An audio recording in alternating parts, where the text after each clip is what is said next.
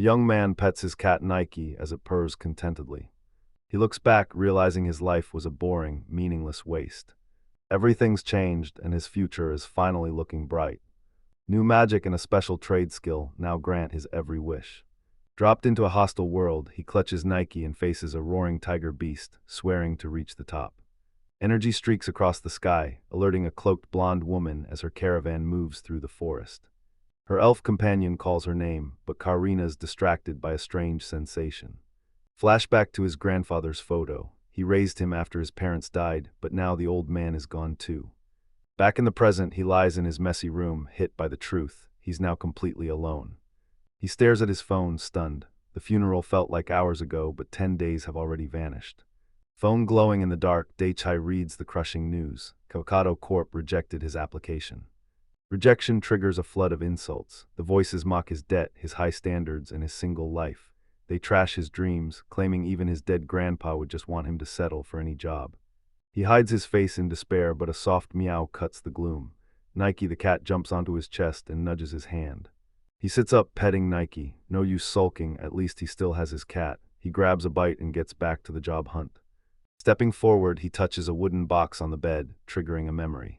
He clicks the box open, finds the old rings he remembered, and snatches one. He slips the ring on and checks it out. It's a perfect fit. A freak wind blasts the room, and Nike lunges to snatch the ring as Daichai screams for him to drop it. A flash of light blinds him, and suddenly he's in a massive field, not his room. Mountains tower ahead. He stares in shock. Is this a dream? He scans the area in a daze, clutching a bewildered Nike and wondering how they even got here. Confused, he remembers being in bed seconds ago. He's not tired or hungry, so no time has passed. Then it hits him like a physical blow. It's the ring. Panic hits. He searches his clothes, but the ring is gone. Desperate, he pries open his cat Nike's mouth, demanding to know if he swallowed it. The ring didn't just fall off. He didn't know why, but he was sure its disappearance was the cause of this nightmare. The truth hits him. It's just like an anime. A terrifying thought strikes. Is he really in another world? Shock froze him. Looking down at his bare feet on the strange grass, reality finally hit. Fear fades, replaced by frantic hope. If this is an ice guy, he needs a cheat skill. Desperate, he screams into the void, status open. Open's call met total silence. He collapsed, muttering that he was completely screwed. Nike floats toward the broken boy. He jokes that at least the cat's having fun, and Nike responds with a lick to the cheek. The moment snaps as he sees Nike flying, making him wonder if the cat got the cheat abilities instead of him. This final twist broke him. He collapsed next to Nike, quitting for good because survival was impossible. Despair fades. If Nike has powers, there's hope. Suddenly a status screen appears. It's not Nike's, it's his. Daichai Sakura, magic, none, unique skills, trader, and appraisal. His eyes widen. It's his own Nike screen. Relief hits. He finally has a cheat. He's clueless about trader, but appraisal is a legendary power-up. He tests it instantly, aiming appraisal at Nike as the world explodes into a flurry of floating cat silhouettes. The appraisal confirms Nike lacks attribute magic but masters all 4 spirit elements: earth, wind, fire, and water. Daichai asks how his cat got so cracked, but Nike just responds with a confused me. Holding Nike, he stares at the strange new world. They're lucky both have powers. With no way home, they must survive together. First step, master his appraisal skill. Newly resolved, he enters the forest, dwarfed by massive ancient trees. He touches a massive trunk and triggers appraisal. It's a 40-meter medicinal leaf tree, perfect for materials and construction. Appraisal's basic, so he shifts focus. He eyes the trader skill on his status and preps to test it. He triggers the skill, shattering reality into digital blocks and symbols. He reels back, head throbbing. Is this the trader ability? A glowing plant manifests in his hands, but he yelps and drops it. Nike hisses in alarm as Daichai quickly apologizes. He apologizes to the startled cat, telling it to stay and watch. He triggers his skill, a loud crack, and the massive tree vanishes. He stared in disbelief as the tree vanished, leaving nothing but empty space. Nike was just as stunned, but he told her to stay sharp and watch what happened next. Another wave and the tree flashes back, startling Nike into a hiss. He apologizes to the angry cat and turns back to the tree, ready to test his new skill. He checks his item box, remembering the tree he just stashed. He triggers the trade, swapping the tree for shoes as his points explode to 30,200. The sneakers hummed into his hand. He stared in shock. It actually worked. He clenches his fist. This trader skill is insane. He hit the jackpot. Clutching the sneakers, he saw his ticket to survival and a massive fortune, but first he needed socks. Fired up, he pushes his limits, lashing out at the forest with newfound power. Icons flood his item box as he stashes a massive tree and a giant boulder. He spends points on an electric chainsaw for more tests. Even with tons of loot, his inventory is nowhere near full. Hunger hits him mid-work, but Nike's sharp hiss cuts him off. He spins around, startled. What's wrong? Wrong, the cat's warning saves them. Nike bolts as a massive shadow emerges. Daichai freezes. It's a monstrous black tiger. This massive beast makes grizzly bears look like pets. One deafening roar sends a terrified Daichai stumbling back. Panicking, he tries to store the monster, but it fails. He forgot his power only works on plants. Living creatures are immune. Main skill useless, Daichai scrambles for a weapon to fight back or scare it off. He steadies his nerves. The tiger's still far, so he'll strike first. He remembers his limit, 100 meters to store or summon anything, no matter the. Facing a massive tiger, Daichi plans to store the ground beneath it. Nike reassures him as the beast charges and Daichi readies his strike. He spawns a shipping container, trapping the tiger inside. He floods it with liquid nitrogen, certain he's won as the beast roars from within. A deafening clang from the container cuts his victory short, slamming him backward. Shielding his eyes, he thinks he won. He grins at Nike, demanding praise for his master plan. Confidence shatters as the tiger beast lunges from the rubble, unhurt and glowing.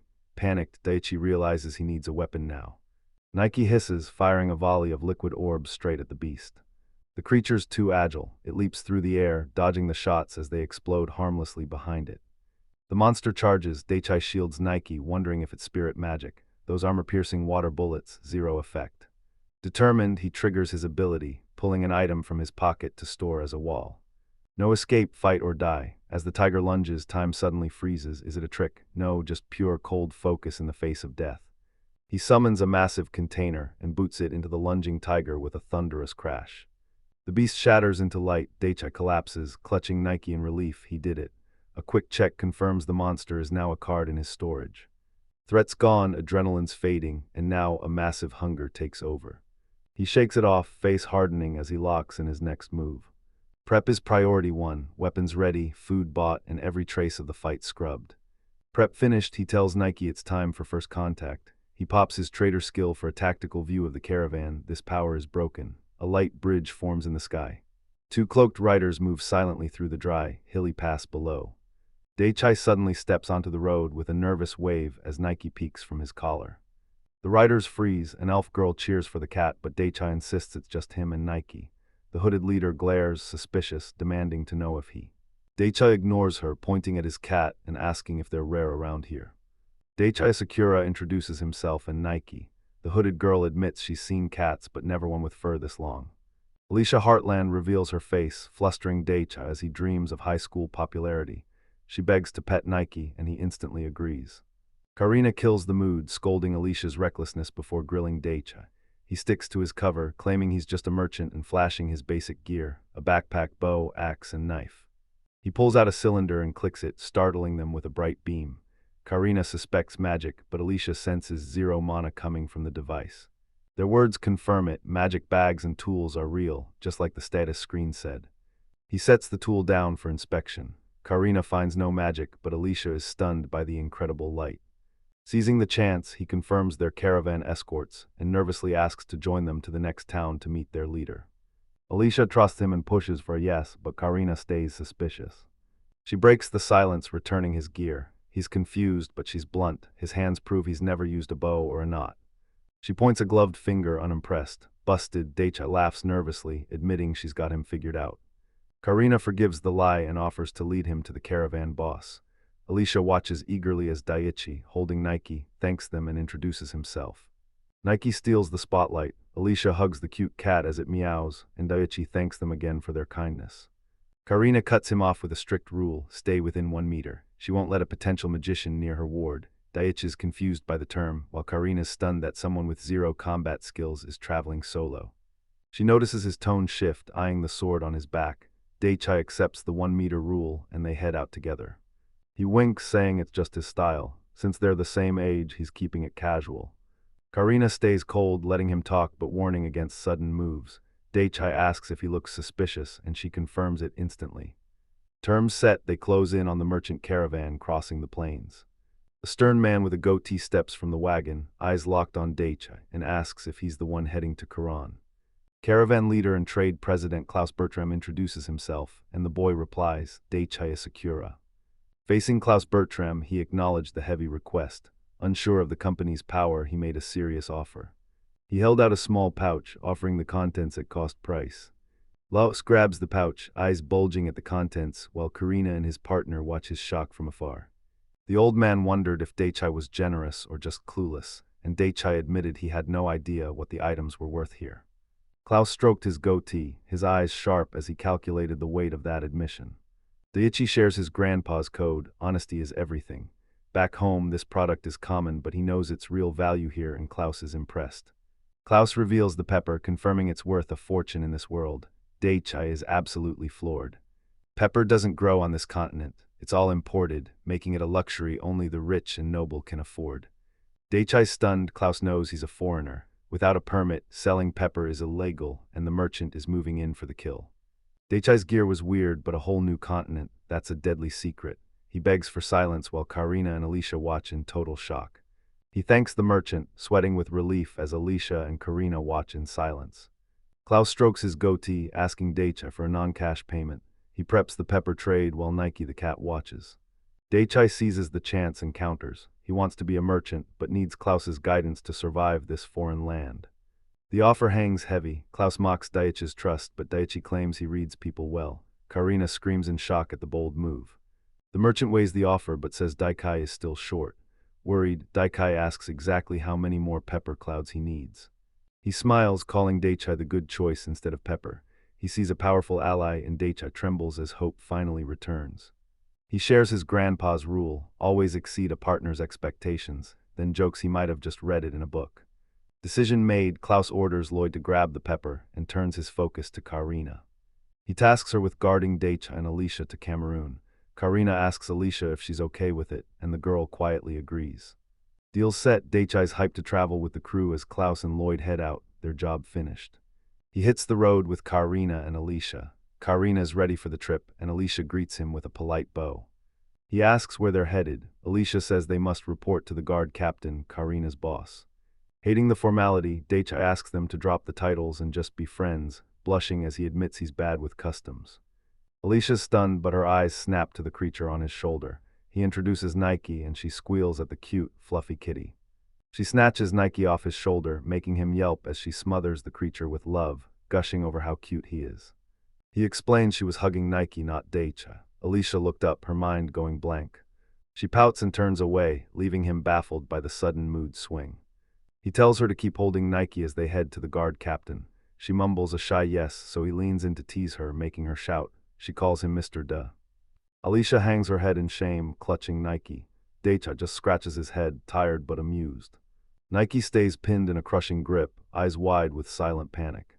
A massive merchant camp sprawls under cloudy skies, torches flickering against the dusk as the crowd hustles. Inside a lavish tent, merchant leader Klaus Bertram sits deep in thought. He turns to his subordinate. Lloyd, what's your take on that kid? Lloyd notes Daichai's soft hands prove he's a wealthy noble who's never worked. He's sharp, polite, and knows their customs despite being a foreigner. Klaus agrees.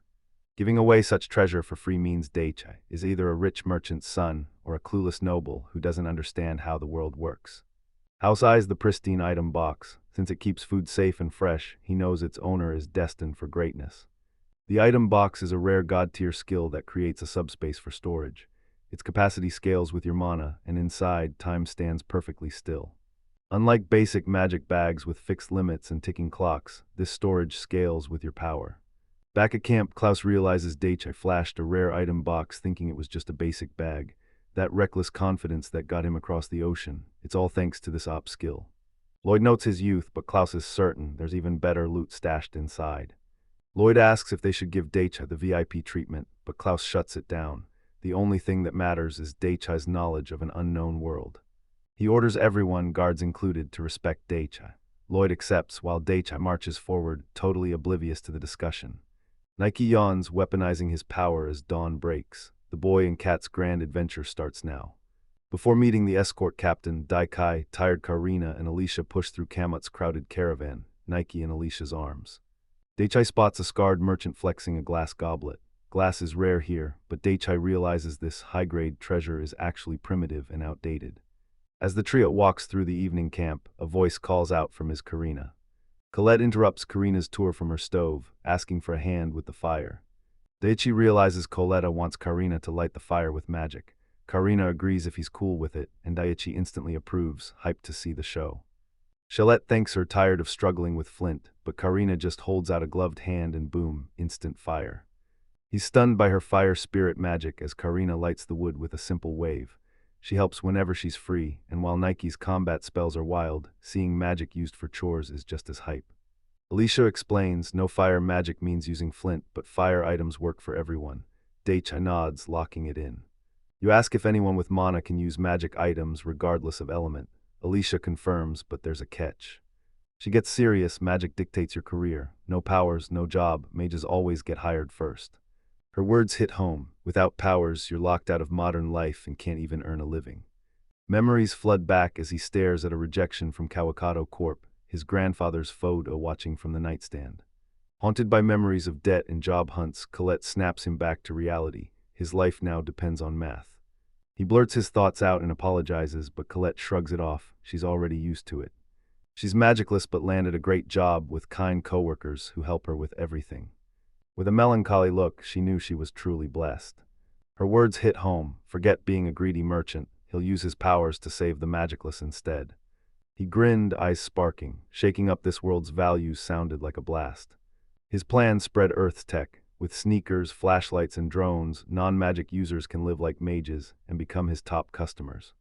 Resolve set, he grins at Colette and reveals his own fire starter, ready for a demo. She shows the group a metal object. Karina confirms it's not magic, and Alicia thinks it's a gem. Daichi reveals it's a lighter and tells Colette. Panicking, she drops the lighter. The crowd gasps as it hits the dirt.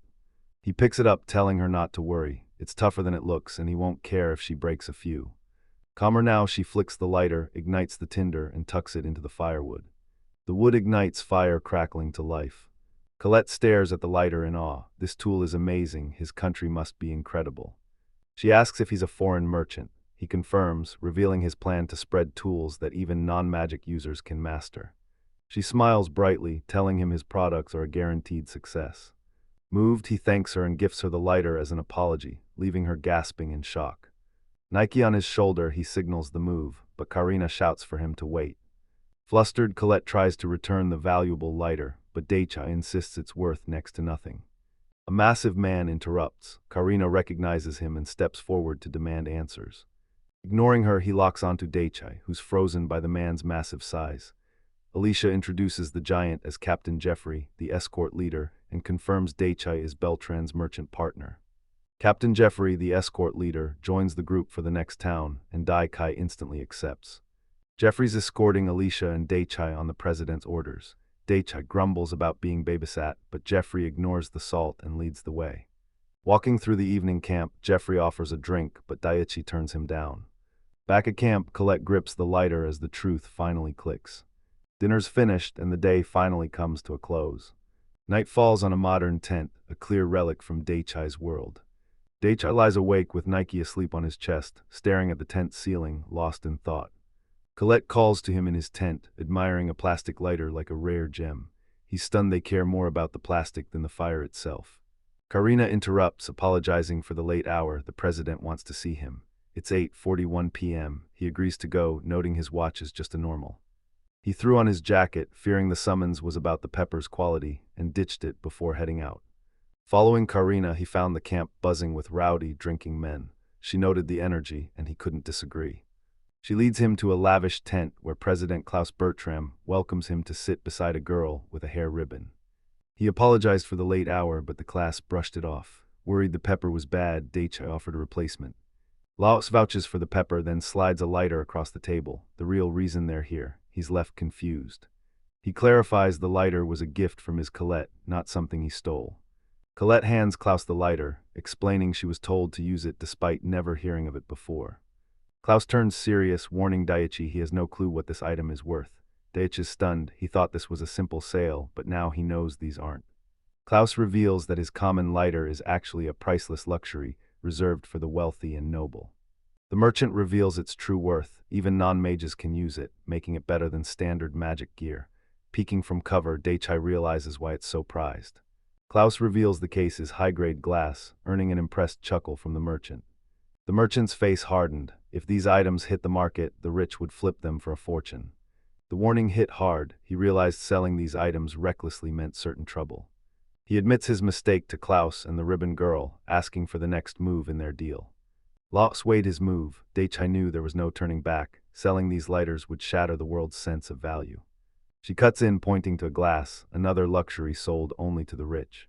Klaus reveals a stunning metallic rose, leaving everyone speechless while Daichai wonders if he overdid it again. Klaus screams wait, but Karina instantly appears, blade drawn and aimed straight at Daichi. He stares back, showing zero fear. Seeing his calm, Karina sheathes her blade. Klaus wipes his brow, admitting he lost his cool, and Karina quietly excuses herself. He apologized for shouting, and Daichai played it cool, but inside he's reeling. She moved instantly, ordering him to stay within a meter.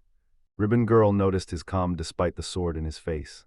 Daikai petted Nike, hiding the truth. He was totally clueless, but knew she'd hold back. Tension fades. Klaus asks if Karina can join the talk. Daichai agrees, but he's secretly terrified by the encounter. Matter settled, Klaus tells Karina they need to face the situation. She simply nods, I know. Back to business, he shows Klaus a glass sculpture worth far more than any common gem. Clouds picks up the rose in disbelief, shocked it's the same glass he knows. The girl beside him agrees, it's magnificent. Seeing their shock, he pulls out more high-tier loot, a glass butterfly, a clear sphere, and a stack of lighters. Lao stared at the collection, sweating. Their shine was unlike anything he'd ever seen. Daichai plans to get rich selling glass. Klaus spots the lighter's rare case, knowing it'll sell for a fortune on its own. Smirking, Daichai reveals his master plan. He's tossing in a free lighter. He tells Klaus the plan, give free lighters to glassware buyers to hook the nobles, then sell them once they're a must-have. The plan wasn't perfect, but it was their only shot. Klaus gave the green light. Daikai asks if they're partners. Klaus confirms, extending his hand to seal the deal. He shakes on the deal. For Daichai, this is the first big step. That night, Karina apologizes for her hostility, but Daichai brushes it off, blaming himself for scaring her and Klaus earlier.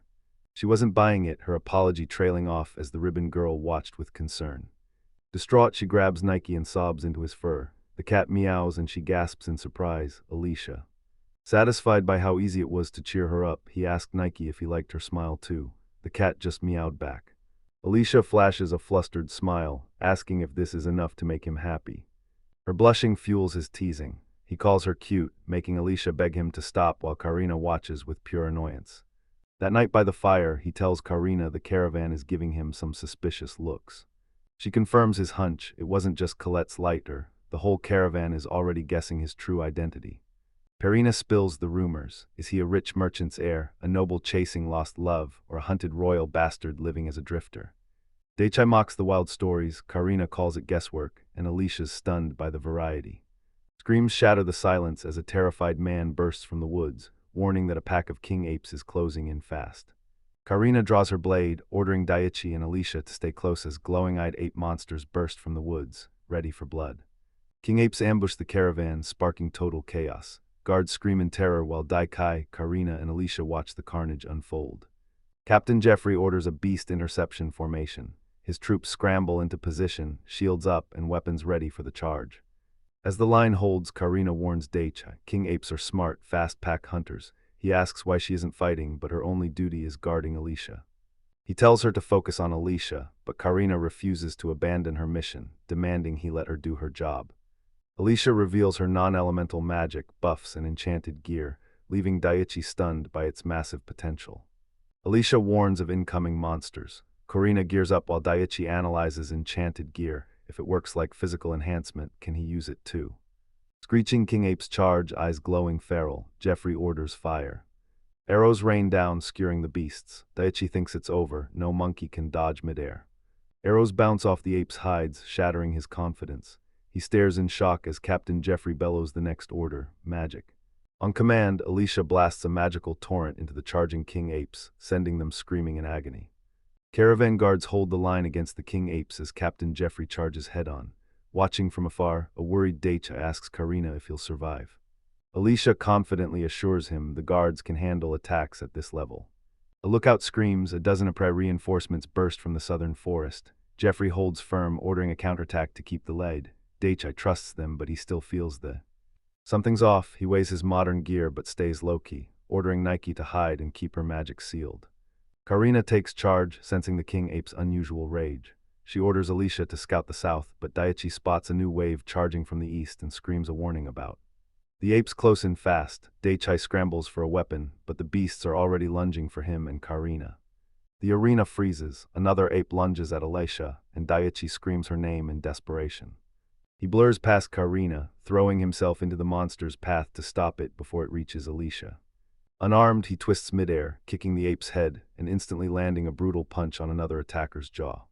He grabs the beast, hoists it high, and slams it down hard. Alicia and Karina stare in silence, stunned by his overwhelming martial skill. He slams into the ground, blasted back by the impact. Alicia screams his name in a panic, but he pushes up, blood on his face, gritting his teeth to tell her he. Reunited, he orders a retreat, but massive king apes block the path, their eyes glowing in the dark.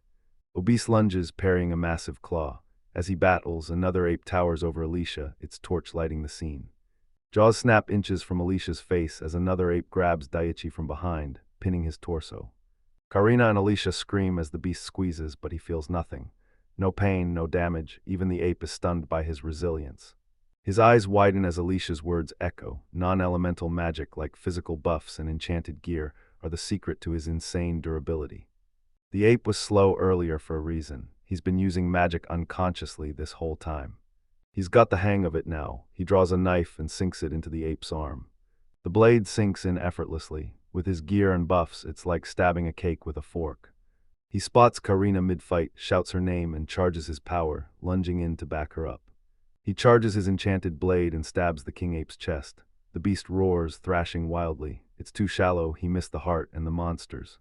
He slips, tumbling off the beast. Mid-fall, the ape reaches out with a massive claw and a wicked grin. A blonde flash intercepts the beast. Karina leaps between Daichai and the ape, parrying deadly claws inches from his face. She's a blur, decapitating the king ape in one clean swing. Blood sprays her face as the massive body hits the dirt. Threat gone, she looks down. Daichai stares up from the ground, stunned by his blood-soaked savior. Karina and Alicia rush to his side, screaming his name as he reels from the force of the last impact. He pushes up, smiling through the bruises with Nike on his shoulder. Thumbs up, he asks if they're okay. He's injured, leaving the girls relieved but frustrated. Karina tearfully snaps that they should be asking him that, while Alicia begs him to stay safe. He stands, refocusing on the battle and demanding a report. Karina says the enemy is thinning, they can win. Her mission, keep him and Alicia alive. The declaration hangs heavy. Daichai steals his resolve while Karina watches protectively. He watches the fire crackle as the dust settles, a gloved hand resting silently on nearby gear. Karina reveals the ape's flank failed and their morale is breaking. Daichai's stunned. Are these beasts actually intelligent? She was right, the king apes are in total chaos. Some bolt for the trees while others get slaughtered clawing at the caravan. Karina smirked and gestured for him to see for himself. He realized she's way cuter without the blood, leaving Karina baffled by his sudden shift. Alicia interrupts, pointing out the blood on his face. He feels the wound and grabs his water pouch. Before he can react, she grabs a cloth and soaks it with his water. She wipes his cheek, the cold cloth making him flinch. He protests, insisting he can do it himself. Blushing with determination, she insisted on doing at least this much for him. He went quiet, eyes shut, letting her continue as he blushed. He eyes Alicia, calling out her water spirit magic and leaving her stunned. Alicia panics and Karina watches, making him worry he messed up. She stammers, stunned by his sharp insight. He explains the two magic types, elemental and spirit. Both use the 4 elements, but elemental users rely on their own power while spirit users tap into nature, making spirit magic stronger and more efficient. Spirit magic is clearly superior. He turns to Alicia, asking how she knew he was using it. Alicia explains spirit magic outranks elemental magic back home, where assuming someone uses the lower tier is a massive insult. Daichai's stunned. He just committed a major social fail while trying to be polite. He figures it's politer to assume everyone uses spirit magic, but Karina and Alicia just stare him down in unimpressed silence. Serena shuts him down. Only 20 spirit users live in the country and under 100 on the continent. Holding Nike, Daichi is stunned. There are way more where. Alicia smiles, noting he should have learned the basics before becoming a merchant. Daichi agrees and asks her to teach him on the road. Alicia beams and accepts. Daichi and Nike cheer their thanks while Karina sighs, realizing she has no choice. Daichi vows to build them a massive statue once he's a top merchant, but Karina and Alicia strike a pose and instantly shut him down. Distant cheers erupt as the soldiers who crushed the king apes raise their weapons in triumph. Daichi offers to help tend with the wounded. Alicia eyes the soldiers, but Karina notes the fight is over. She suspected why the king apes were hunting the soldiers, but they'd need to grill the men for the truth. While Karina plans, Daichi realizes his spirit magic is too rare. He'll disguise Nike's power as basic elemental magic, but his appraisal skill is the ultimate secret he must hide at all costs. Staring ahead, he realized his op skills were a massive burden. Survival in this world was no joke. Daichi leans in with a confident grin and a thumbs up, asking if she's hurt. Under her blanket, Alicia stares in stunned confusion. She pulls the blanket tight, mind spinning. He's a total weirdo with a look she can't read. Flashback to the fight, he was smiling. She'd never seen anyone kick a king ape like that, especially unarmed. She was stunned. Why was Daichi here? He looked pained, but he'd pushed through anyway. That smile reminded her of her grandma's fairy tales, legends of magic gear that could tank a king ape's blow without a scratch. Legends told of a knight in shining armor. A real knight wouldn't fear her, even her spirit magic didn't faze him. Overwhelmed, she shakes the thought away. She compares Daichi's warm smile to the terror she usually sees in everyone else. Memory fades as dawn breaks. Cloaked and contemplative, she stares out from the camp. Shocked, she demands to know why he can't ride, but Daichi fires back. He never said he couldn't, he's just never tried and thinks he can pull it off. They take a coach instead. Ribbon Girl calls it luxury, but Daichi finds the ride pure torture. He glares at the crowd outside, visibly annoyed by the bumpy ride. Daichi remembers the stares from last night. Alicia reveals it wasn't just his light or drawing heat. Over a cheap meal, she asks what else he did to stand out. Daichi is. She deadpans and points to his tent. Daichi looks back and the truth finally hits him. Ribbon Girl blushes, mentioning a weird light from his tent. Daichi claims it's normal back home, but his excuse only flusters the girls more. Alicia lanes in, sternly warning the clueless boy to ask her before showing off his weird gear. He admits his mistake, promising to consult her and the guild leader. Ribbon Girl asks to see his tool, so Daichi invites her back to his tent. She freaks out, yelling that visiting a guy's tent at night is forbidden. Daichi freezes as the romantic tension hits, panicking while trying to act like an adult. He apologizes for the maiden comment, making the Ribbon Girl freeze with a blank look. Alicia cuts him off, calling the remark rude. Still reeling, Daichi corrects him. Alicia is actually 20. He's dead wrong. Alicia's 22 and Karina's 19, making them both older. Daichi's stunned. They're basically his big sisters. Karina mocks his rush to grow up. Alicia flusteredly agrees, but Daichi snaps that he's no. Panic hits. They think he's a kid. He stammers an apology, desperately explaining he meant young as a compliment. He calls it even since he botched Alicia's age too, and the girls finally drop it. He looks outside the wagon, spotting a rider using earth magic to level the road ahead. He spots a card showing 2 bound men. Karina coldly warns him against sympathy, her harshness stunning Daichi. Alicia explains their mission. 35 men hunted baby king apes, but only 5 survived. Daichi asks why, and she reveals they're tamed for military labor. She reveals captured apes wear slave collars, making Daichi grimace at the sight. He asks the price and Alicia drops the grim truth. 2-month-olds fetch 20 gold, while 6-month-olds go for 10, leaving Daichi. He asks about the crime. Karina explains they caught the king apes but caused massive damage, and Alicia is demanding 1,000,000 yen for the disturbance. He worried about the debt, but Karina's answer was cold: slavery. 2 men stood in chains, their fate sealed. Slumping into his seat, he sighs, adventuring pays like garbage. Karina backtracks, saying adventuring is safe if you're careful and those guys were just unlucky. She brushes off Daichi's questions about survivors, leaving him to realize how brutal this world truly is. Karina gets a weird idea. Using physical buffs to approach a woman is a total insult in his culture. He pats Alicia's head, praising her work while realizing just how alien this new civilization is. To lift the mood, he pulls a gift from his bag and calls a break, just like his grandfather. Grinning, he reveals sandwiches and drinks from his world, shocking Alicia and Karina with the unexpected gift. He hands over the food and tells them to dig in, warning that these Japanese flavors might be a bit too exotic. He watches eagerly as they dig in. Alicia's thrilled, but Karina stays analytical. Alicia nails it. The magic bag keeps the food fresh and hides Daichi's item box. He confirms her guess and they dive in. The trio sat together, stunned and delighted by the unique flavors. Takura village finally appears, but it's too far to see, crushing Daichai's hopes for an early launch. She realized the modern plastic and wrappers didn't belong, they had to stay hidden. Karina sounds relieved. He asks why, but she just thanks him for keeping the secret. Daichai wants to walk the outskirts, but Karina suggests scouting from the coach after lunch to see the local fashion, making Daichai realize his modern shoes stick out. Daichai admits his outfit is too flashy. Alicia agrees, the plan is set, and Karina pinches Daichai's cheek, loving her people's honesty. Alicia estimates 20 minutes, so Daichai stays in the coach with her while Karina heads into the village alone. Inside, Daikai and Alicia settle in while Nike hops onto the seat beside them. Nike pounces on Alicia's fingers, meowing and batting her hand. Alicia laughs as Daichai watches the wholesome moment unfold. Nike blurs through the coach with insane speed. Realizing it's an ability, she cranks up the pace. Her hands blur as Nike phases in and out, zipping between her palms with insane agility. Daichai's stunned. Alicia has physical enhancement too. He watches in disbelief as she effortlessly snatches the flailing cat. He stares in shock as Alicia turns, asking to keep her and Nike's power a secret. Nike calmly agrees. She stares with resolve, cheeks flushed, ready to follow his lead. Silence shatters as the coach door slides open. Karina's back, calling out to them. Alicia welcomes her back, noting the quick return, but Karina stays silent and somber. Her eyes narrow in a grim glare. Something's gone wrong in the village. She finally speaks. They're stuck in a village for 2 days. Daichi knows instantly something's gone wrong. Karina tells Daichi and Alicia they're stuck in the village for 2 full days.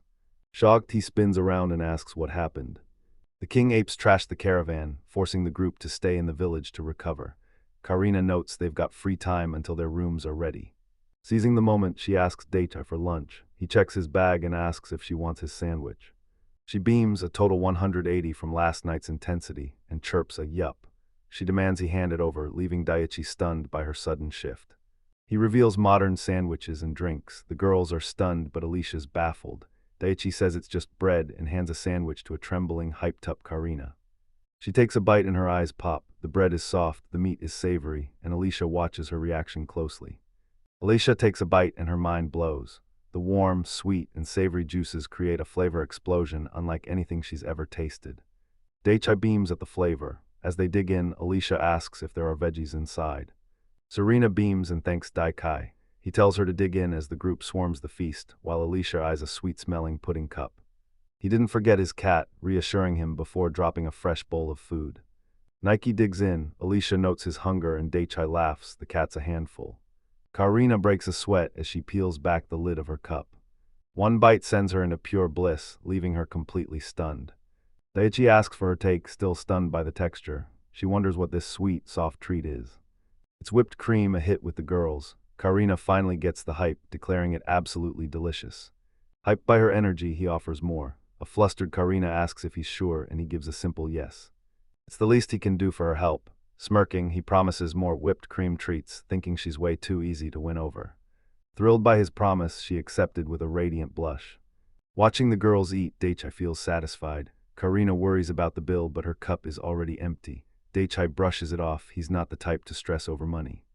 He smirks, calling her shallow. Karina looks away, blushing hard and calling him a dummy in her head. He gets serious, leaves the group, and sits down to focus on a glowing device.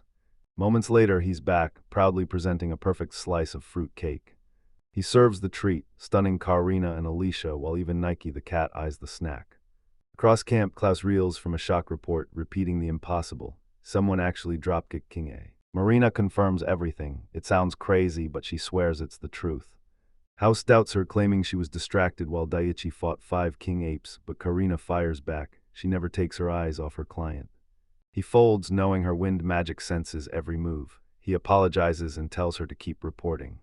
Karina finishes the report, leaving Klaus stunned. She explains Daichai's only handicap was his knife. With a sword, he'd have slaughtered those apes, between his massive physical buffs and... Karina agrees she knows no one either. She turns serious, trailing off. It's almost as if she told the merchant leader the truth. Daichai has non-elemental magic but 0 combat skills, and the leader agreed. Daichai is a total novice who only knows magic. The leader saw Daichai was a total rookie, but his sharp insights proved he'd been learning from the pros. She wonders if he's foreign royalty. The merchant agrees, only a sheltered noble would be this reckless. She asks about Asakura. The boss eyes his crystals, calling Daichai's power a vital asset. He orders his foreign origin kept secret, just like she wanted. His orders: guard Lord Asakura until Karum and use her local intel to keep him safe. Karina agreed, already seeing Daichai as a hero straight out of a fairy tale. Daichai kills the serious vibe, appearing with 2 slices of cake. He apologizes for the wait, catching Karina off guard. Later, a clothing shop sign hangs from a wooden post. Inside, a fresh outfit sits neatly folded. He poses in his new tunic and gear, hyped to get an opinion on the look. He debuts his new gear. Karina says he looks like a traveler, while Alicia studies the look. He felt the style wasn't his. Alicia agreed, noting she and Karina were too used to his foreign clothes to judge fairly. He wanted a subtle, stylish look, instantly trashing the flashy outfit he'd just imagined. Karina shuts it down. Flashy clothes blow their cover. Daichai mopes, missing the nicer Karina. He spots better gear and tells the old shopkeeper he's buying. Calling her young lady makes her blush instantly. Charmed by his smooth talking, the shopkeeper mentions his daughter. She's only 5 years older, so he insists she's still a young lady. He calls them sisters to butter her up, then flashes a smile for a discount, but Karina just gives him a deadpan stare. Item secured, he asks the shopkeeper if he can pay with something besides coins. He drops a massive silver bar instead of cash, leaving Karina, Alicia, and the shopkeeper stunned.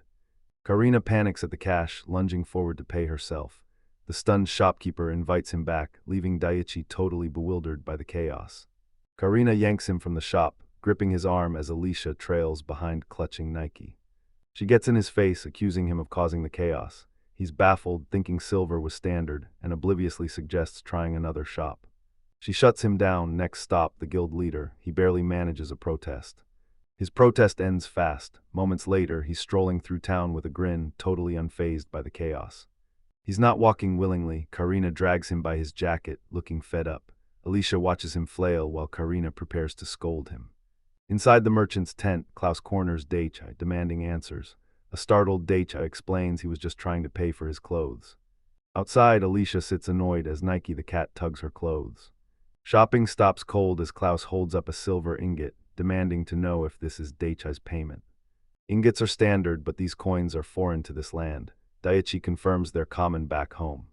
He admits he never needed cash before, since his item box provided all his food and water. Klaus realizes Asakura lacks local cash, so Daichai steps in to sell his own gear for quick money. This bizarre proposal leaves Klaus reeling, head in hands. He stays on Asakura's good side until they reach Karum, humoring him and hoping Daichi hides his weird junk, trash at home, but legendary here. Payment settled, Daichai asks if Karina's still mad. She snaps her head away, gritting her teeth and insisting she was never angry. He begs for forgiveness for acting alone, but she snaps back, trashing his guard skills as Daichi realizes he's still a mess despite his training. She vows to be careful, calling out to Karina's retreating back. She spins around furious, shouting that even if he didn't know, he still broke his promise and needs to reflect. Karina cools down, petting Nike while pinning everything on Daichai. Daichai reflects on his mistakes as Alicia claims Nike is apologizing too. Karina realizes Daichai knew she was mad all along.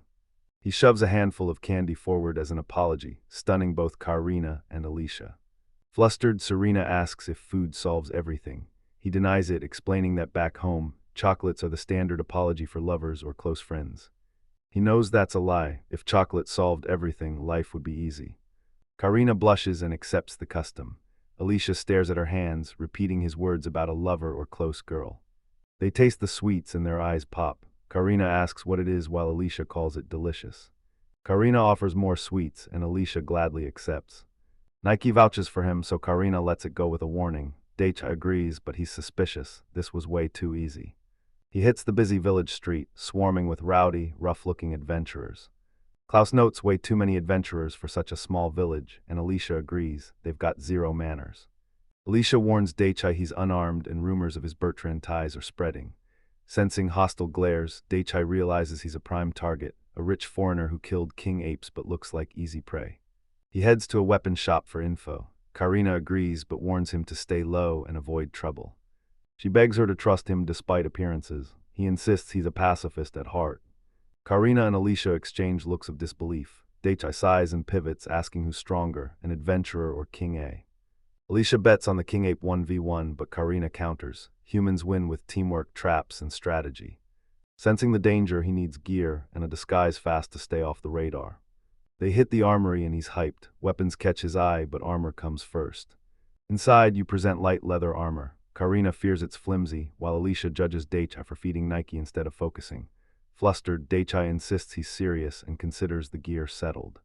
He gears up in new armor and a massive shield. Karina thinks it's mismatched, but Alicia's impressed. Daichai carries it to flex his physical buffs instead of stashing it. Defense is ready, he needs a weapon next. His RPG brain picks the classic, he's taking the long sword. Karina doubts he can even use the weapon. Daichai says he'll just swing it to look scary, but she shuts him down. That's not how it works. Alicia stays optimistic, trusting Daichai's insane physical buffs and enchanted gear to get the job done. He wonders if magic gear beats raw skill, realizing mages hold the ultimate advantage in this world. Magic tools get all the upgrades, making chores effortless, while non-mages are stuck with primitive junk like flint. This rift is a death spiral, and it's only getting wider. Alicia cuts in, pitching a plan to fund cheap tools for non-mages by selling luxury glass to nobles. Daichi listens, already looking for ways to optimize. Walking the village, she asks what's wrong. He smiles, brushing it off as just a memory from home.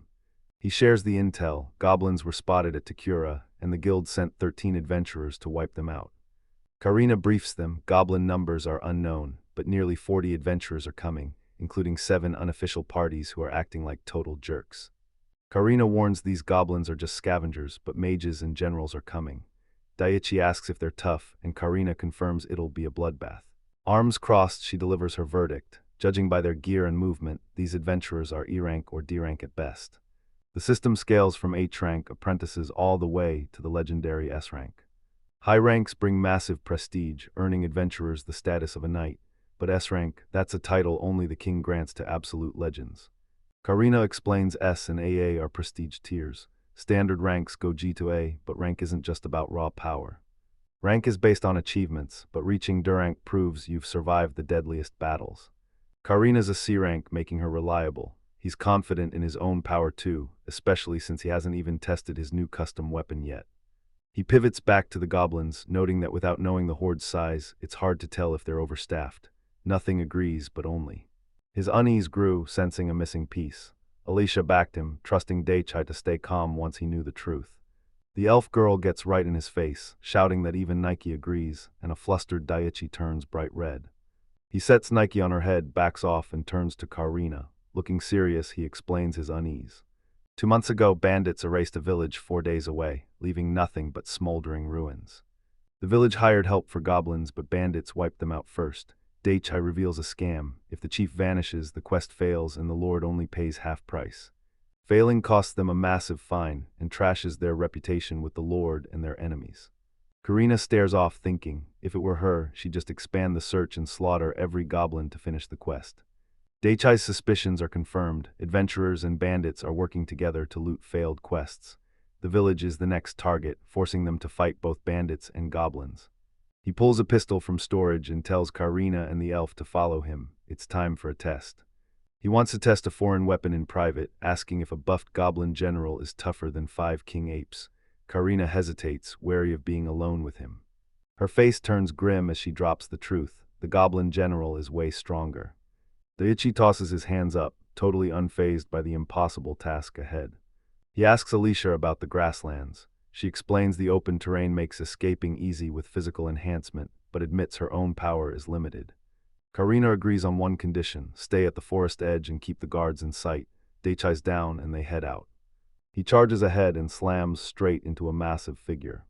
A burly thug screams at Daichi to watch it, but battle-hardened and fearless, he calmly tells the brute he's the one who ran into him. Daichai's response enrages the man, who accuses him of playing games as his crew closes in. Mid-argument, Daichai spots 2 men staring. The square goes silent, thick with tension. Thugs surround the group, mocking Daichai and demanding cash. Karina steps up to protect Alicia, warning the punks she's a bodyguard, but Alicia's terrified can. The thugs sneer and try to move the fight, but Daichai's had enough. Seeing an opening, he decides to test his homeland weapon on these punks. They started it, so he. Karina warns that killing them means a massive fine to the lord. The lead thug snaps, screaming that Daichai's just a merchant asking for it, while Daichai realizes how terrifying a world is where cash covers up killing. He won't kill fellow adventurers, he'll just beat them senseless to send a message to anyone else looking for trouble. He decides and chaos erupts. Karina's warning is too late. The leader draws steel, the elder thug snarls, and their patience has finally snapped. Fights on, Daichi asks if he can go lethal, and Karina gives the green light. Grinning, he orders her to show these punks the massive power gap. Surrounded by thugs, Daichai and his crew stand ready. The leader draws his sword, ignoring every warning, but Daichai doesn't flinch. He tells them they won. The leader snaps and threatens him, but Daichi doesn't blink. He tells Karina he'll handle 2 of them and orders Alicia to get behind him. He hatches a plan to stack his powers, combining his non-living storage dimension, modern world trading, and physical buffing magic. The thugs drop instantly, clutching their arms in agony as Daichai watches, energy fading from his fingertips. The leader screams in agony, clutching his useless dominant arm. The old thug howls as his nose magically stretches into a grotesque mess, while Daichai watches the chaos with a sharp gaze. Karina strikes with precision, dropping the bald thug and pinning her blade to his throat. Threat neutralized, Daichai asks if she sliced their dominant tendons. She says yes. She glares at the loser, warning him to stay away and tell his crew. Terrified, the thugs beg for mercy and promise to vanish.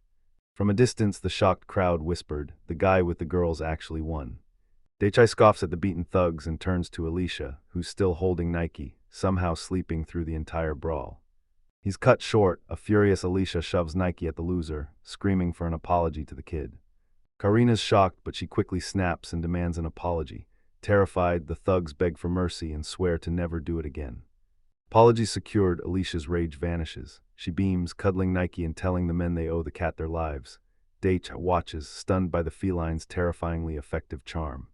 Karina turns serious, confronting Daichai for blowing the thugs' feet off after she'd already sliced their tendons. Total overkill. He explains the logic. Simple magic fixes tendons, but reattaching a severed foot takes high-level spells that are way more expensive. Karina knows capital treatment is expensive. Daichai agrees. Nike's magic helps, but this was a calculated, strategic escalation. He planned this to cripple them for good. Karina adds it'll scare off direct fights, forcing enemies into ambushes. She warns their ragged looks will get them banned from inns, leaving them vulnerable. Horrified of sleeping outside, Daichai drops into a formal bow, apologizing through his country's customs. Karina keeps prying about his power, asking if it's an attack skill. Daichai looks away, admitting it's a unique ability only he possesses.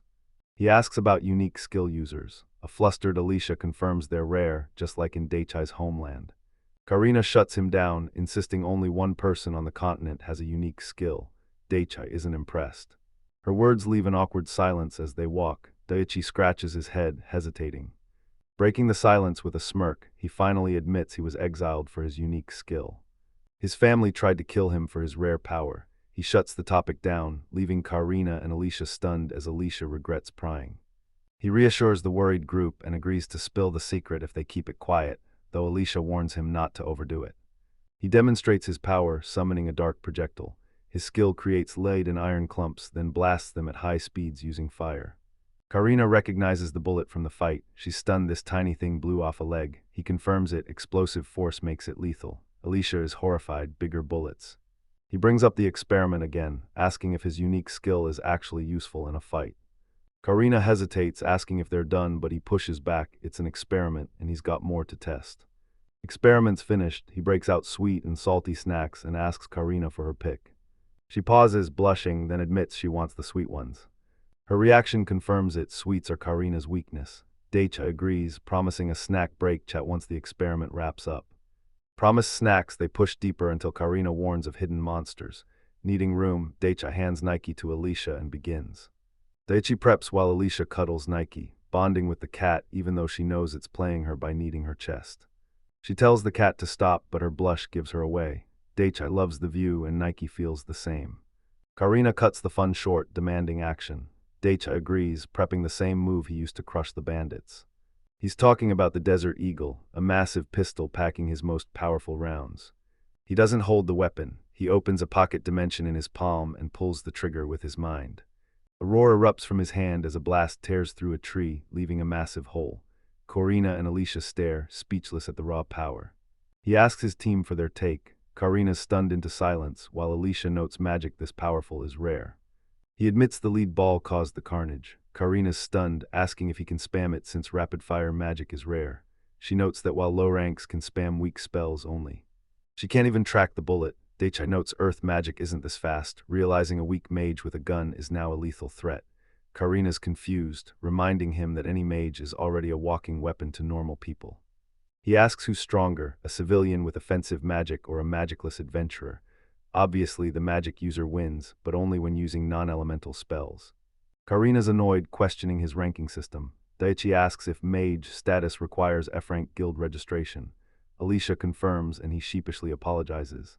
Misunderstanding cleared, Alicia wants to talk rankings over snacks, but Karina interrupts. The main event is starting, and she tells them to watch closely. Daichi summons a rifle and blasts the tree, but his shots scatter. Frustrated, he realizes he needs training. Nike's water magic is still stronger and more accurate. Alicia notes only high-ranking mages can blast through trees like that, leaving Daichi stunned. Is Nike's water magic actually stronger than a top-tier offensive spell? Karina explains fire or earth magic could fell the tree, but piercing straight through it is way harder. Cradling Nike, Alicia names 4 earth mages for the job, warning one lacks precision, then asks Daichi for his take. Daichi analyzed the power. Nike's water bullet looks weak next to Ice Sky Manga, but here, it packs the punch of a high-ranking mage. Karina sighs in relief, admitting she thought he'd blast through the tree, leaving Daichi stunned. He smirks, saving Nike's magic as his trump card, while dreaming of massive firepower like miniguns and heavy artillery. Demo done, Karina calls for snacks and Daichi's hyped. They served up slices of Jadare's strawberry cake. Over snacks, Daichi tries discussing mage rankings, but Karina shuts him down to focus on her food. He tries again, grabbing their focus to ask them both a massive question. Determined, he reveals his new goal, opening a shop right here in the village. A new plan stirs in a quiet village. Daichi kicks off his next experiment, opening a shop. He shared his new goal with Karina and Alicia while resting in the trees. Both women listen as Karina speaks her mind. Reactions were split. Alicia was hyped for new tools, but Karina was suspicious, calling the plan scary and dreading his next crazy product. Daichi needs Alicia's magic tool expertise before consulting Klaus, so he shows them the items first. He reveals the items, white blocks and strange-tipped sticks, asking if their world has tools like these. Karina and Alicia lined in, but Karina had never seen anything like them and couldn't guess their purpose. Daichi strikes a stick, igniting a flame to demonstrate his waterproof matches. Karina suspects magic, but Alicia senses no magical energy. She holds the flame high, confirming it's not magic or a tool. He says even non-mages can use it. She says fire starters are just tools. Even one waterproof match can spark a massive blaze. Karina realizes matches can replace fire magic tools. Holding the box, he agrees. He tells the women his plan: sell these items to non-magic users.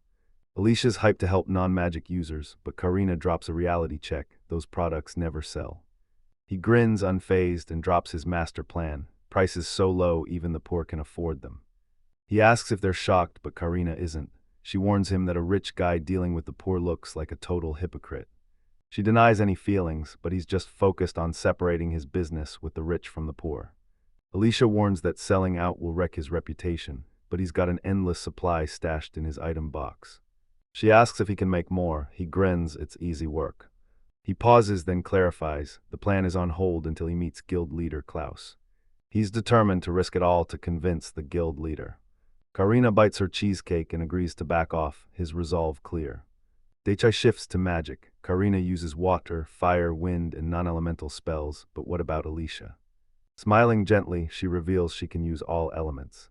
He's stunned. He calls her power a total cheat skill, and she quietly agrees. Karina cuts him off, praising his sharp intuition but warning him to stop digging. She demands he keep Alicia's power a secret, and as Alicia apologizes, Daichi instantly agrees. Curious, he asks their guild rank, assuming they're elites. Karina reveals she and Alicia are B rank, but she's a rising star with massive potential. Confused, she notes she looks like a warrior and used a sword against the king apes, but her B rank actually comes from wind and non-elemental magic. Remembering their last brutal fight, he asks if she has gear even stronger than what she used against the king apes.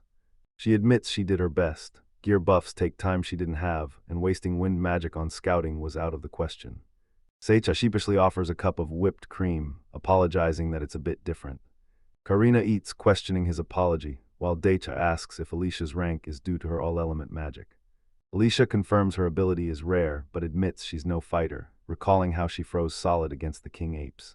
Asked if she's becoming a magic tool smith, Alicia smiles and confirms she's a natural at enchantment magic. She explains the process, imbuing magic into compatible materials. To make a fire starter, just enchant fire affinity items with fire magic. These enchanted materials let anyone with mana use the tool, no fire magic required.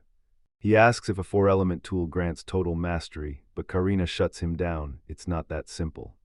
Basic fire tools are weak, but elite smiths forge adjustable magic blowtorches that cost a fortune. Alicia says safety features hike the price, making Daichi fear a cheap tool might blast fireballs instead of just lighting a stove. He asks if talent is genetic. While Alicia's dessert melts, Karina confirms the truth. All magic is innate, not just enchantment. Wind magic scouting beats modern tech, but Daichi can't build it. He's ditching magic tools for now. Nike's powers were proving vital. He'd use her for scouting, keeping her water magic as a secret trump card. He asks Karina to show Nike her wind scouting magic, but sipping her drink, she explains it's invisible. He insisted on a demo even if he couldn't see the magic. Karina hesitated, then agreed. She accepts, blasting a massive magic ripple into the sky like a sonar pulse. Magic pulses through them, and Daichi spots Nike's fur standing on end from the energy. Her face hardens as she senses movement. Daichi suspects a monster, but she warns it's likely bandits lurking ahead. He asks how many, but she can't tell. Alicia cuts in 8 people. She thanks Karina, but Daichi is floored. Her wind magic is leagues above Karina's. He realizes Karina was hiding the truth. Alicia isn't just a delicate girl, she's a total powerhouse. No time to overthink. He connects the dots. Karina, Klaus, and Jeffrey are all hiding secrets about Alicia. He doubts 8 people are bandits, suggesting they're actually adventurers. Karina quietly considers the idea. Alicia tracks 8 targets, keeping them in range as the group creeps through the forest. He's top tier in this world, but lacks real combat experience. He needs to steel his resolve for the bloodbath ahead. Karina snaps him back, sure they can crush 8 bandits and protect Alicia. She wants to move, but he stops her. Charging in blind against unknown enemies is way too risky. Nike growls from his hood, fur bristling. That's the sign. The group they're tracking are definitely bandits. Firepower flashes in his mind as his face hardens. If they touch his village, he'll show zero mercy. Alicia Heartland screams a warning. The enemy count just spiked. He spins around, demanding a head count. Staring into the distance, she drops a single number, 20. 20 men is a serious threat. If they're bandits, their hideout is close, and he needs to find it. Alicia offers help, but Karina shuts her down, deciding they'll report everything to the guild leader and Captain Jeffrey as soon as they return. Back at camp, they report to Klaus. With the survivors in tow, Klaus thanks Karina for the urgent intel. He tells his assistant to pass the intel to Jeffrey. Klaus asks Daikai's group what they need. While waiting for Jeffrey, Daikai pivots to a new topic as the assistant pours tea. Daichi shocks Klaus, announcing his new shop and slamming down Fire Center and matches to sell. Klaus is clueless, so Daichi gears up for a demo. He strikes the stick, igniting a flame that shocks Klaus. Daichi reveals zero magic required. Klaus eyes the steady flame as Daichi confirms these matches are strictly single-use. Klaus questions the low price, so Daichi explains his goal, selling cheap to help those who can't use matches. He flashes 2 fingers, 2 silver coins, a massive markup, but this is business, not charity. Klaus asks the price and Daichi quotes 1 silver for 60 fire starters. The merchant's stunned. It's even cheaper than waterproof matches. He tells Karina the fire starters are just flammable scraps, a free bonus with the matches. He hands Karina a fused rock starter and tells her to light it. She sparks it, and the object instantly erupts into a massive flame. Daichi realizes these fire starters make matches obsolete, so he decides to go all in on the new product. Klaus suggests hiking the fire starter price, but Karina shuts him down with a calm, blissful no. Even with her support, Daichi doubles down. The price stays at 1 silver coin. His words hang heavy, sparking a tense silence with the veteran merchant. The merchant stands firm, reading the room. Klaus clearly values him, so guilt aside, he'll exploit the situation while hiding his true worth. Resolve pays off. Klaus strokes his goatee and finally caves, dropping the matter for good. Price settled, Daichi reveals more luxury loot, a metal rose, pepper, and a modern lighter the merchant's never seen. Klaus accepts with a sharp look, pausing the talk. As Daichi asks about more gear, a voice interrupts. It's Jeffrey. Captain Jeffrey pulls back the tent flap and peers inside, announcing his entry. He steps inside, his massive frame filling the entrance as he joins the group. The captain's squad corners Daicha and Alicia, demanding the full story. They grill them on the forest and the village, but one question looms largest: who exactly is lurking in the woods? Captain Jeffrey reports total chaos. Ruffians are terrorizing the village, creeps are stalking the woods, and bandits definitely raided Torino.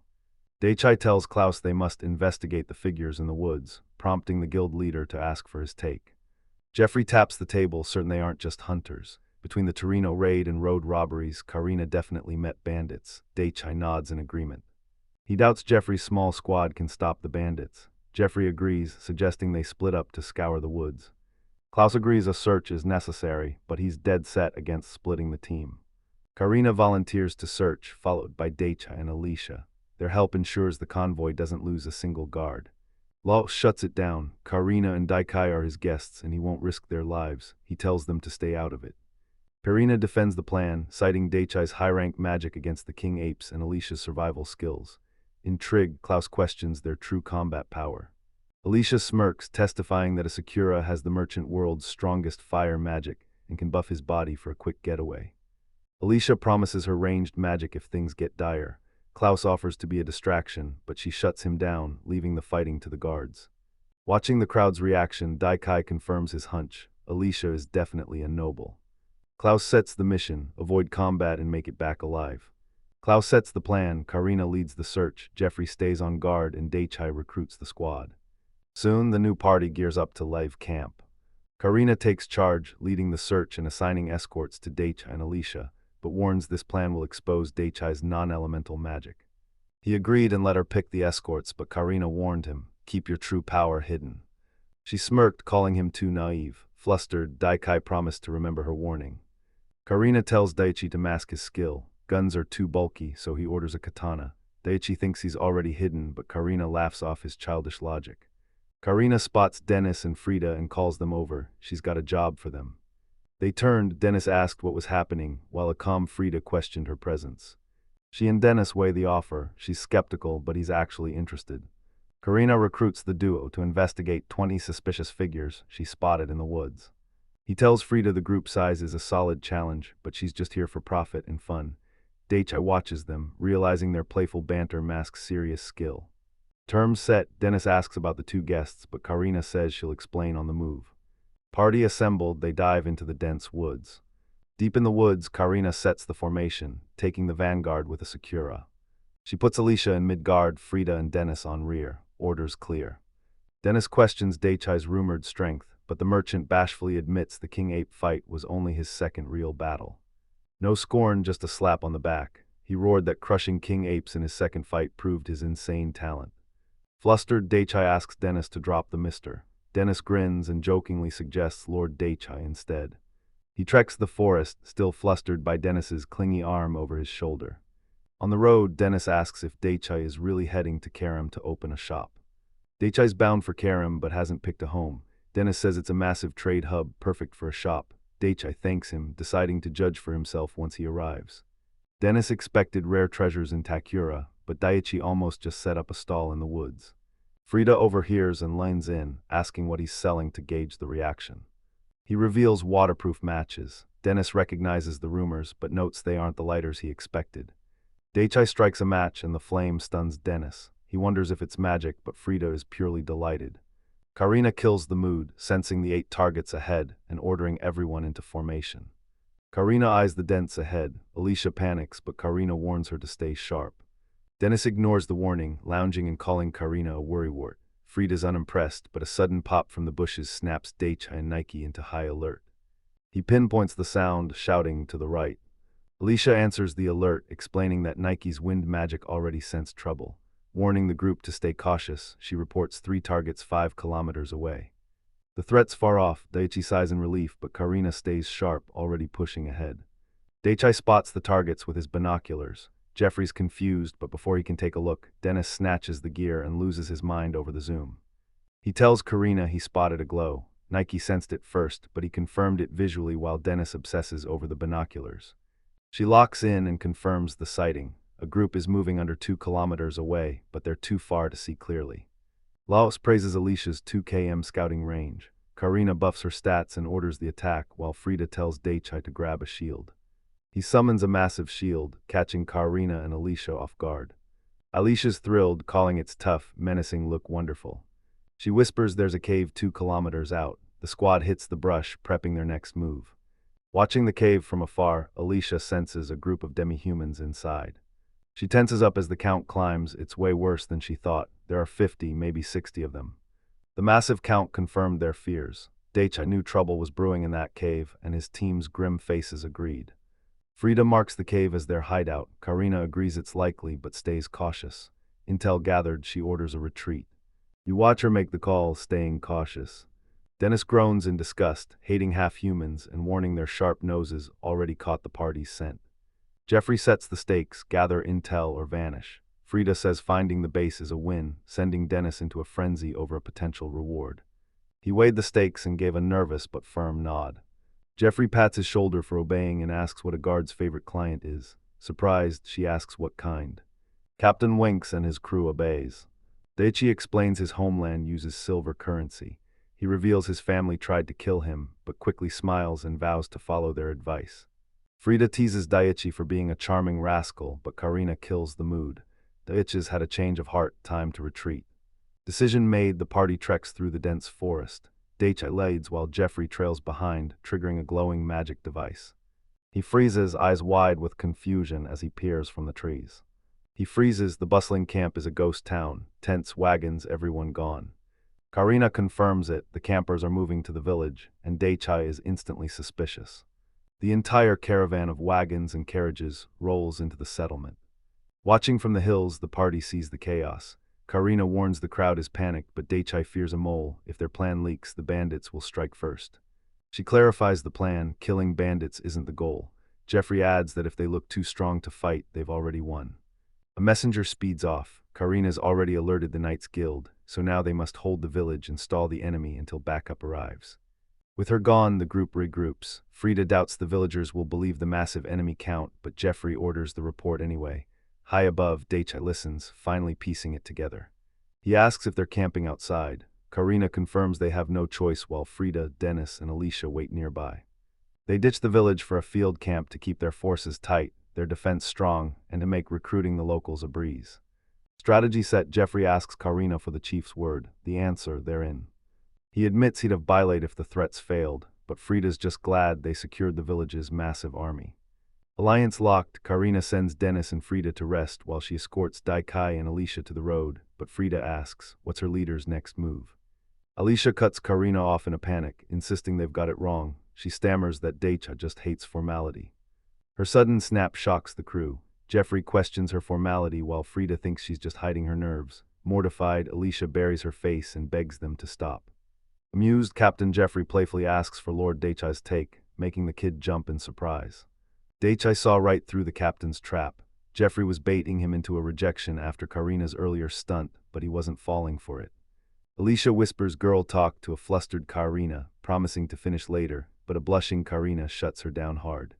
Frida asks Daichai if Karina's cute. Dennis teases she's interested, making Karina snap. Daichai admits she's cutest when nervous, then begs them to stop. Karina's floored, letting out a strangled cry. While the others cheer, Daichai invites them to his new stall. Mortified, Karina tries to deny it, but the group walks. He heads through the market, scanning the stalls and crowds. They've only got 2 hours. He leaves and Alicia asks a shaken Karina what happened. Karina frantically denies it. Alicia scans the thin crowd, noting it won't get busy. Alicia's act was a bluff. She leans in, eyes sharp, certain something happened. Cornered, Karina stammers it's nothing. At the port, Daichi signals them to watch from afar. Karina drags Alicia by the hood to prep their stall, reminding her they've only got 2 hours.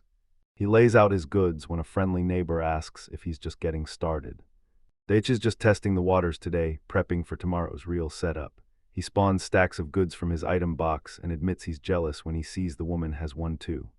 The old merchant smirks, noting that item box envy only grows with age. She and her assistant watch in jealous awe as a plan forms in his mind. He holds out his hand and asks how they start fires. Confused, the merchant and her assistant both answer flint. The assistant can use magic, but the gear is way too expensive for daily use. He seizes the moment. Imagine a cheap, magic-free fire starter. Would they buy it? Both stared in confused silence. Skipping the talk, he grabs the merchant's hands and strikes a waterproof match to show him how it works. The stick hisses into flame, leaving the merchant speechless. A crowd gathers, including Daichai's friends, all stunned by this revolutionary invention. The demo worked, fist clenched, Daichai's merchant journey finally begins. Daichai hits the town square with free waterproof matches, drawing a massive, curious crowd. Alicia strikes one. It ignites instantly without magic, leaving the villagers stunned. Daichi explains his single-use fire starters to Alicia. She gets it, but the crowd is still clueless. Grabbing matches, he preps the braziers kindling for a public show. The fire erupts instantly, leaving the crowd gasping. They whisper in shock at how easily the wood ignited. Daichi flaunts his goods, pitching with confidence. His waterproof matches and fire starters let even non-magic users spark a flame instantly. The catch, they're single-use. He prices a box of 25 at 2 silver, leaving the crowd buzzing. He drops the price, 60 fire starters for 1 silver each. The crowd gasps as guild leader Klaus watches from the shadows. Spiky-haired Frida steps from the crowd, raising a gloved hand to claim the matches and fire starters. Coins clink as she pays. Daichai thanks her and asks for a moment more. Frida looks up, intrigued. Does he have more to sell? They're freebies, not products. He throws them in for free since she bought something, and Frida accepts. He agreed. It was early, but time to prep some bonuses. They reveal a hot grill, serving rows of sizzling chicken to the stunned crowd. Frieda's intrigued, so Daichai breaks it down. Chopped chicken, skewered, sauced, and grilled. The savory aroma hooks the crowd, smelling better than any chicken they've ever had. Daichai realizes the scent is the perfect bait for people who only eat twice a day. Someone IDs Frida as the gear buyer, and Daichi instantly hands her a fresh skewer. He offers a freebie, and she gratefully takes a massive bite. Her eyes snap open at the taste. She beams, calling it delicious and captivating the crowd. Blown away by the flavor, she begs to buy the sauce. Seizing the hype, Daichai announces a deal. Buy any product, get a free chicken skewer. The announcement sparks a buying frenzy as customers grab boxes for skewers. He apologizes to the neighboring merchant for the chaos, but she's cool with it, happily accepting a free skewer. The stall's pure chaos. Frida and Alicia manage the line while Daichi frantically grills and handles cash, barely surviving the massive rush. He shouts for final sales before the shop closes. Business is booming. The shop clears and 4 thugs roll up. Their blonde leader with a goatee steps forward, demanding a taste. He grins, saying this is exactly what he wanted, then cheerfully claims he's sold out of chicken. The men explode, calling him a liar because they saw him stash some in his magic bag. Ignoring their rage, he bows and declares the shop closed, telling them to come back tomorrow. The leader grabs him to teach him a lesson, but a cold blade hits his neck. A woman orders him to stop, and the stunned thug warns his crew she's a B rank. Karina flashes her high-rank tag and demands they move. With a sharp glare, she declares she's his guard. The thugs break a sweat, their tough act instantly shattering. She presses her lead, asking if 4 guys can even stop her. Back down now, or you'll regret it. Alicia drapes an arm over the leader, asking what's wrong. If the food's gone, it's gone, and the thugs nervously agree. A voice interrupts the standoff as a scarred man steps forward. The thug leader pales, screaming Alan, and wondering why he's still here. He asks his slick-haired ally if he needs backup, and the man gratefully accepts. Back with Daichai, the thug leader tells Karina she's paying the price.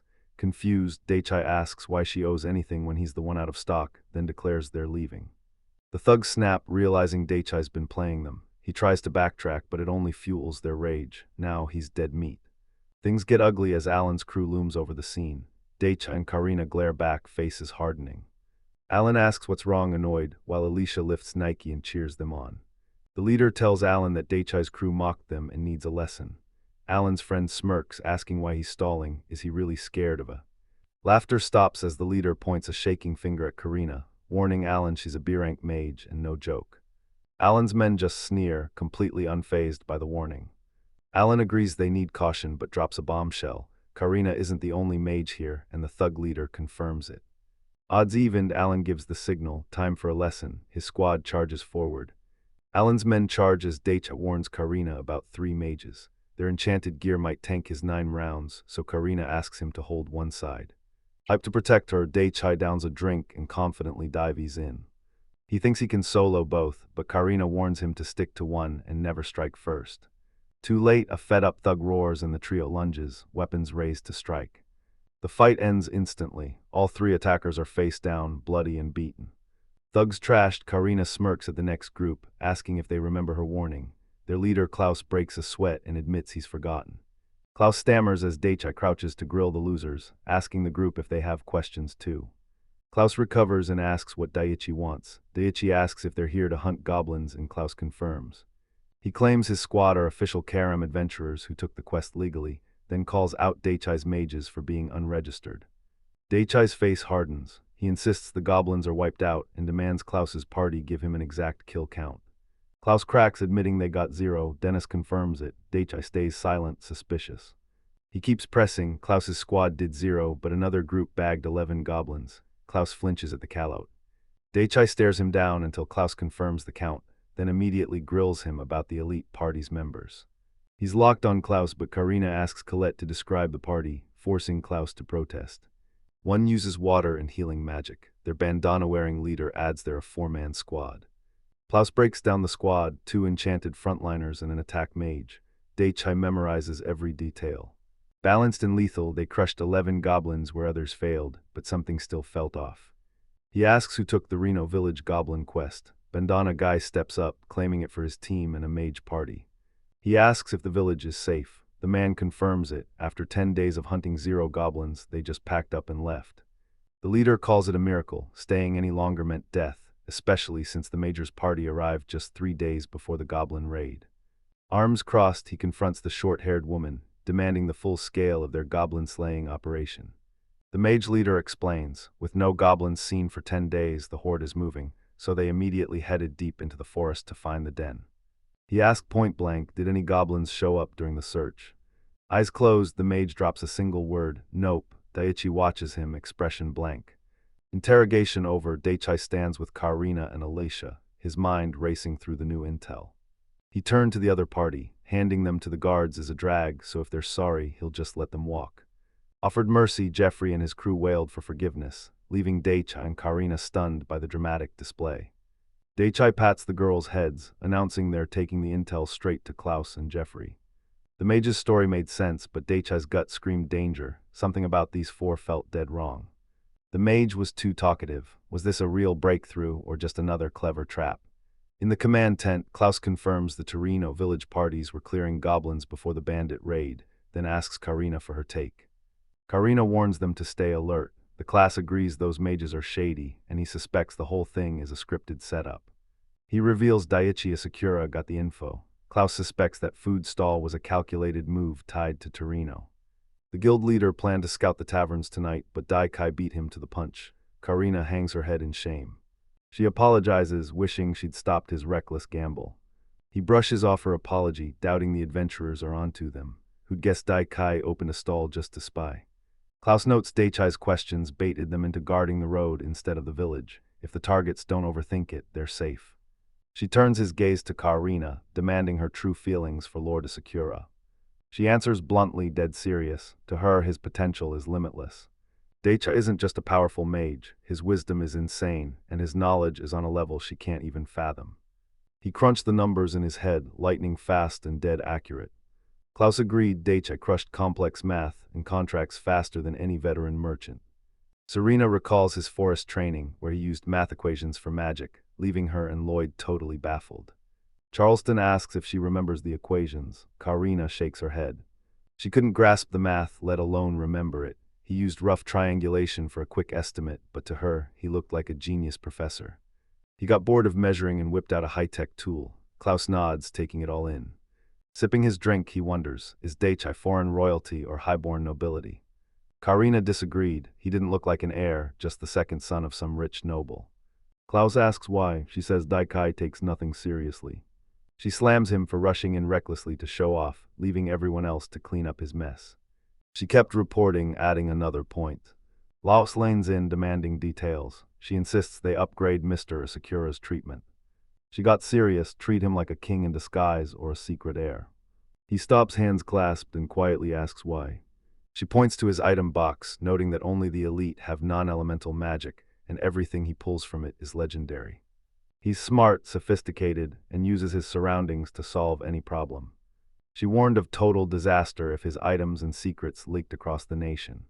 His influence would be limitless. Klaus realized if Daiichi was foreign royalty with superior magic, they were in serious trouble. He leaned in as Count Kirsch's daughter would she win Daiichi over at any cost. Karina bolted up, screaming at the guild leader in disbelief. He leans back, laughing off his question as a joke, but Karina's glare stays fixed. The Neuendorf kingdom's crisis is no laughing matter. Laos ignores Daichi's past, knowing his tech and intel will split the country into factions fighting for his favor. Karina agrees but warns, whoever lands Daichi gains massive power. They have to be the ones to get him first. Klaus makes the call, they'll treat him with the highest honor, a calculated smirk on his face. Daichi spots Frida and Dennis and asks why they're back. Frida teases him, asking if she's not enough, leaving him flustered. Alicia explains it's better. She keeps teasing a panicked Dennis, joking she'll replace him with someone prettier if Daichi isn't happy. Sensing the tension, Daichi steps in, petting Nike and saying he's cool with Dennis. The girls joke he'd obviously prefer a pretty face over a middle-aged man. Karina briefs the nervous dentist on the ambush, play drunk to lure the bandits. She tells him to drink with pride. Daichi gave the green light. She tells Daichi that Dennis and Frida are B-rank mages, deadly at both close and long range. He realizes B-rank puts them right on Karina's level. He praises Frida and Dennis, noting they'd be even stronger using offensive fire magic instead of Karina's wind style. Frida explains Beltran's guards are all above D-rank, making their B-rank status feel mid. Dennis agrees. They're doing okay, but they aren't. They're posing as a normal convoy, making Ditch wonder if the guards are actually weak since he can't gauge their power. Green drops the plan. If trouble hits, Dennis uses his AoE magic to distract the enemy while the team escapes. Frida and Dennis cheered her blunt take from afar. At the tavern, Karina cuts the chatter, enough talk. Nike lets out an annoyed meow from inside Daichi's jacket. The noise grabs her. She asks Daichi what's wrong. Does Nike just hate taverns? Daichi suspects spirit magic, but Karina confirms the thugs are inside. Nike tracked them through pure instinct. Karina shrugs off the weak adventurers while a chill Dennis swings the door open, ushering everyone inside. The tavern's packed. Captain Jeffrey and his rowdy crew are feasting, totally oblivious to the newcomers. He and his crew were already inside laughing, and as Daichi's group enters, the rowdy scene hits them instantly. Karina trembles behind a post, sighing as she spots them. Daichi watches, eyes wide with shock. The party kept celebrating, oblivious to the eyes watching them. Daichi spots their unhealed wounds. Frida thinks it's too easy, while Alicia praises Nike's clever tracking. He healed in under 3 minutes, but Jeffrey's group is still wounded. They have a water mage, so why aren't they healed? He pivoted instantly. Their plan to fake drink until the adventurers arrived was now dead. Dennis slumped, crushed by the news, no booze. Colette soothes the sleeping dentist, while Daichi stocks up on supplies from the innkeeper. The adventurers stand to leave. Daichi wonders why they're hitting the woods so late, but Karina clarifies they're ditching the village for good. Tailing from afar, Daichi is suspicious. Why head into the woods just to meet a contact? He whispers his theory. They're meeting a contact at the forest edge to report the Beltram escort's strength or deliver a message. Watching from the trees, Karina uses wind magic to confirm the threat. Jeffrey's party is reporting way more combat power than expected. Alicia gasps, cutting the search short. Enemies are hiding in the grass. They dive into the brush at her warning. Alicia whispers it's bad. A voice calls someone forward and Daichi prays they can eavesdrop. He asked what was happening, and Alicia revealed the newcomers overheard info about the village watch. Frida claims the village watch is lazy. Dennis agrees. The new goblin hunters will definitely head there first. Frida explains the drill, scout while you kill. Goblins are only dangerous in swarms, and without elites, even rookies can handle them. Her words clicked. This was bigger than mere goblins. If it were just a massive horde, the army would have handled it already. He saw the strategy, too few goblins to alert the adventurers or village watch, keeping their guard down and defenses wide open. The plan is simple: bait goblins to force a call for help, plant bandit spies in the parties, then raid the village while their moles guarantee an easy win. He realizes the bandits are dodging the Beltram convoy to hit the village's far side. Karina confirms it. They've been ordered to avoid the company entirely. Watching the party creep through the grass, Alicia senses an ambush, but Karina knows they're just being careful. Karina asks Alicia to eavesdrop using her powers, and Alicia focuses, ready to try. Static crackles in Daichi's ear as Alicia's magic filters in distant voices. A scout reports Beltram's convoy is stalled, and the village watch is acting suspicious. Daichi reveals Alicia's wind magic is spying on the bandits, while Jeffrey wonders why the Beltram company even stopped in the village. The bandits wondered too, guessing the Torino village raid spooked the company. Daiichi remembers Torino was their last stop, and Corina confirms it. The bandits remember it darker. Slickhair grins, reminding his partner Torino is the village they slaughtered. His ally brushes off the past, demanding a plan. The slick bandit says stop whining, but the leader knows the score. If Beltram doesn't move now, their whole operation is dead. He smirks. Beltram's arrival isn't a setback, it's a jackpot. This score will dwarf their last one, especially if the guild leader shows up. Daichi's crew listens from a distance and nods. The bandit's right, the plan is actually solid. Jeffrey snaps, scowling as he reminds them he already warned everyone about the insane security. He only faced 2 guards, but they were already a massive struggle. Goatee mocks the captain's caution. Why the worry? Only one of those guys was even B rank. He flexes their massive edge, boasting they have 5 B rank mages on their side. The news shocks the group as Jeffrey, Frida, Karina, Daichi, and Alicia realize the stakes. Hi sweats, questioning their limits, while Karina turns grim. They've finally met an enemy as strong as they are. Tensions flare as Daichi's squad faces the thugs. Jeffrey spots 5 B rank mages, explaining their cocky attitude. Daichi's fought them before, he knows the danger. Jeffrey tells Daichi to wait until the prisoners are moved, then asks if he's scared. Daichi replies. Karina was tough but predictable. Daikai was a different story, using magic Jeffrey never even imagined. He claims Daichi shot lead into his leg, but Alan's thug scoffs, calling it a simple earth match. It grins, noting Jeffrey actually pierced his enchanted gear. Power like that is rare. The prisoners mutter as a bald thug confirms Daichi attacked, recalling how Akim and Elmer lost legs for dropping their guard. Jeffrey knows these spies are elite and orders Frida to contact their allies in the cave. She brushes off his panic, vowing to decide tomorrow at noon. He better hope it's cancelled. Cutting the tension, Karina gears up. Let's go, she commands, signaling the group forward. They push past a dark cave, heading deeper into the thick woods. Inside a jagged cave, a deadly squad gathers before their burly leader. He faces away, plotting their next move as tension peaks. Hardened faces, grim and resolute, humans and beasts united by one goal. A slick-haired man breaks the silence, smirking that Alan's group was crushed. He claims Alan was terrified of that kid and the guard lady, while a bearded man asks if they're. Joseph faces his crew as Alan's man confirms the girl's guild ID, warning that the boy is deadlier than the mage. A nervous subordinate asks, what's the plan? Red Hood warns the targets are Beltram Company, a massive threat, but his ally scoffs. Their superior numbers will crush them. Slickhair snaps, offended his skills are questioned. He warns a B-rank mage is no joke, but the other man demands the real truth. Before things boil over, Peter slams his fists and roars for silence, instantly killing the bickering. Perched on a barrel, a light-haired youth warns that Beltram won't ignore the village watch mobilizing. Grinning, the youth asks Peter if he expects a trap, catching the leader completely off guard. Grinning, the kid drops his theory. The guild leader's convoy is here, and if his sense of justice is real, he's definitely teaming up with the guards to set a trap. The strategist briefs Peter. The village watch is guarding the north gate, while the Beltram Company camps by the south. He grins, revealing the plan. Hit the northern watch to bait the Beltram convoy, a strategy a nearby bandit confirms is solid. One bandit fears low profits in the Beltram Company, but Peter orders them to crush the village watch and loot everything before they arrive. A thug grins, eager to prey on the village's women, but Peter stays grim, dismissing the strategist's warning as impossible. The strategist's warnings haunt him. Reinforcements are usually slow, but what if it's a trap? Units could be waiting halfway. Even if they crush the watch, they can. While the leader hesitates, his greedy crew pushes for an immediate strike, eyeing the village's riches and the convoy's cargo for a massive payday. Panic hits. Yosef screams the Beltram convoy is unbeatable, but the strategist is more worried about their rumored B-rank mage. Ignoring the panicked crowd, he turns back to his leader and calmly asks Peter for his thoughts. The strategist backs Yosef. Beltram's reputation is lethal, so they're avoiding a direct clash to minimize losses. Peter asks for the plan. Smirking, the strategist leans in. A surprise attack is their only shot. The strategist spreads his arms to the bandit crew. First off, the North Watch is weak. The bandits plan to bypass them and raid the village, baiting the guards into the open for a total massacre. Sighing at their naivety, the strategist warns they're underestimating the guards. If the watch is smart, they'll move everyone to the center, making an attack way harder. Peter agreed to crush the watch then the convoy, but the strategist lost it. You idiot, they snapped, sick of splitting their forces.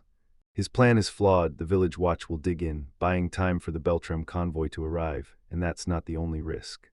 Another bandit suggests a new plan: skip the guards, loot the houses, and bail before the convoy shows up.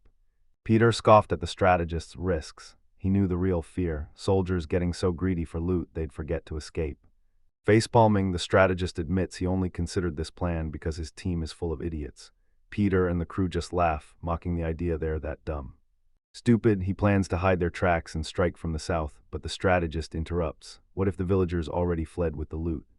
Attacking from the south means hitting the convoy head-on, a fight way tougher than the village watch. She shuts down their reckless plan, pitching a surprise attack over a direct fight. He claps, hype they share the same ambush plan, but Yosef is totally lost. Ignoring their confusion, he lays out the plan. Assume 2 enemy units, one south and one in the village center.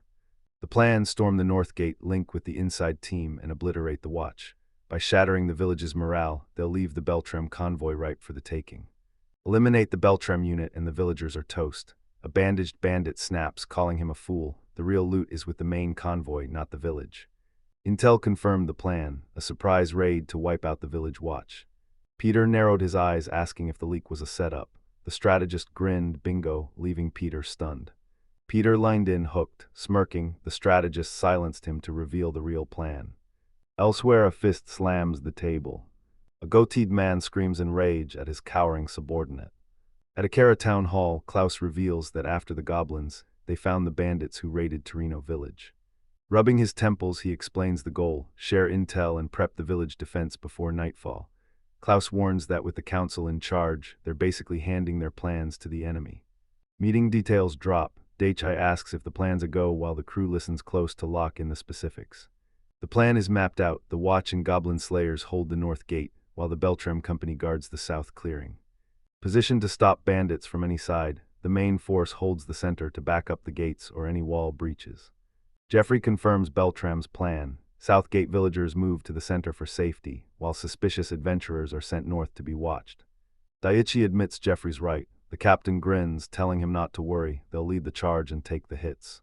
Frida gets blunt: the council had no plan, so they're stuck with ours. The village can't defend itself, so we're hitting the front lines. Briefing over, Jeffrey and Frida head to the guild leader, leaving Daichi and Alicia behind.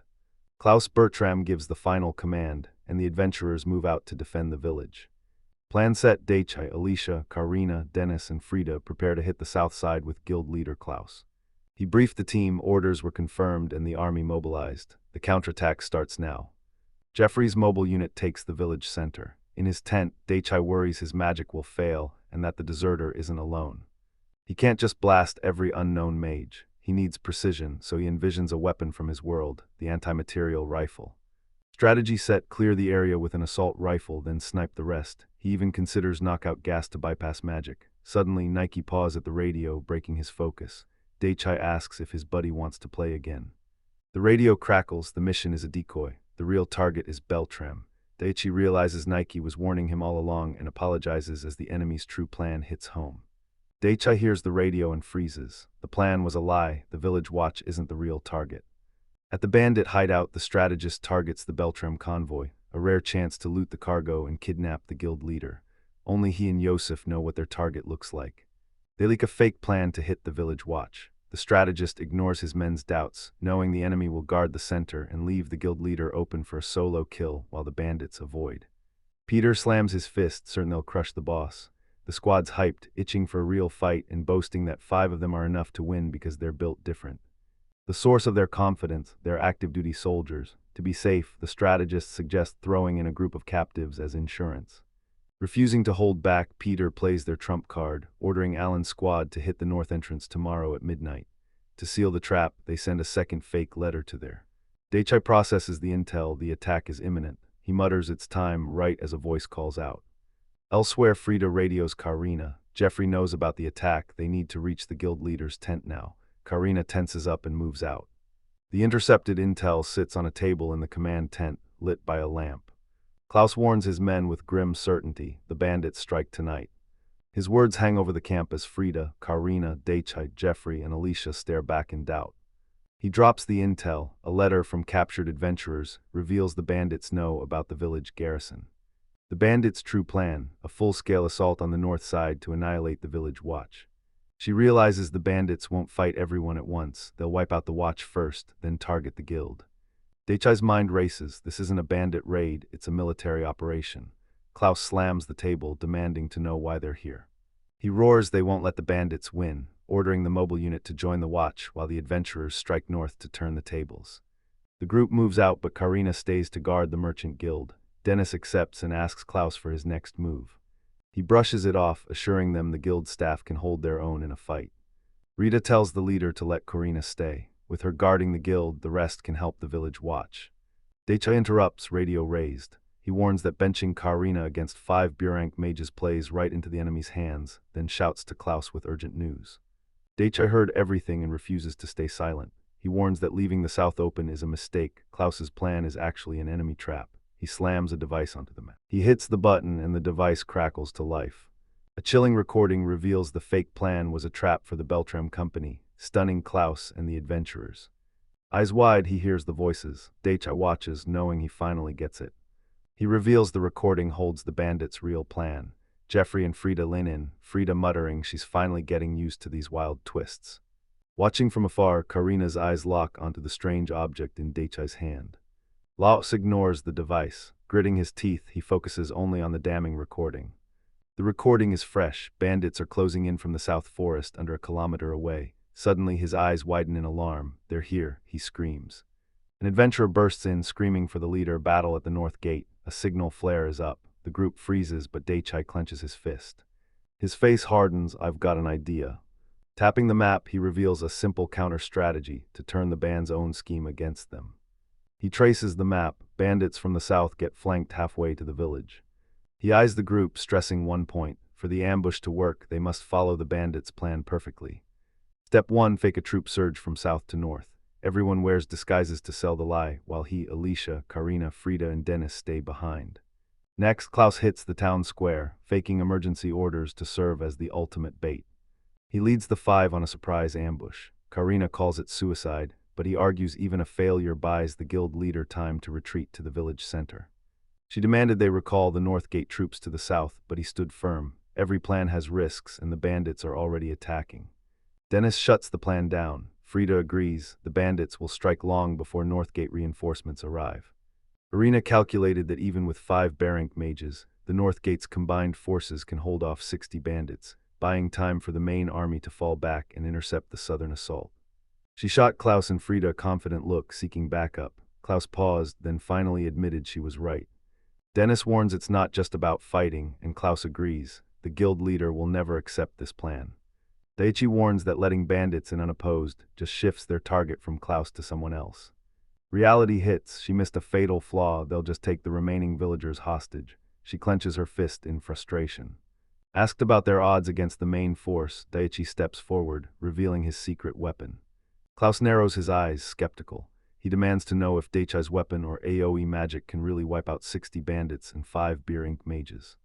Daichai flashes a confident smirk. He shocks the group with a declaration. He won't kill them, he'll strip their powers and take them alive, leaving Klaus stunned and stuttering the word powerless. Karina snaps, grabs his collar, and screams that he's underestimating the enemy and taking this too lightly. Jeffrey's skeptical. Killing 60 bandits is wild, but capturing them all alive is impossible. Klaus agrees, demanding Daichi provide proof and explain his methods. Daichi sees their doubt. Words won't cut it, so he reaches into his bag to show them the proof. He unveils his secret weapon, a massive circular tent flanked by 2 torches.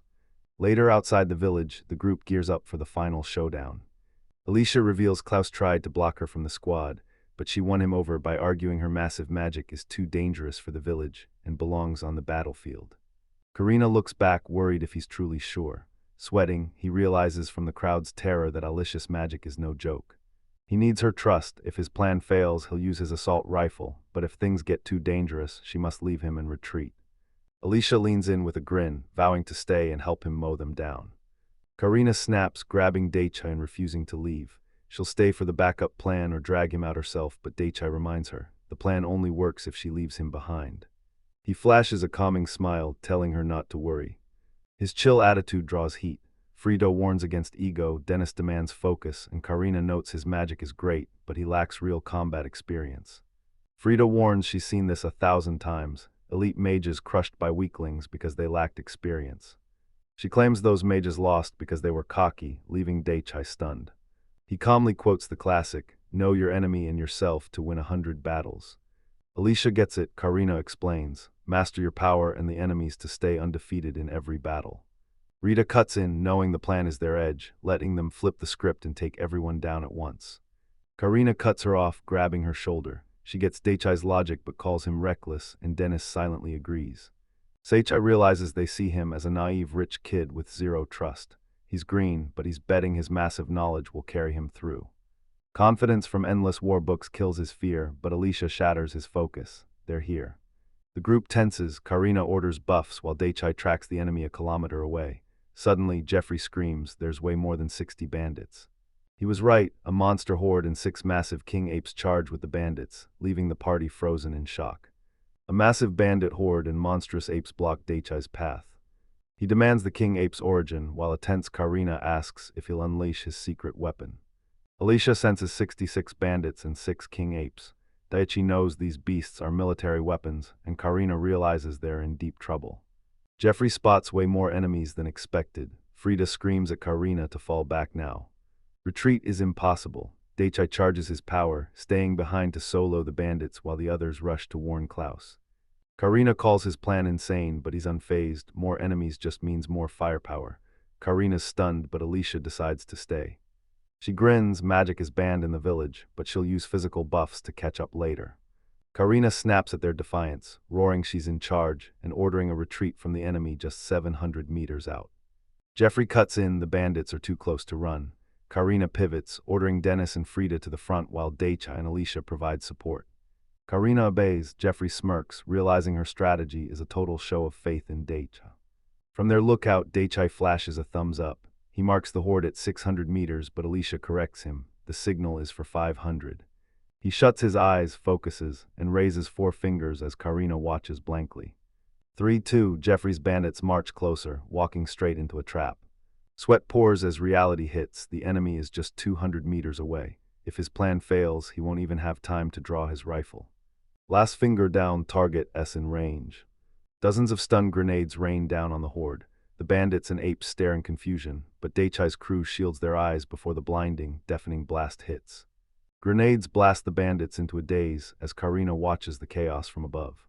A blinding flash engulfs the enemy, turning them into silhouettes as the front lines scream in agony. Opening moves done, Daichi slides on his dargoggles, ready for phase 2. The attack leaves the bandits helpless, clutching their heads in agony as their formation shatters. They hit the ground, cylinders smoking as the blinding blast shattered their senses. Daichai's crew watches the chaos from afar. Karina shields her eyes, asking if the threat is finally gone. Frida and Dennis wonder what hit the bandits, but Karina's eyes lock onto Daichai with suspicion. Eyeing him like a total stranger, she narrowed her gaze and demanded his true identity. Ignoring her gaze, he gets back to work and casually orders the party to tie up the defeated bandits. Ropes won't cut it. He grabs a net for total lockdown, and Karina realizes this is gonna take time. Chaos erupts as a massive white-furred king ape bursts out, roaring and lunging straight for Daichu. His team snaps into action. Karina and Frida scream for him to retreat. Dennis spots the dazed beast, and Alicia orders everyone back. He stood firm, brushing off their worries. Eyes locked on the beast, Captain Jeffrey suddenly blurred forward, shielding Daichai and tanking a massive hit with his armored arm. Karina strikes the ape's head to no effect, and Dennis's fire magic fails too. The realization hits, this beast is wearing enchanted gear. Unfazed, the beast switches targets. Karina screams at her miss as the ape charges, while Alicia yells a warning to ditch. He tells his team to back off and pulls a strange, long-barreled weapon from his inventory. He fires, hitting the king ape's armored arm with a crack, but the enchanted gear deflects the blow. He coldly confirms the rifle's power and tells Karina he'll handle the rest of the king ape solo. She watches in shock as he aims again. Another blast, the second shot slams right into the ape's star emblem. The shot shreds the metal plate, burying itself deep in the beast's torso. She's stunned. He dropped the beast in one shot. Daichi stays locked in, his gun still smoking. Victory ends fast as a massive king ape roars and lunges into the fray. 3 targets left. He fires, dropping the second ape with a clean headshot. Only the mouth shot pierced, the armor held. This enchanted gear is tougher than expected, but he doesn't flinch, firing another round straight into a third ape's chest. Alicia's stunned as his shots effortlessly tear through enchanted gear. His excitement faded. He didn't mind the kill, but the real rush was seeing his weapon shred armor at point-blank range. Two king apes left. He orders Jeffrey to bind the bandits while he handles the beasts, and Jeffrey obeys instantly. One of the last two apes growls, tensing for a final, desperate struggle. Another precise shot rips through the air and hits its mark. Daichi stares at the final fallen beast. Last one, he mutters, it's over. Victory was certain until dark orbs lunged at him, leaving him and Alicia frozen in shock. The blow lands before he can react. Alicia screams as Karina and Jeffrey shout in horror, watching their protector fall right on the brink of victory. A brutal hit shreds Daichi's jacket, sending him flying. Karina and Jeffrey watch in horror as Alicia screams his name while he slams into the ground. He hits the dirt hard, clenching his fist as he fights through the sheer agony. The blast sends Jeffrey reeling, barely standing as another bandit is tossed aside. Before anyone recovers, Abandoned fires a magic barrage. Daichi panics from the ground. He knows he's in trouble. Power surges as Alicia gathers massive energy vortexes. He screams her name, a desperate warning. A massive defensive wave blasts out. As it clears, Karina grabs Daichi and forces him to retreat. Ignoring Karina, he checks if Alicia's burned. She smiles confidently, bragging her enchanted gear is top tier. Karina turns away, face hidden. She forgot to enchant her gear, and now this battle is all her fault. Delicious snaps, screaming at Daichi for ignoring his injuries. He tries to push on for Karina and the bandits, but she shuts him down. His wounds come first. She leans in inches from his face. Her intense concern leaves Daichi flustered and speechless. She stops him, demanding to treat his wound. Hurting and confused, Daichi wonders if it's really that bad. He freezes in shock, touching his shoulder. He finds the wound completely healed. Was it his enhancements? Nike just meows from Alicia's shoulder. Looking at the cat in his hands, he realizes Nike healed him. Only high-level water magic could fix a fireball burn instantly. Alicia stares in shock, stammering his name as she realizes he's a high-level water magic master. He looks away, embarrassed he's still a rookie. Shaking it off, he tells her they need to stop those bandits fast. He refocuses on the battle as Karina, Frida, and Dennis struggle with dulled senses and basic magic. Apologizing for the delay, he steps in to finish the job. He charges forward to his relieved friends as a panicked bandit begs for mercy, desperate to survive the encounter. The bandit flies back screaming. Frida blasts a power vortex as Dennis ghosts past another foe. Frida and her allies' magic explodes, shattering the ground in a massive shockwave. Daichi triggers storage, blinks to drop a bandit, then instantly teleports to block a hit for Dennis. He's a blur, dropping bandits with his pipe as Frida and Dennis tear through the chaos. Speed isn't his only weapon. A bandit lunges, but he points and the sword vanishes into his storage. He recalls the stolen blade, skewering a charger before the disarmed man can blink. The rest fall fast, leaving his crew stunned. Thread over, Frida checks his wound, but he shrugs it off. He admits he slipped up but already used water magic to heal. She looks closer, stunned to find his shoulder completely unmarked. He beams at her shock, confirming he's fine. Alicia asks if Frida healed him, but she reveals Daichi did it all himself. Realizing he healed in secret, her relief snaps into rage. She screams, demanding to know if he has any idea how worried she was. Her outburst stuns him. Under her glare, he stammers an apology. Captain Jeffrey grabs their shoulders, stopping the bickering. The bandits take priority. Caught off guard, she flushes and slaps his hand away with a shout. Shaking off her blush, she gives Aicha a sly grin, promising a long talk later. He agrees, and they quickly tie up the unconscious bandits. Under the evening sky, Alicia approaches from behind, admitting she's also upset. He turned to her, looking totally baffled as he questioned her words. Eyes shimmering and voice trembling, she stared him down, making it clear she was upset with him. She begs him to stop worrying her, nearly in tears. Daichi looks down, apologizes, and promises to be more careful. He reaffirmed his promise to Alicia, then watched Karina effortlessly tie up 3 bandits at once. Clutching his torn sleeve, he stares at the sky as "Know your enemy" echoes in his head. He grimaces, wondering how he was ever that confident. He screwed up. He underestimated the Burank mages, forgot to enchant his gear, and got reckless, completely blind to the enemy's true power. That fireball grazing his side blanked his mind with terror. Even now, the memory gives him chills. Jeffrey and Frida interrupt his thoughts to hype him up. Jeffrey's losing it over that King Ape gear one-shot, while Frida's stunned he wiped out every bandit at once. Flustered by the praise, he waves it off and admits his massive blunders. He got cocky against the king apes, missed a fireball during his rampage, and failed to stop the. He plays it down, but Frida demands he take the win. Everyone was stuck until he returned, wiping out B-rank mages in seconds. Jeffrey agrees it was legendary. He's dying of embarrassment, but Alicia just winks and cheers him on. Karina kills the hype, calling his feat impressive but reckless. Jeffrey overhears and jokes that her sharp attitude would make him fall for her if he were a girl. He sides with Karina, admitting he'd be dead without Nike, but Jeffrey scoffs, calling the injury a mere scratch and no sign of weakness. He defends Daichai, arguing mages must keep secrets, but Karina thinks hiding high-tier water magic was overkill. Caught in the middle, Daichai just offers a flustered apology. Debate over, they turn to the bound bandits. Karina reassures a worried Daichai that everything's fine. With only 5 guards to manage the prisoners, she orders the group to move the bandits to the South Village Square. Her face hardens as she drops a final ultimatum: 0 resistance, any problems. Tension rises as the bound bandits tremble, none daring to challenge her.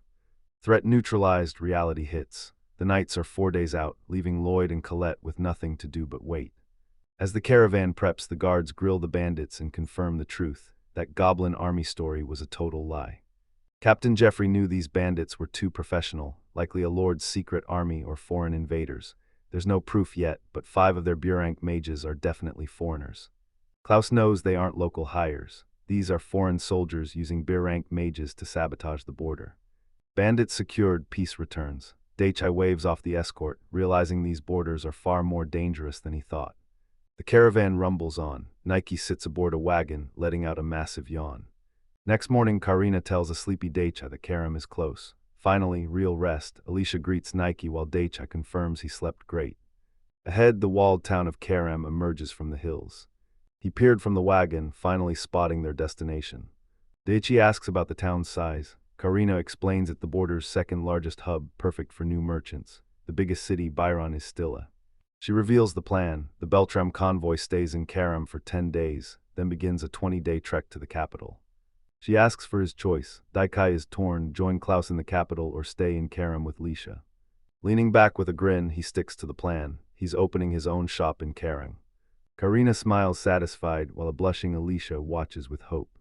Alicia reminds him of his first goal: finding a town for international trade. She says his dreams are coming true. Daichai confirms from the window, and Karina remembers him saying the same. She turns, acknowledging his massive dream and cheering him on. Peeking from behind a wagon wheel, he sheepishly admits his new plan: he's just a street vendor for now. Slyly curious, she leans in to ask what crazy gear he's peddling. He asks if she's losing trust, vowing to only sell items approved by her and Klaus, but Karina snaps that she never trusted him and finds his focus suspicious. Alicia calls Daichai a total kid, and Karina agrees she can't look away. Daichai overhears and shouts that they're taking the insult way too far. She pinches Daikai's cheek, teasing that even a kid behaves better. Bertram's in town for 10 days, and she waits for his next move. He asks her to help him and Alicia set up shop and give advice during her stay. She agrees with a sly smirk, but on one condition: he's buying her sweets. Alicia beams from the carriage, chiming in that she wants sweets too. Deal struck, Karina rides off as Daichai and Alicia watch from their carriage window. Daichi and Alicia hit the town's busy center, packed with stone and timber buildings. He led them through strange streets, scanning signs for a place to stay. Settled and refreshed, he stretches, ready for the days ahead with Nike on his shoulder. First stop, a massive building towering over the city. A bright-eyed girl looks up and grins, claiming she smells a new customer. Their next encounter has begun. Daichai shakes hands, thanking his new partner and looking forward to their future together. He shakes hands, eager for a long-term deal, and certain Daikai's products will dominate the capital. Deal sealed, Daichai eyes his future, ready for a new town and fresh challenges. After 10 days in Karum, the Beltram convoy heads for the capital. Watching them go, Jeffrey admits to Frida he's feeling sad. She turns from the convoy, shakes Daichai's hand, and thanks him, wishing him luck with his new shop. He's staying in town for now, but once he's ready, he's opening a shop in the capital. Jeffrey grabs his shoulders, telling Frida to stop filling his head with ideas, and insists Pyron is a better spot for their bet. Piran is a massive border hub, controlling trade to 4 nations, and ranking as Neuendorf's second largest city. Daichai eyes the city, telling Karina the capital is far but exciting. Business plans race through his head as he admits he'll be lonely and tells her to stay safe. She leans in with a disarming smile, warning him that if he gets reckless, she won't be there to save him. She cornered him, demanding the truth. He looked away, sweating, admitting her words were brutal. Her memory is lethal as she lists his failures, from his reckless bandit brawl to baiting village thugs, before finally backing off. Panicking, he used Nike as a shield, begging for mercy and promising to improve. Karina stood stunned while Jeffrey watched the chaos, amused. Her face softens with worry as she looks him dead in the eye, urging him to stay safe. Fist clenched, he claims he can handle any threat, but she warns him he's still in a foreign land. Winking with Nike on his shoulder, he vows to prove his reliability by their next meeting as the cat meows in agreement. She lays out the deal: if the seeds sell, he's paid in full. Then a restock convoy heads to Pyron and she's the escort. Grinning, she told him to handle himself until she returned, and they shook on it. As they part, he hands her a container of cake, warning her to eat it before it spoils. Her serious face vanished instantly, eyes sparkling with joy as she geeked out over the cage. She offers Jeffrey and Alicia cake. Jeffrey's stunned, while Alicia greets Lord Asakara. The girls are thrilled for daily cake, but Captain Jeffrey is confused. Why put such a popular item on the general list if it'll just sell out instantly? Cake spoils fast, one sick customer and his reputation is dead.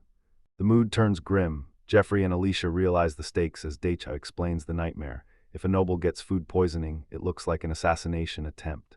Jeffrey smirks, teasing Karina with another reason to visit Lord Deicha and catching her completely off guard. Before she can answer, a sudden shout orders their departure, leaving her stunned. Jeffrey waves casually. She turns flustered to the caravan, and Deicha watches it all. She leaps onto the wagon just as the wheels start rolling. Aboard the transport, she waves goodbye, vowing to see him in 2 months if the plan holds. He waves back, Nike on his arm, betting she won't even recognize him next time they meet. Karina flashes a confident smile, promises a reunion, and walks away, leaving him alone once again. At the city gates, he watches the caravan depart, officially parting ways with Karina and her crew. During 10 days in Karum, he ran his stall while Karina and Alicia found him a combined shop and home. Alicia has been solo since quitting the company, but she's back with news from the guild. Their new property is ready for handover. Thrilled, he grabs Nike and promises a cat tower in their new home, then quickly apologizes for the outburst. Rushing through the city, he checks his funds. Beltram's payment covered the house, but it's mostly IOUs. Luckily, the bandit bounty keeps him set for months. He clenches his fist, stunned by the change. A month ago, he was a jobless grad. Now this new world is the best. He sighs contentedly, strolling through the square past the fountain with a light, optimistic step. He reaches the merchant guild, grinning at their reliable support as Nike meows from his hood. He shoves the heavy door open and shouts a cheerful good morning. He enters the bustling merchant guild and heads upstairs to seal the deal on his new storefront home. Feline sales rep Melissa greets him, confirming the room is ready, but before the property talk, she's got other business to settle first. She asks about rumors of offensive magic in Lent Forest near the south gate, but a stunned Deichai knows nothing. Right next to town, this forest is a hunting ground for low-level adventurers and a foraging spot for locals. Daichi complains about nuisances, but Alyssa turns cold, revealing the guild spotted him there and demanding the truth. He lost his cool and confessed to training magic, swearing he was deep in the woods and saw someone else there. Melissa didn't care. A formal complaint was already filed. He frantically described the stranger, a girl in a tree using wind magic. She shut him down, claiming nobody complains when a weak apprentice is just practicing. Out argued, he slumped in defeat as the purchase paperwork was prepped. She revealed the truth. This wasn't minor magic, but a thunderous power that leveled giant trees. She ids his forest weapon as an M32 grenade launcher. Shocked, she knows he's warned to be careful. She asks if he knows any advanced attack magic, and he quietly confirms. She grins, dropping the next bombshell, selling monster materials and magic stones. He asks if selling monster loot and magic stones is allowed. She says yes, but there's a catch, small amounts only. Her professionalism snapped. She slammed the papers down and roared, demanding how Fangsbeard could call those sales small. He notes their disagreement, but she points to his massive list of magic stones and monster parts, demanding an explanation. She rants that monster loot and magic stones belong in the guilds. No street vendor is allowed to trade bulk like this. He's a shop owner now, not a vendor, but she insists the rules still apply. Selling bulk monster loot outside the guild is banned, even if she totally missed that part of the contract. He asks for a definition. Exhausted, she realizes he's a foreigner and starts from scratch. She explains small scale is just routine hunt leftovers, common monster parts sold after the family takes their cut. She grills him on the small amount phrasing, forcing a panicked Daikai to admit his sales were massive. Next up, Mage's Guild registration. Melissa asks for his papers, but Daichi's ignorance sends her into a rage. He thought the Merchants Guild blocked other sign-ups. Anger turns to desperate tears. Leaning over, she begs him to ask for help instead of going solo. Rattled by her outburst, he caves instantly, vowing to ask permission for everything while begging her to stop crying. He soothes her until the sobs turn to sniffles, but she's still pouting with puffed cheeks. He snaps up, slams the table, and shouts her name to grab her attention. Tear-streaked, she looks up and mutters about the Mage Guild. He gets the hint and heads for the guild, but she grabs his arm, insisting they go together and catching him off guard.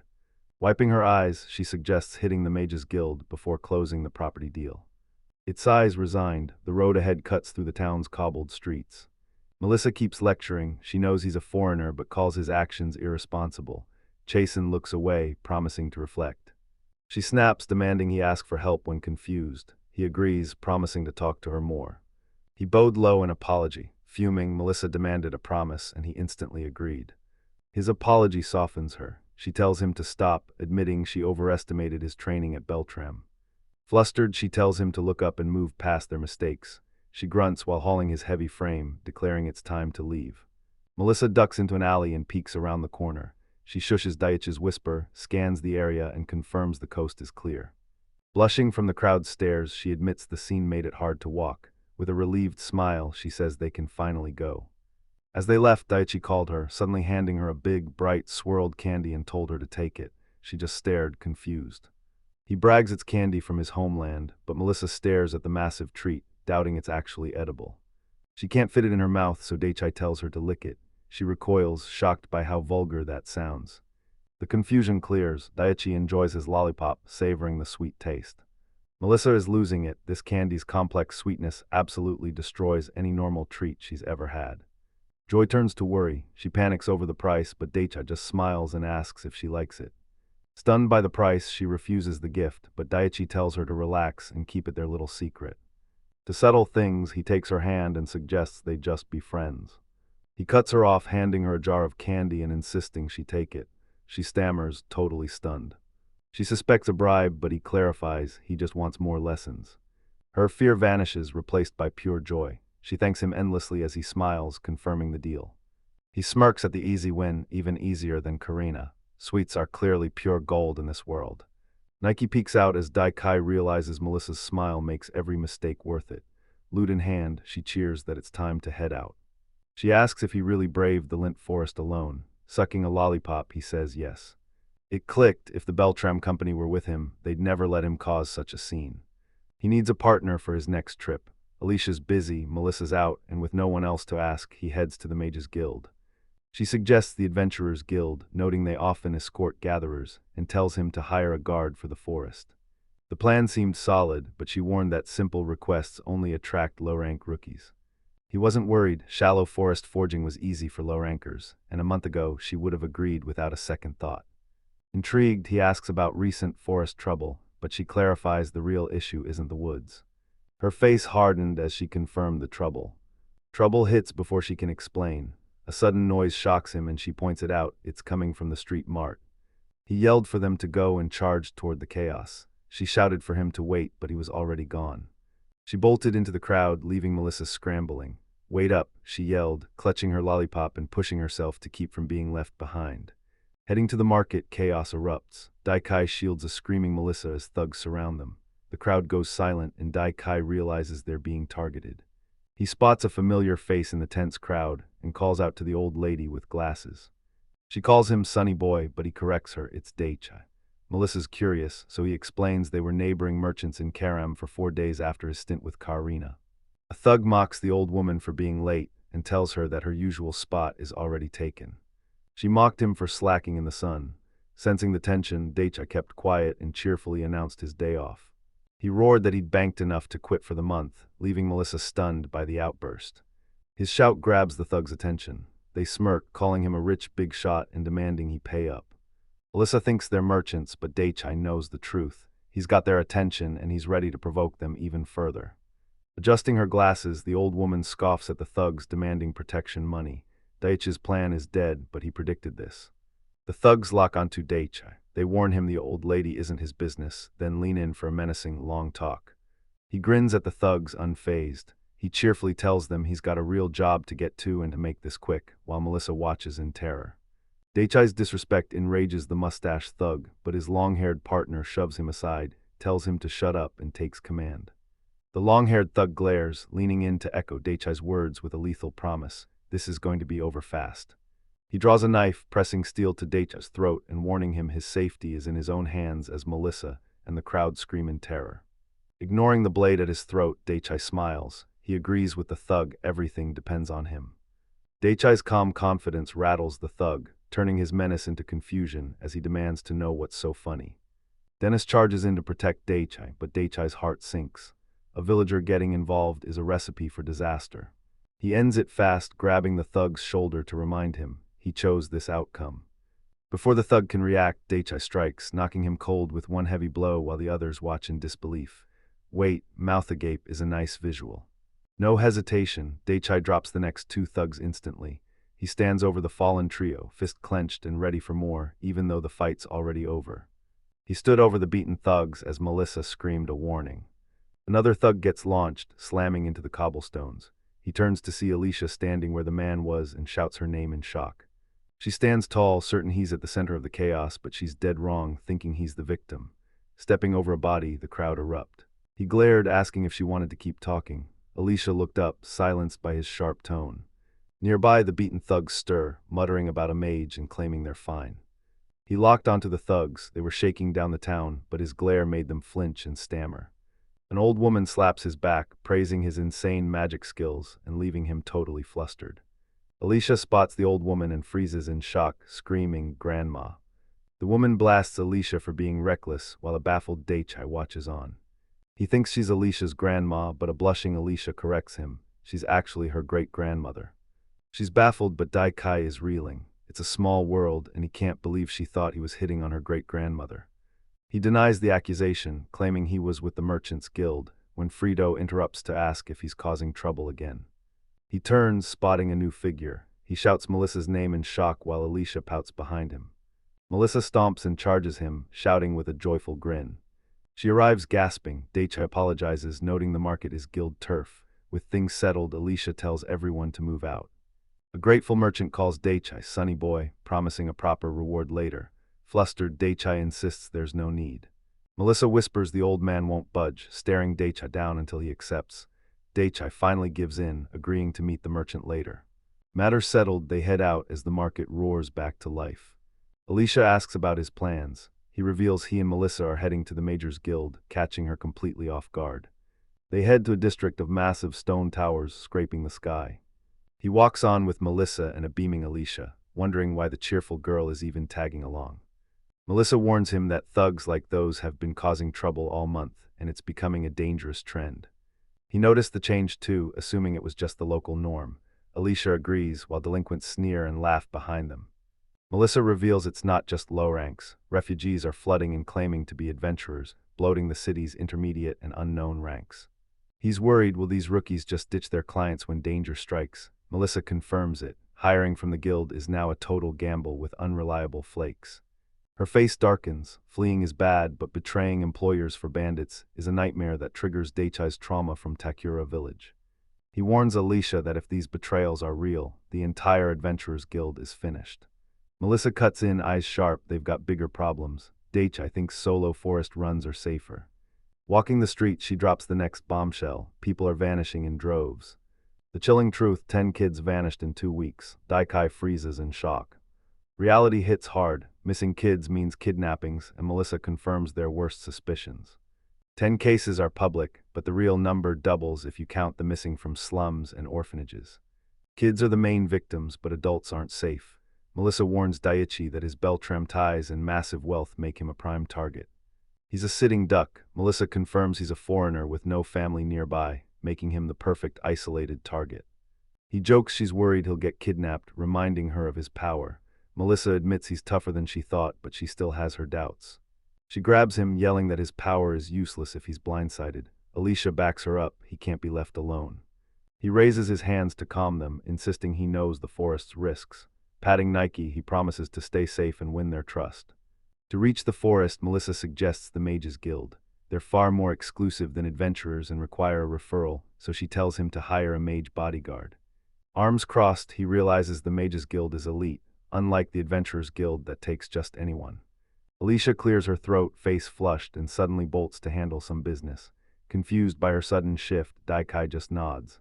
Alicia watches as Daichi asks Melissa who introduced him. He suspects the Beltram leader, but Melissa reveals it was Karina Kirsch. With sparkling eyes, she reveals Karina is Count Kirsch's daughter. This B-rank mage vouches for him, leaving Melissa totally starstruck. He looks up, processing the truth. His face goes blank as everything clicks. Reality hit him hard, that gluttonous girl is a Count's daughter. Melissa assures him the Count's support guarantees a guard, then excitedly shouts they've arrived. It faces a massive stone building as a heavy door echoes. Melissa enters and cheerfully greets the silent, formal hall. He calls the building small, but Melissa says mages value function over merchant flash. With a wink, she tells him to see for himself. Melissa leads the crew to the guild desk, declaring Daichai S here to register. The calm official nods, confirming this is the first step to joining their ranks.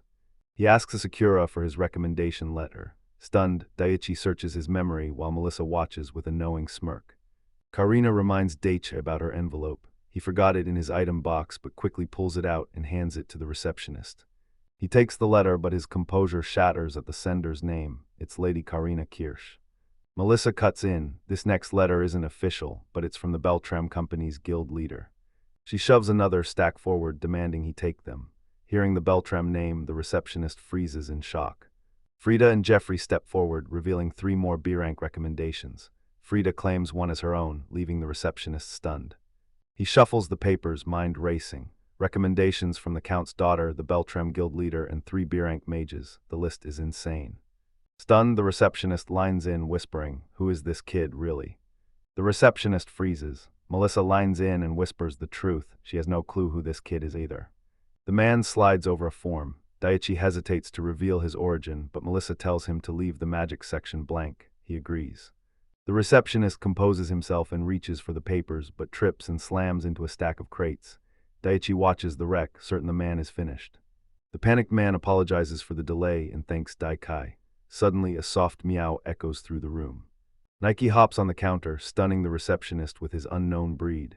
Daichi calls him a cute cat, but the man sweats as a menacing aura leaks from the beast.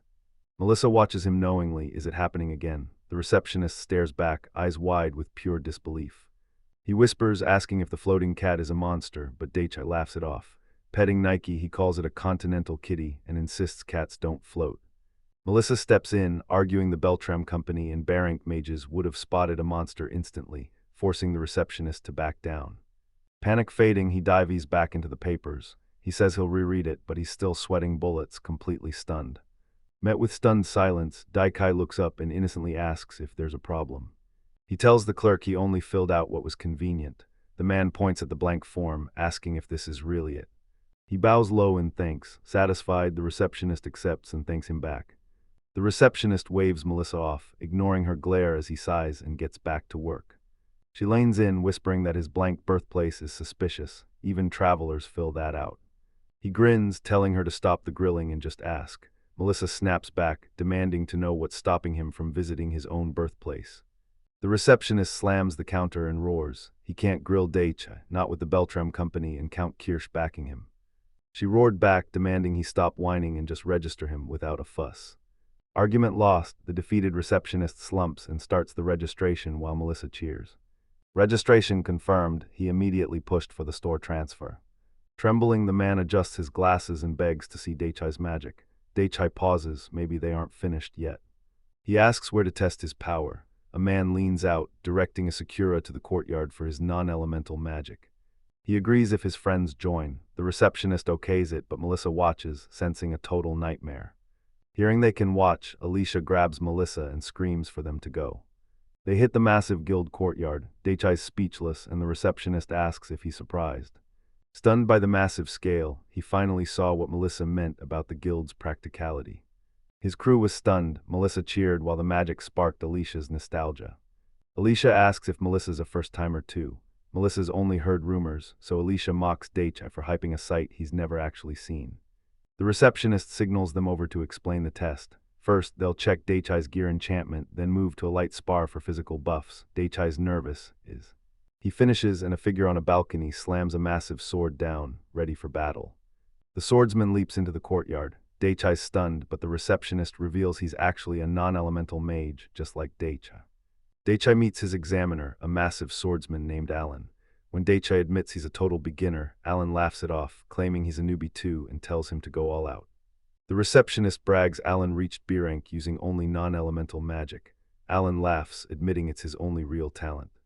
First exam, the receptionist points to a sword. Daichai must use gear enchantment to slice through thick wooden pillars in the courtyard. Daichai grabs the sword as the receptionist reassures him. Failing to cut the pillars isn't an automatic fail, so just relax and swing. Sword in hand, he locks in as Melissa and Alicia cheer from the sidelines. The receptionist signals the start, slice the left pillar. Alan watches, arms crossed, hyping the kid up. He lunges low, eyes locked on the target. One clean strike shears the pillar, stunning Alan and the receptionist as Melissa and Alicia erupt in cheers. Maintaining speed, he pivots and hurls the pillar top skyward, leaps off another, and slices it in half as his friends watch. He sticks the landing as the block shatters behind him, eyes sharp and stance ready. He smirks at the shattered test pillars. His training with Karina and Karum clearly paid off as the final stone groans and crumbles. The crew is floored, Melissa cheers while Alicia gapes at an enchanted wooden sword slicing iron. He turns to the examiners, was that enough? The receptionist stammers in shock. Daichai leans in, getting right in his face to ask if he's finished. The receptionist slams the desk, startling Daichai. Wait, he shouts, demanding to know what that was. He rants that Daichai went overboard, slicing every single pillar. The receptionist is stunned, this shouldn't be possible. Daichai says horizontal cuts are boring, so he went vertical. The receptionist snaps, that's not the point. How did he slice an iron pillar with a wooden sword? The man screams the pillar was for wooden swords only, but Daichai blames the receptionist, a claim Melissa and Alicia immediately back up. The annoyed receptionist reveals the truth. Daichai needed bronze for steel and steel for iron, meaning cutting that iron pillar should have been impossible. He raises his wooden sword, arguing that a hit is a hit regardless of the rules. The defeated examiner has no choice but to agree. Alan watches from afar, noting the examiner's tears. Melissa pities the poor guy while the receptionist shakes in the background. Swordsman stared as the receptionist sweated in disbelief. Breaking the silence, Daichai calmly asked for the next step. The examiner roared, his voice booming through the hall as he declared Daichai's non-elemental magic, serrated. Crushed on his knees, the examiner feared the world would underestimate this C-rank monster. But Daichai just smiled and thanked him, making the examiner's B rank feel like trash. Panicking, the receptionist rushes Daichai to register him as a C-rank adventurer immediately. He sits on the floor, fidgeting between a silent Alicia and Melissa. Nike pounces on his lap, snapping his anxiety. He yells as the cat licks his face, and when Melissa teases his weak knees, he sheepishly admits she's right. Registration finished, she hands Daichai a C-rank tag. He's officially a C-rank mage now, and she warns him, don't lose it. He takes the tag, annoyed by the delay, until a loud stomach growl catches Alicia's attention. It's past noon, so the handover's delayed. She turns to a blushing Melissa. Is she hungry too? She suggests a friend's shop. Daichai agrees, and they grab lunch before finishing their business. The market is electric, packed with shouting merchants and overflowing stalls. Daichai, Alicia, and Melissa hit the market, grabbing street snacks as they weave through the crowd. Daichai enjoys the change of pace while Melissa stuffs her face, vowing to try every dish. She announces one final stop, and a curious Daichai asks if it's her friend's place. Asked about the stall, Melissa clarifies her friend is a church sister raising orphanage funds, then points the way. Destination in sight, she waves and shouts a greeting to Fiona. The shout jolts a nun in black, her face hidden by bangs, as a bystander whispers her name, Melissa. The kids recognize Melissa, but lunch is over. Daichi asks if the sister is their target, and Melissa confirms it's Fiona, though her face is hidden. Daichi is hooked. He's stunned as Melissa lines in, pats his head, and says leftovers are fine. The kids go nuts, screaming about Melissa's new boyfriend. Daichai just stands there, realizing he doesn't even have a tail like hers. They turn to Sister Fiona, teasing her for losing to Melissa and telling her to step it up, leaving her flustered. The kids swarm Fiona, roasting Daicha as a cheater and telling her to dump him. Beside the awkward guy, Alicia peeks out shyly. Fiona apologizes for the chaos, but while Daichi plays it cool, Alicia's suspicious. Melissa suddenly snaps, screaming that Daichi is just a guild client, not her boyfriend, as she calls them annoying orphanage brats, then quickly corrects to precious children as Rick, Jack, and Nina give a cheerful greeting. She introduces Daichi as Mr. Asakura, a VIP merchant. When she reveals Alicia's a B-rank mage, the kids are stunned.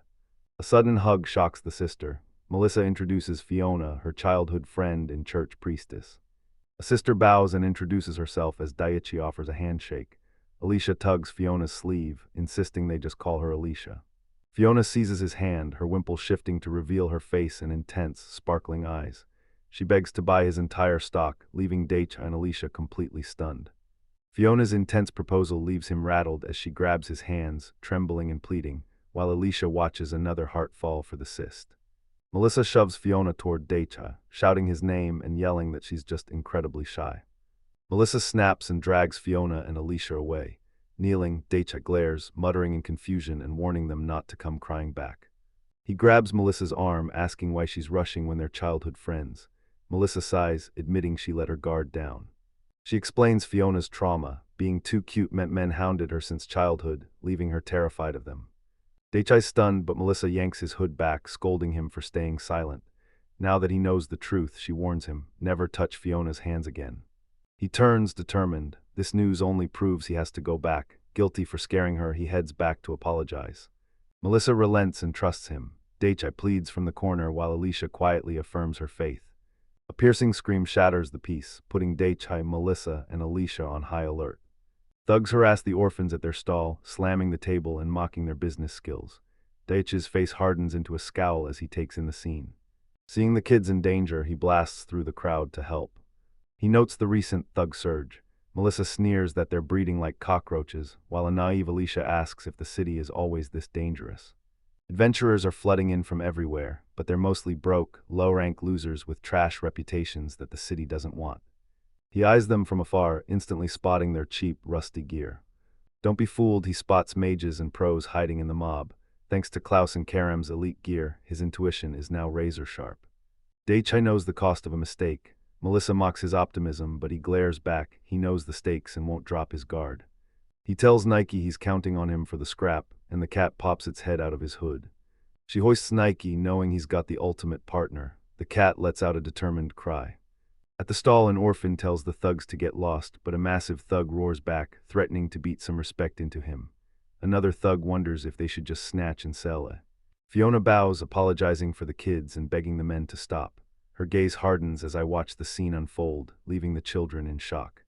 Things turn ugly. A thug screams at a crying orphan and eyes another girl to sell. As the kids wail, Sister Fiona desperately tries to calm them down. The man lunges past the kids for Sister Fiona. Melissa snarls protectively as Fiona's eyes widen in terror. Before the thug can strike, Daichi snaps his wrist. As the man screams, Daichi smiles serenely and apologizes for the scare while Fiona watches in shock. Sudden violence leaves her shaking and silent, tears streaming as she reels from the shock. Alicia and Melissa watch nearby. Melissa looks smug, but Alicia stays reserved. He squeezed tighter, threatening to rip the thug's arm off as the man begged for mercy. Daichi sneers at the pathetic coward, mocking how he acts tough against women and kids, but crumbles into a sobbing mess against a real man. Seeing their buddy down, the thugs bark threats and demand Daichi's name, warning that the guards will make him pay, but Daichi just blinks, completely unfazed. His attitude drew death stares. He wondered if they'd really call the guards. Melissa steps up as a Merchants Guild witness, shouting that the thugs struck first. The leader fumes, realizing he's cornered. Her testimony ignites the crowd. A man points at the pinned thug, yelling he touched Sister Fiona first, and the whole mob steps up to testify. Livid, the leader roars at the crowd to stay silent for the guards, vowing to remember every single face. He leans in, glaring at Melissa as he mocks her Merchant Guild status and demands her name. A helmeted thug demands Daichi release his companion, laughing that the guards will identify him soon anyway. Daichi stays silent, squeezing until the thug's arm snaps with a sickening crunch. The man screams as the thug threatens Daichi with the guards, confirming they're in cahoots, and now things are finally getting interesting. He glares, asking the thugs if they really think they'll still be in one piece by Gardarot. His threat freezes the thugs. They gape, calling him insane as the air crackles with raw pressure. As violence erupts, a trembling Sister Fiona steps in, begging Daicha to stay calm for the orphanage's sake. His menacing aura vanishes. He turns to Fiona with a wink, introducing himself as Daicha Asakura. You ignore her as a terrified sister. Fiona begs Asakura to stop and wait for the guards. No answer, Daichi stays silent as she and the kids tremble in terror, eyes wide. He stood firm while Melissa warned him to wait, doubting the thug's influence. The kids begged him to listen, terrified he'd get hurt. Ignoring their pleas, he glances at Alicia. Her confident smile proves she's got his back. Fueled by her support, he faced forward again. Every eye in the crowd was now locked on him. A thug lunges, shattering the silence. He demands to know why Daichai is suddenly quiet, accusing him of being scared. He pinches his nose, looking bored. You stink, he deadpans, leaving the thug stunned. Onlookers laugh as Daichai asks the thug if he ever bathes, calling out his foul stench. The thug stammers in shock. He glared, calling out the stench of a coward who bullies the weak, then hides behind guards. Before the thugs can move, dark energy explodes from Daichai's hand. That's my line, he snarls, don't mess with me. His only goal, protect. Angry thugs corner Fiona, Melissa, Alicia, and the kids in the market. While the group cowers, Daichai stays dead calm, focused only on protecting the orphanage. He flicks a small object, cracking one thug's helmet and ricocheting into another's face, stunning both with the precise strike. Before he can react, Daichi lunges, headbutting the man with a sickening crack. The crowd gasps, Fiona and Alicia scream, and a merchant shouts that an adventurer just leveled. He reels back from his own impact, nursing his head. Below, a confused ally stomps the thug, who stares up in pure shock. The thug screams for his men to wait. He never gave the order. His lackeys wobble, clutching their heads in a dizzy stupor. Taikai ignores him, cracking his knuckles at the group. Eyes narrowed, he declares payback time as the last thug flinches in terror. He strikes like lightning, shattering a jaw and launching the thug as the rest of the gang collapses on the stones. The enraged leader draws his sword, but Daichai blitzes him, burying a fist into his gut before he can even swing. The blow sends the leader spinning. He slams down, gasping and shuddering as Daichai stands over his fallen enemies, threat neutralized. Another man lunges with a sword, but Daichai sidesteps, sending him crashing. As the attacker looks up in shock, Daichai tells him to watch his feet. It looks up as the challenger's kick slams down, the impact booming through the air. The knife clatters, Daichai blurs inside his guard, seizes his arm, and shuts him down. After a brief struggle, the masked adventurer collapses. Daichai stands over him, stone-faced, while the other thugs lie unconscious nearby. He exhales as the crowd erupts, one man shouting that he was amazing. Fiona and the kids breathe easy. The hyped-up crowd celebrates, but everyone's wondering, who is this mysterious guy? Ignoring the crowd, he locks eyes with Alicia. Nike peeks from his hoodie, watching the scene. He smiles and asks if she was worried. Alicia just shakes her head. She confidently claims she never doubted him, her total faith leaving Daichai flustered. A rattle cuts them short. They spin toward the crowd's growing commotion. The noise swells as armored guards shove through the crowd, barking for everyone to clear out. He watches the armed figures approach, stone-faced and unfazed. Armor rattles through the square, now littered with the thugs and masked adventurer he just dropped. Armored boots clatter as city guards march in, grimly surveying the aftermath while a fallen man groans. The lead guard surveys the carnage as a gasping thug points at Daichai, blaming him for the unprovoked attack. He stays silent, staring down the accusation as Alicia watches with rising dread. Buying the thug's story, the guards corner Daichai. The captain declares the fight went too far, and a sneering guard warns him he's finished. Fiona shoves past Daichai to shield him, begging the guards to stop and insisting he was just helping. She catches him off guard, making him blush. Fiona's shaking, but she stands firm with pure resolve. Her courage fires up the orphans. They erupt, shouting that Daichai is innocent and the thugs are the real villains. The kids' cries ignite the crowd. Witnesses roar, confirming the thugs harassed the sister first. The fight was justified, and now the mob rallies behind their defenders. A guard silences the mob, roaring that they can explain everything at the station. Sister Fiona flinches as the guard bellows for everyone to clear the area. Daichi steps up, face hardening. He tells the guard to stop bullying women and kids. The guard glares back, muttering an insult. The mustached captain tells his man he's unsure about the others, but these two are definitely guilty. He glares at a flinching Daichai, the guard leader accusing him of siding with criminals and making them feel untouchable. Before the standoff explodes, a cat girl leaps between them, shouting it's all a misunderstanding. Melissa from the commercial guild steps in as a witness, pinning the blame on the adventurers. She confirms Daichai only fought back to protect the sister. Her testimony rallies the crowd. They vow to back her, exposing the thugs' kidnapping plot. The guards' orders are instantly swallowed by the mob's roar. A commander arrives, silencing the chaos. Guards freeze in fear as he surveys the scene. He clears his throat, signals his subordinate, and points to the wounded thugs. His first order: find a healing mage. He scanned the crowd, shouting for water mages to provide emergency aid. From the onlookers, a timid hand rose. He spots a young nun and asks if she can heal the wounded. She nervously agrees, saying she can do it. She promised to keep them alive, good enough for the commander. He orders her to start and ignore the minor wounds. Medical handled, he glares at the chaos and introduces himself as Aaron, leader of the wounded squad. He demands answers. Melissa clings to Daichai, explaining they rushed over for a fight, and immediately pins the blame on him. Eyes locked on Daichai, he couldn't believe this kid soloed his entire squad. Melissa cuts Daichi off, frantically demanding his guild ID for the squad leader. He gets the hint and starts searching.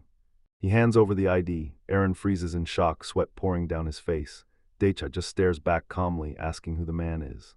Daichi hands the commander a document. His eyes widen at the seal. It's an official merchant guild ID.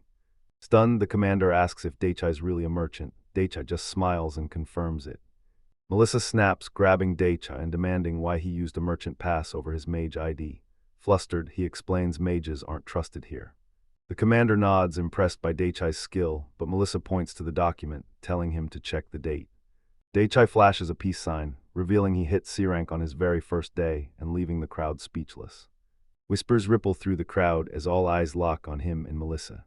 The commander takes it in, a C rank mage causing trouble, typical. He bursts into a massive laugh. He grabs his subordinate's collar, telling the terrified guard they're lucky to be alive after fighting someone at that level. Another guard apologizes to Daichai, admitting the other side started the fight. Watching from afar, the commander realizes this is a real fight. One last look and he walks away. On the stones, he pieced it together. A cocky adventurer attacked first and the kid fought back. The commander demanded answers. He stood up and realized the kid was stronger than the 5 men he just crushed. Fighting was a mistake, he had to surrender. Daichi was stunned, even city guards could be this noble. His relieved team catches up as he plays off his massive water magic as simple self-defense. Karina watches from afar, glad they bought his story. The guard commander approaches, ordering Daikai and his crew to the station for a formal debrief. Panic hits Melissa and Alicia. They cling to Daichai, terrified the station guards will change their minds and trap them. Daichai calms the panic by revealing his elite backers, the Asakura Guild, Bertram Trading, and the Kirsch Mages. Melissa is left speechless. Karina watches from afar, noting Daikai's new ties to the Bertram and Kirsch families. He's a risk to their reputation, but she lets him head to the station, knowing she. Watching them leave, the commander warns his subordinate, this mess is about to get complicated. Daichi pauses, eyeing the carted-off adventurers. He wonders if they have info, but quickly brushes it off. He smirks at the commander, claiming his strength isn't a problem if he's handled right. He reveals more proof, shocking the commander, an introduction letter from the Bertram trading head to Lord Denali. He reminds the commander Denali is his boss, asking him to pass along an apology if they meet. Sweating and confused, the commander demands Daichai's identity. Daichai just smiles. He clarifies he's not just making excuses for his actions. He briefs the crew, eat first, then handle the property. He can't return to the church or orphanage for now, leaving Karina visibly stunned. He checks with the commander, who nods, agreeing to hold the adventurers until Daichai's debriefing is finished. He demands the commander leave the sister and orphans alone until he finishes his statement. The commander agrees, and Daichi gives a quick bow of thanks. Crisis over, walking with Alicia, he connects the dots between the thugs, the kidnapping, the adventurers, and the guards. Fiona reassures the kids, but watching her comfort a crying girl, he resolves to investigate. Before he can react, a massive feast spawns on the table, shocking everyone. He grabs a rice ball and smiles, inviting them to eat since they're all struggling. The kids erupt, asking if he's serious. One yells "Big Brother," praising his generosity. They dig in, and Karina asks a smiling Melissa if she bought the feast. Daichai arrives at the Stone Real Estate office. Melissa pitches the massive estate. Daichi, Nike on his shoulder, is stunned by the scale. Melissa explains the previous owner went all out on custom mods. Alicia pops in, noting the owner wanted a sturdy build. Melissa tells a curious Daichai she just finished an errand. The layout is perfect, but he's wary. Melissa says it's 3 years old and sat empty for a year. He asks why the last owner only lasted 2 years. Melissa scrambles for info, then triumphantly holds up the answer. She points to a portrait, explaining the former owner was an 80-year-old Viscount's son and Royal University pharmacology professor. Daichai's floored by the man's insane resume. He scanned the exterior, feeling the stone. For a Viscount, this place was elite, built with top-tier materials and master craftsmanship. The entire estate was top-tier, workshop included. Melissa confirmed it from the balcony. Melissa drops a bombshell. The former resident was the town's top magic tool craftsman. Daichai's hooked. A magic tool craftsman, he repeats, stunned. She shouts across the yard, asking about magic tools. Daichai's hyped, he's all in. His mind raced. He could fuse modern tech with fantasy items, but since he can't build from scratch, he needs a magic tool craftsman's knowledge. Melissa remembers Alicia also wants to be a magic tool craftsman. She tells him to talk to her and leads him inside. She leads him through the massive shop, noting it's perfect for supplies like Sikora's. Daichai agrees. Melissa confirms the workshop door. Daichai steps ahead with a glowing light, pushing the creaking door open into the pitch black. The door swings open, blinding light floods the room, and Daichi freezes. Melissa screams in panic, what happened? Melissa asks if the glowing lantern will sell while he hunts for more magic tools. She explains the old owner hauled the valuables to the capital, leaving only scraps behind. He asks about guild modifications, and Melissa eagerly confirms. She leads him to a stone warehouse where the lantern glows on a barrel. He thinks the space is too narrow, but Melissa insists there's plenty of room for the shot. She winks, telling him he won't need a workshop. The whole place is now storage. He'll turn the workshop into the main store, ditching the massive warehouse. Melissa considers the move. He reveals an item box, making warehouses useless. Melissa's shock quickly turns to realization. Ground floor's clear. He heads upstairs to check the second, and she follows. She leads them inside, cheerfully announcing they've arrived. She points to the doors, boasting about the balcony view as Daichai stares in awe. He hits the balcony and spots Melissa and young Alicia right across on the next building. He shouts Alicia's name as a door swings open behind her. An old woman peeks out, and instantly. Be a person/type, I'll use him as it's the most likely context for a recap. Final check on length, original. He smirked, realizing what a lucky coincidence this was. The great-grandma asks point-blank, is he actually buying the place? She warns the house was empty for years, so any renovations will definitely be a noisy hassle. Daichi smiles and waves, stoked to be her new neighbor. Alicia beamed, clasping her hands and shouting that she felt the same, hyped for their new life together. Melissa grins and raises a finger, ready to lay out the plan. All right, she begins. Kai signs the paper with a weary sigh. New world, same annoying paperwork. Melissa checks the form. From the floor, Daichi asks if they're set. She confirms, reminding him the orphanage and church are next. He agrees. She agrees but pivots to the guard station first. Daichi thanks her and tags along. He argues she shouldn't do so much for a lone summon, but Melissa shuts him down instantly. Only a Sakura was summoned, but she followed him anyway. She's got a point to prove, and she's not staying out of this. Her mind races, eyes swirling as she finally sees the hidden meaning and the deeper connection she's been overthinking. Back in reality, she raises her hand and shouts, I'm in. A relieved Daichi agrees, welcoming his new partner. He's got a plan, hit the Merchants Guild before the guard station. Getting the guild's travel permit is the perfect insurance if things go south with the guards. Melissa stands ready to rush the guild, but Daichi hesitates. He needs to hit the orphanage and church first. Melissa lines in, confirming the new plan. The other destination is priority. Even the leader agrees, so the guard station can wait. He's all in. Decision made, a voice rings out. An old lady in round glasses calls for Mum.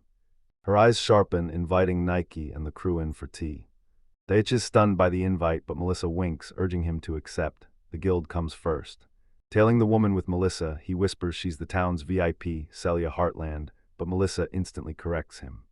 She's one of the country's top 5 magic artisans, making her a massive asset for Daikai. He's stunned as Melissa confirms she's the great-grandmother of Alicia, who runs the shop next door. Finally clued in, he gladly accepts her hospitality. They arrive and Melissa bows, but Daichi knows she's secretly shrewd and calculating. Alicia greets Daichi by name. He's here for tea after the monk's tip. The elder scolds Alicia, while Melissa hates being called grandma. Daicha asks about the house, and Alicia's great-grandma reveals she just signed the contract, telling him to ask away. She offers tea, and a slumped Daicha accepts with a quick thanks. Fresh pastries arrive, time to talk business while they eat. Alyssa and Alicia gasp at the massive dessert spread as their host tells them to dig in. There's plenty for everyone. Daicha bites a cookie, noting the sturdy, spacious place is a perfect fit. The artisan turns serious, claiming merchants need reinforced shops to survive workshop explosions. Daichai's stunned, is she for real? She proudly brags about her epic underground workshop, vowing to make her next build even tougher. Daichai bolts upright, shouting questions about the underground workshop. Great-grandma confirmed it instantly. This workshop is where she passed down her secret techniques. She clenches her fist at Daichai's intense silence, asking what's wrong as Melissa and Nike watch, confused. He pushes to recheck the blueprints, and Melissa agrees, thinking she left a note on them. He whips the blueprints onto the table. Scanning the document, he asks for the workshop. Melissa points to a massive storage space hidden under the kitchen floor. A finger traces the lines, landing right on the mark. Alicia's great-grandma confirms the spot, a hidden staircase to an underground workshop. Melissa's baffled by the map errors, but Daichi turns grim, picturing a noble pharmacist's secret lab. Daichi asks if the guild inspected the shop. Melissa says the owner must be present, but Alicia notes he's in the capital. Daichi asks if the staff and manager are still there, Alec. He vows to make the culprits pay, and Melissa's all in.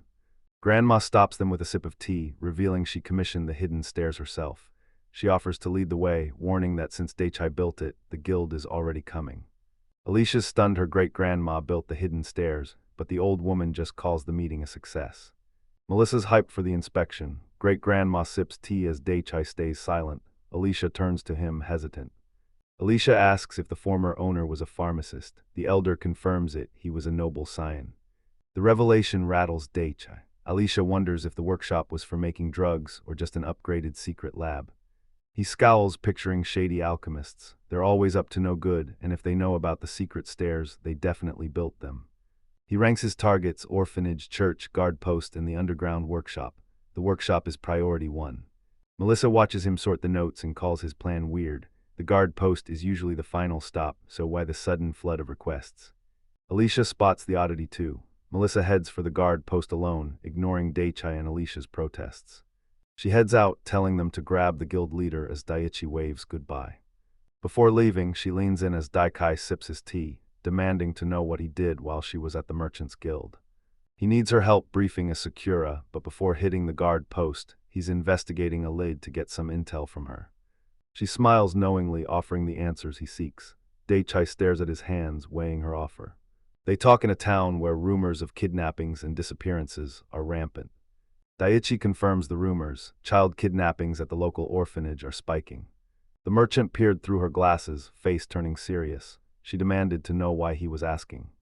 After the morning chaos, more adventurers caused a scene, and she overheard some serious trouble. She heard a creep say more kidnappings would go unnoticed with so many already missing, and he was heading straight for the orphanage. Shaichi stares off, weighing her words. If this isn't a bluff, they're actually kidnapping and selling children. He didn't care about proving the pharmacist innocent. His investigation was laser-focused. The merchant eyed him, questioning his sense of justice. He strokes Nike's head, denying any noble intent. This was purely for his own convenience. Lifting the cat, he smiles. All he wants is a quiet life in this town. He finishes, and the merchant weighs his words. She likes his greed. Honesty like that is far more trustworthy. She spills everything. Daichi accepts, but the merchant warns, if she's borrowing the Lord's words, she better commit fully. Alicia watches with a smile, vowing to make this town a perfect home for her grandmother while she stays. Melissa gets practical. Why waste a ghost when they can use it to their advantage? He agreed with Melissa's logic. Turning to the merchant, he asked for her guidance, though her bluntness secretly rattled him. They lock eyes, sealing a silent agreement. Melissa heads to the Merchants Guild to kill time, but the old man suggests using Alicia's errand runners instead. Alicia agrees. Melissa loves the idea, her face splitting into a wide cat-like grin. Her smile vanished. She set her cup down and looked Alicia dead in the eye. This conversation stays a secret. Daichi tensed at the warning, gulped, and quietly nodded. The investigation reveals a grim reality. Kidnappings are skyrocketing. Over the last year, kids have vanished from the local orphanage at an alarming rate, leaving only a single muddy shoe behind in a puddle. Alicia grimly confirms it, these incidents were once rare. Melissa reveals it's not just orphans, normal kids and adults are vanishing at an alarming rate. The merchant connects the dots, disappearances spike the exact moment those vagrant adventurers arrived. At the table, a voice asks if they understand, the real threat is finally coming to light. Melissa drops a bombshell, these vagrants are actually our own citizens, leaving Daichai in total shock. She confirms, stunned, Daichai asks what the Art Kingdom is. Melissa shocks him, revealing the Art Kingdom's army is backing these vagrants. With so many troops involved, the military is definitely behind this. He demands her source. She takes a calm sip and drops 2 words, the Nightly Order. Her answer stuns him. He leans in, demanding how she scored classified intel from the Nightly Order. The merchant reveals her source. 10 days ago, the Beltram Nightly Order handed over a gang of thieves, and Daiichi recognizes them instantly. She used her custom truth serum on the thieves, trading the drug for intel and scoring a fresh batch last night. Stunned by her methods, he asks if the Nightly Order's vice commander really bought the drugs, demanding to know who authorized her. Melissa interrupts to explain the ranks. Vice commanders are high-ranking elites. Confession drugs are banned but common, and she's certain the merchant can talk the commander into buying the illegal stash.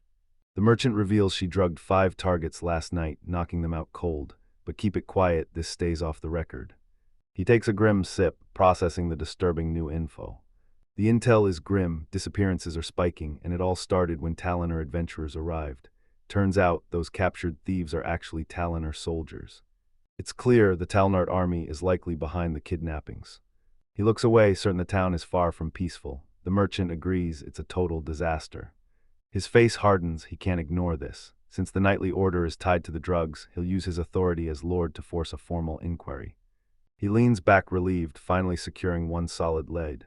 Melissa watches, demanding an explanation. Staring at the chandelier, he admits he feared his new home was linked to the recent disappearances. He snaps kidnappings dropped since the pharmacist vanished. Melissa agrees, clutching a vial and admitting she was worried too. She's suspicious, the place went vacant right as the disappearances spiked. Panicked, he waves off her dark talk and begs her to stop.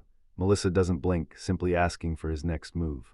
Alicia spots the Merchant Guild rep from the window. He's finally here. Her words fire them up. Daichai clenches his fist as Melissa identifies the culprit behind all the property's chaos. Standing firm with Melissa, Alicia, and the merchant, he faces his target, ready to fight for the peace they deserve. In a fancy room, Melissa introduces the stern Richard from the Merchant's Guild and property handler Edward. Daichai realizes every key player for the house is finally here.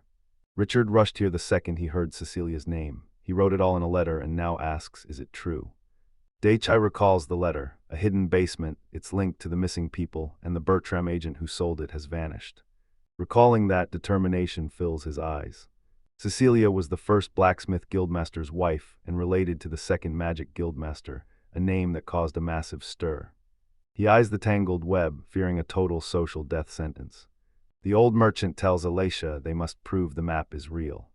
Richard admits he might be wrong, but Daichai understands his feelings.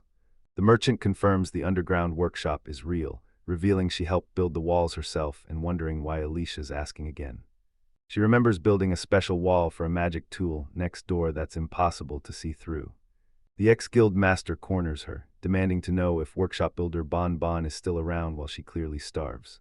Daichai denies knowing about the secret workshop or stairs, claiming Farrell never mentioned them. Melissa recalls Farrell was a noble pharmacist. The ex-guild master grills the merchant about the carpenter's survey info, and she nervously confesses. She stayed silent because Cecilia was involved. If the carpenters weren't talking, she wasn't either. No answers here. The ex-guild master orders an inspection, and Daiichi asks if they're leaving the hideout. The merchant leads them upstairs, straight to the workshop. Daichai hits the room, points to the floor, and taps. This is it. He sees nothing and Melissa agrees, it's just a plain wooden floor. The merchant warns her hidden stairs were built to stay secret, and Cecilia is partly to blame for this mess. She orders him to channel magic into the floor. Sensing a hidden device, Daichai kneels and floods the wood with power. He pumps magic into the floorboards and with a sharp crack, the wood shifts. Rumbling peaks as a trapdoor slides open, revealing a dark passage. The group peers into the opening as Daichai spots a structure hidden in the stairs. He's stunned. He knew about the hidden stairs, but revealing them with pure magic. This mechanism is unlike anything he's ever seen. The others are frozen, eyes wide at the impossible sight. The Viscount's son confirmed the rumors. The old merchant didn't hesitate, heading straight for the stairs. Daichi stops her, warning they don't know what's below and must move carefully. Smiling, she asks why he cares. He's far too kind to be the man rumored to have ruined her family. Stealing his resolve, he takes the lead and orders the others to stay close. He leads Alicia and the old merchant down the dark stone steps, their footsteps echoing through the narrow passage. Lantern high, he led them down the narrow steps, cutting through the hidden passage's darkness. The others trailed close, footsteps echoing as they dove deeper underground. Daichi finds the chamber empty, but the Viscount's son spots a suspicious wall at the far end and questions it. The path hits a brick wall, dead end. A heavy thud echoes as something slams into it. The Viscount's son kicks the wall in a rage, demanding the merchant explain why she built it if she claims to have no memory. He mocked the woman's enchanted wall, revealing he de-ordered the workshop soundproofed and deodorized with magic. Daikai froze, realizing enchantment magic had a much darker meaning. Daichi snaps, yelling that the man crossed the line. He's shocked the Viscount's son sealed the workshop to silence every sound and vibration. While the men bicker, Alicia snaps at her great-grandmother, frantically demanding why she'd accept such a shady job. Anger turns to worry. She asks her great-grandma about the wall's magic, then tells her to wait. She turns to the wall, mimicking her great-grandmother's craft. Admitting she's clumsy, she focuses, pressing her hand to the brick to sense the enchantment. Analysis complete, the former guild master confirms her findings but trashes the enchantment as a shoddy, barely functional mess. He breaks down the sloppy layers, vibration-proofing, soundproofing, and Alicia mumbles an apology, blushing under the expert's critique. Seichi asks the former guild master if this wall existed in his great-grandmother's time. The old man confirms it's new. It definitely wasn't there when he finished the workshop. Pointing at the bricks, he explains there's another wall behind them he enchanted himself. Daichi touches the fake wall and realizes the real one is 5 meters back. It's a reinforced double wall. Visualizing the layout, he spotted a gap behind the workshop wall. He gasped, a secret room. He whipped back to the group. They were stunned, but Alicia just smirked. She'd seen this coming. Muttering about the job, the ex-guild master presses the bricks until they spiderweb under his palm. The wall crunches and caves in, revealing a dark void as the old man stumbles back, stunned. A lantern thrusts forward, slicing through the dark to reveal the hidden passage. He raises his magic lantern, lighting a new passage. The group stares in shock as he stammers, "What is this?" Lantern light reveals a grim prison hallway. The air is thick. A half-eaten bowl on the floor proves someone was just here.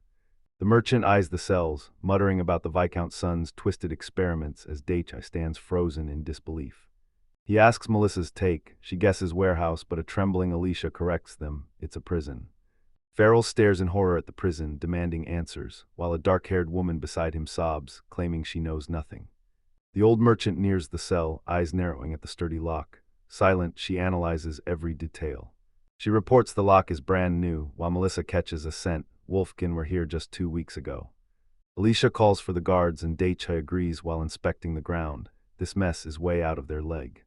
The merchant glares at the exit, realizing the city guard won't cut it. They need the knights. The verdict hits and Farrell snaps. He stares blankly, drenched in sweat, while the woman beside him clutches her head in pure terror. The merchant jabs a finger, ordering him to report their discovery to the knights. He flinches and stammers, drenched in sweat. She grabbed his collar, voice low and deadly. He had to bring the knights back. Do you understand the stakes? A kid shouts he's got this and bolts for the guards. Daichi watches him go, worried the boy in over his head. The messenger vanishes and one man starts shaking. Melissa glares, disgusted by his cowardice. She glared at the shaking man.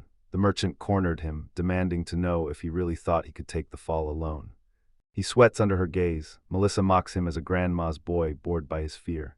She'd hoped to savor his misery until nightfall. The knights are moving in and the case is out of their hands. Daichi's Wolfkin tracking skills, no longer needed. Grinning to break the tension, he leads them upstairs for tea. One last break before the cops arrive and the mystery thickens. Daichi sets the tea table, smiling warmly as Melissa, Alicia, and Richard gather around. Alicia's great-grandma is shocked he's got a full tea set in his item box and calls for a break. Daichi reveals the main event, a massive strawberry cake from his homeland, leaving Melissa and Alicia wide-eyed with wonder. They lean in hooked. Alicia shouts it's a cake, while Melissa's stunned by the pure white, fluffy texture. Karina flashes a thumbs up, hyped to try this rare, secret delicacy. Daichi offers Richard some too, but the stoic man just looks away with a quiet nod. Melissa dives in, shoving a forkful of soft cake into her mouth. The flavor hits like a shockwave. Pure delight jolts through her as she shuts her eyes and declares it's delicious. Alicia bites in and beams. She's had cake before, but this is next level. Daicha beams at their joy, thrilled they love his gift. Even Richard cracks a satisfied smile. Alicia's great-grandma scolds him for spending 5 straight days with a cute girl, a first for him, warning him to watch his words. She eyes him, asking if he's just being soft for a cute girl. Annoyed, he shuts her down. Alicia kept eating, cheeks puffed as she savored her cake mid-talk. He thinks about being sweet to a cute girl, but Melissa flashes in his mind and he shuts it down instantly. He denies being soft on the girl, but Alicia stops eating. She heard everything. Grandma warned selling sweets here would cause a riot, and Daicha already sees the mob swarming him. He agreed, holding back for now while grander designs danced in his head. His friends dig in. Melissa's loving it, Karina's calm, but Alicia's distracted. Daicha quickly clears the air to avoid a misunderstanding. He turned, winked, and pointed, grinning as he declared Alicia the cute one. The compliment stunned her. She froze mid-bite, her face turning beet red. She eats in a blushing mess. Daichi loves his cake, and Melissa playfully licks her treat. Daichi eyes the white dessert. Great-grandma claims the yellow, and Melissa's all in. Grandma warns Daichi that sugar is poison, but he claims he'll just brew medicine if he gets sick, earning another scolding for his bad habits. She teased that Alicia would be crushed if he collapsed, but Grandma snapped she only cared about Alicia. Melissa slammed the table demanding cake for Daichi, but the old woman told her to stay. Melissa's hissing at the old woman. Daichi's annoyed. She went from sobbing to dumping her responsibilities in seconds. She found a spot, but bad management risks a police seizure, and she won't allow that. Alicia freezes in shock. After a silent beat, she takes a slow, thoughtful sip of tea. Melissa thought the place was paid for since the landlord vanished, so now they're hunting for a new home. Grandma smirks, finally finding her new playmate. As Melissa asks for a refill, Alicia slams her head down in total despair. Ditch is reeling, staring at his empty bowl as he realizes everyone's forgotten the chaos. While Farrell writhes in agony, Daichi masks his panic with a forced smile. Tension grips the group outside the property as Alicia sips her drink, eyes wide, taking it all in. Armor clatters on stone as a knight charges. The nightly order is here, and Daichi looks up in alarm. Grandma snaps their way too early, pointing at Melissa and complaining she hasn't even finished her cake. Farrell ignores the food and heads to the first floor to face the nightly order, with Daichi following close behind. An armored boot slams down at the stone entrance. The order's leaders have arrived. Bradley, squad leader of the Hazel Grand Knights, steps up. He mentions a forgotten detail, prompting Melissa to ask about Viscountess Cecilia, while great-grandma listens closely. He explains Cecilia's alchemy earned her a one-generation Viscountess title despite her commoner roots, leaving Daichi stunned. Great-grandma sighs in relief, fearing Farrell's men were here to evict them. Trusting Bradley, she leads the pair down the stone stairs. They descend and a heavy stone slab slams shut, sealing the passage. Behind the sealed entrance, Bradley and 2 masked subordinates wait in the shadows. He strokes his chin, expression unreadable. He vanishes. Daichi complains about the heat, suggesting they delay the garrison trip, but Melissa calls his timing suspicious. Leaning in, she calls out the timing. Knights are raiding this spot, yet he wants to flee to the garrison. She says it's impossible. Daichi stammers. Melissa admits delaying is bad but stays suspicious until Alicia suggests a note from Bradley, an idea Melissa loves. Great-grandma cuts them off, ordered to stop their escape. Melissa whistles at Cecilia's foresight, leaving Daichi totally lost. Daichi sweats over tomorrow's orphanage and church plans. Melissa mocks his priorities, but he defensively claims he knew the stakes all along. She puffs her chest, claiming she's fine. As the junior, she's only been in charge for 2 weeks. 2 weeks ago, a spy was caught. She heard the knights talking. The military is officially involved. She teases Daichi, asking if it was love at first sight with Fiona. Flustered, he yells back, demanding to know why she'd bring it up. Grandma calls it love at first sight, mocking hopeless boys. Melissa questions their simple brains, but Daichi snaps back that guys aren't that easy. He protests, but Alicia turns, locking him in an intense, unblinking stare. The merchant ignores the rumors, but confirms disappearances are spiking, likely tied to the underground. As adventure numbers also climb, Daichi listens, visibly stressed. He adds a grim detail: half the victims are orphanage kids. That's why he's scouting the church. It's a massive crowd and the ultimate intel hub. The merchant catches on. Daichi used Fiona as a cover for his move, and his cold stare confirms it. He did it all for himself. Alicia calls him out, saying his lone wolf act is why he gets teased. As she quietly apologizes, Daichi plants a bug in the background. Melissa interrupts, getting in Daichi's face. She warns that asking Fiona directly is off limits, leaving a confused Daichi asking why. The merchant interrupts. Disappearances spiked a year ago after rising for 3. She asks, was Cecilia in town back then? Melissa connects the dots, spins, and points at a shocked Daichi, shouting that he should have asked Fiona about what happened before she moved here a year ago. Flustered, he admits it's a touchy subject. Fiona's a childhood friend who left town at age 10. He panics, waving his hands and insisting he can't ask a childhood friend about such grim stuff, while Melissa watches, intrigued. A knight apologizes for eavesdropping, shows off a listening device he claims is just a test, and offers Daichi a courthouse escort for backup. Daichi jumps at the offer, eager to grill the guards. The knight is stunned by his hype but agrees. The knight confirms the plan. He's taking Daichi to the orphanage and church tomorrow. Daichi locks in tomorrow's plan, even though he never saw this coming. Daichi's horrified to work with the handsome knight, calling it a punishment, but his friends are hyped. After a long search, the knight apologizes for wasting time. He found nothing. They track down a secret door hidden behind crates in the warehouse. Cecilia spots a secret passage in the mechanism, leading straight to the basement undetected. Richard and a former guildmaster lurk in the shadows, watching the hidden door's discovery. Bradley reports to a shadow contact, confirming his men were eavesdropping. He orders them to report every suspicious detail they noticed about Cecilia. He tells Daichi the owner was a Sakura. Suspecting a crime, the knights are seizing the house for now. Baikai asks how long this lasts. He doesn't know what happened in the basement, but he's too creeped out to stay. He's still uneasy, admitting he couldn't live there even if he knew the truth. Bradley just listens, smirking. Klaus, a slick-haired man with a goatee, interrupts. He calls Daichi a Sakura-sama, promising a new property and free lodging on the Merchant Guild's dime. Daichi asks to pick the inn, but Klaus says the guild's handling everything.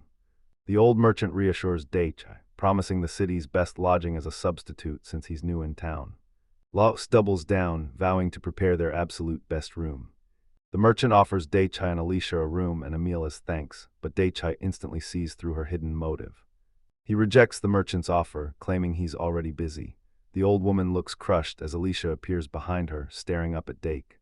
Alicia looks down, disappointed, muttering a quiet, "Oh, really?" Daichi stands alone, looking distant and somber after rejecting the dinner invite. Klaus seizes the moment, inviting the merchant to dinner to discuss Alicia's new facilities. The weary merchant wonders when the demands will finally end. He declines, revealing he's already booked a private dinner. Alicia is devastated. Melissa reveals a Sakura is at the Kamleaf, stunning Klaus and the merchant. It's a luxury hotel, far outclassing Klaus's original plan. He stares at the massive luxury inn, doubting he belongs even after Merchant Head Guild just introduced him. Klaus spins, ordering Edward to secure a private table at the Kamleaf at any cost. A stunned Edward obeys.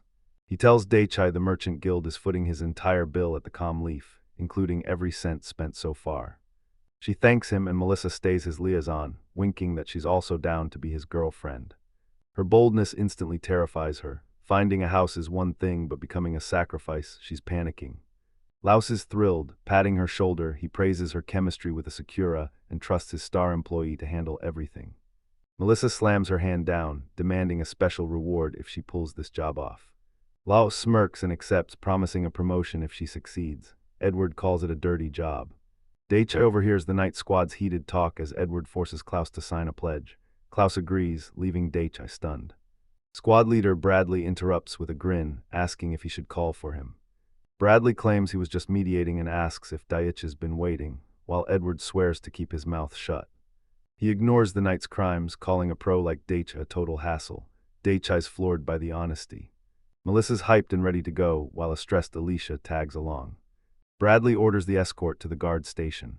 Daichi grips Nike, wary of his new allies, while Edward watches, certain Daichi is completely clueless. A massive stone fortress serves as the city's guard station. Daichi, Alicia, and Melissa sit before a stern guard captain, pinned by his intense gaze. Alicia scans the fancy room, noting it's way too cozy for an interrogation. The guard captain snaps back, "There's no interrogation room here, just a reception area." Daichi asks why they're here, but the captain tells him to stop playing dumb. The captain remembers Daichi handing him the Lord's letter of introduction. Flashback, Klaus admits writing the letter. Daichi's pleased. He requested the formality to avoid the hassle. Back in the present, the guard leader warns his captain that catching those two is impossible. The captain glares, slamming the brutal arrest attempt while a baffled Daiichi watches. The captain claims those two aren't his men, just random encounters. Daiichi fires back, demanding he at least control his own squad. He demands to know why they're treated like scum, but Daiichi blames the captain's own defiance. Enraged, the captain refuses to take this mockery from the guards. Outburst aside, the captain offers a hand. He brought them here for safety and offers protection if they'll take it. Daiichi asks if it's a loan. The captain smirks. That's exactly what he wanted. Daiichi sighed and dropped the plan. No loan, no point staying. He called their situation a coincidence and moved on. Standoff over, they're led into a luxury room under a massive chandelier. Inside, they ask Alicia if she's the Heartland family's proud successor. She bows, claiming she's just a lowly apprentice, and the guard captain's face twists in shock. Commander Aaron says it's time to leave, and the panicked captain quickly apologizes for the delay. The door slams shut. Alicia demands to know why they're being held, but Daiichi stays dead silent. He tells his crew he's cut a deal with the guards in the reception room. Meanwhile, the captain begs for forgiveness, but Aaron warns he'll step in if things go south. He slams his hand down, roaring at Captain Boyd for handing criminals to the support division, while Commander Aaron demands an explanation. Pointing at Daiichi, the commander screams he's mocking the guards and will pay. Daichi's crew just stares, wondering if he's even talking to them. Eren snaps, demanding to know who let Daiichi speak. Klaus sees the commander's rage, but coolly stays out of it. The fight snaps as Captain Boyd crashes down. Eren freezes, pouch in hand, as the captain hits the deck. Tumbling back, the captain points at Eren and screams for his execution. Daikai and his crew just watch, baffled by his madness. Klaus confronts Captain Boyd, declaring Daichi's group innocent. Stone's report proves the other side is at fault, so Klaus rejects the accusation. Eren launches his own investigation, grilling a guard about the report. The guard claims he didn't write it, he only added notes to the patrol log. Daichi, Alicia, Melissa, and Klaus sit as Commander Eren and his guards loom over them. The tension is electric. The captain admits Stone overstepped by jailing the victims, but Eren immediately questions that label. He's dead set. The captain confirms the victim was left to rot, glaring at Cell while Klaus reels, shocked they dumped this criminal on the support division. He leans in, eyes sharp, asking why a new suspect is weird after he already caught the original criminals. Tension spikes after his sharp question. Klaus breaks a sweat as Daichi, Melissa, and Alicia watch in terror while the guards freeze. The captain asks for Klaus's move. Panicked, Klaus orders Daichi's group seized and interrogated. Commander Eren watches in shock, asking what he's even supposed to explain. Before anyone moves, Eren takes charge, claiming the commander's permission to investigate right here, but there's a catch. He glares at the captain, forcing the outranked officer to grimace and yield. Commanders clash as Daichi watches, eyes narrowing as he finally sees the bigger picture. Venue secured, Eren slams the captain for exploiting Stone and River's incompetence. He exposes the captain's scheme, framing him for faking a report on elite adventurers. Eren admits he never saw this coming. Accusations fly as Daichi watches the drama unfold. What a spectacle. Eren snaps around and points right at him. The commander demands Daichi's charges, leaving him frozen in shock. Commander Eren calmly demanded the crime's details, catching the captain beside Daikai completely off guard. The furious captain barked that reports show Daichi's crew jumped defenseless adventurers on Haines Street. He doubled down, swearing the report was flawless after verifying it with 2 witnesses, while Klaus watched on. Eren mocks the captain's judgment and takes over the case himself. He grabs a thick file and starts reviewing his report on the incident. Eren reveals the report, built from interviews with everyone present, victim Asakura and witnesses Melissa and Alicia. The word hits the captain hard. Stunned, he stammers, victims. Eren confirms they're the victims, exposing those 5 adventurers as the true culprits. The report confirms that besides the Suhin Street incident, these 5 are registered Talner Kingdom adventurers. The report is damning. Thugs hijack the orphanage stalls and force Sister Fiona into crime. Now, the nun weeps, flanked by 2 lethal adventurers. News hits the streets as a guard reads the report. The crowd erupts, learning those 5 adventurers already had a mountain of complaints against them. Eren briefs the stunned captain. Those idiots jumped Daichi while he was just shopping to pick a fight. Frustrated, the captain demands how Eren is so sure, arguing 5 adventurers must have ambushed Daichi. Daichi calmly corrects him. It wasn't a surprise attack, he just framed the 5 of them for starting the fight. The captain slams the table, calling it impossible. Two people beating 5B and C rankers without a scratch. Daichai just flashes his guild card.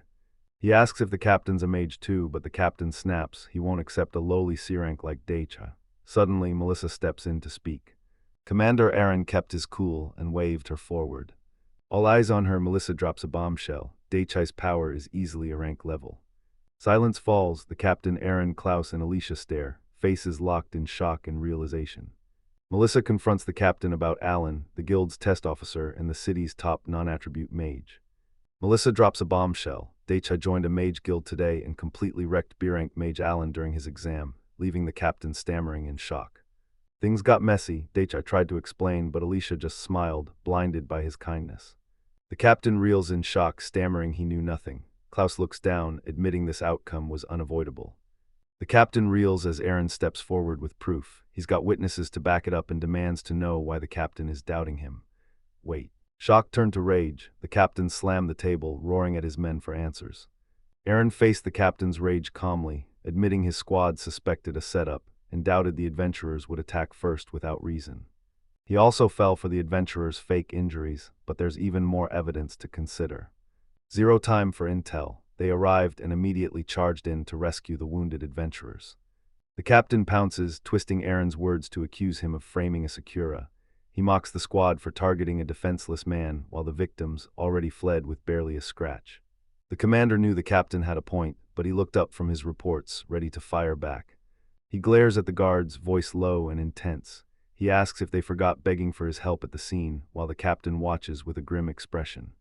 One guard shuts his eyes in a silent sweat while the other panics, claiming he knows nothing.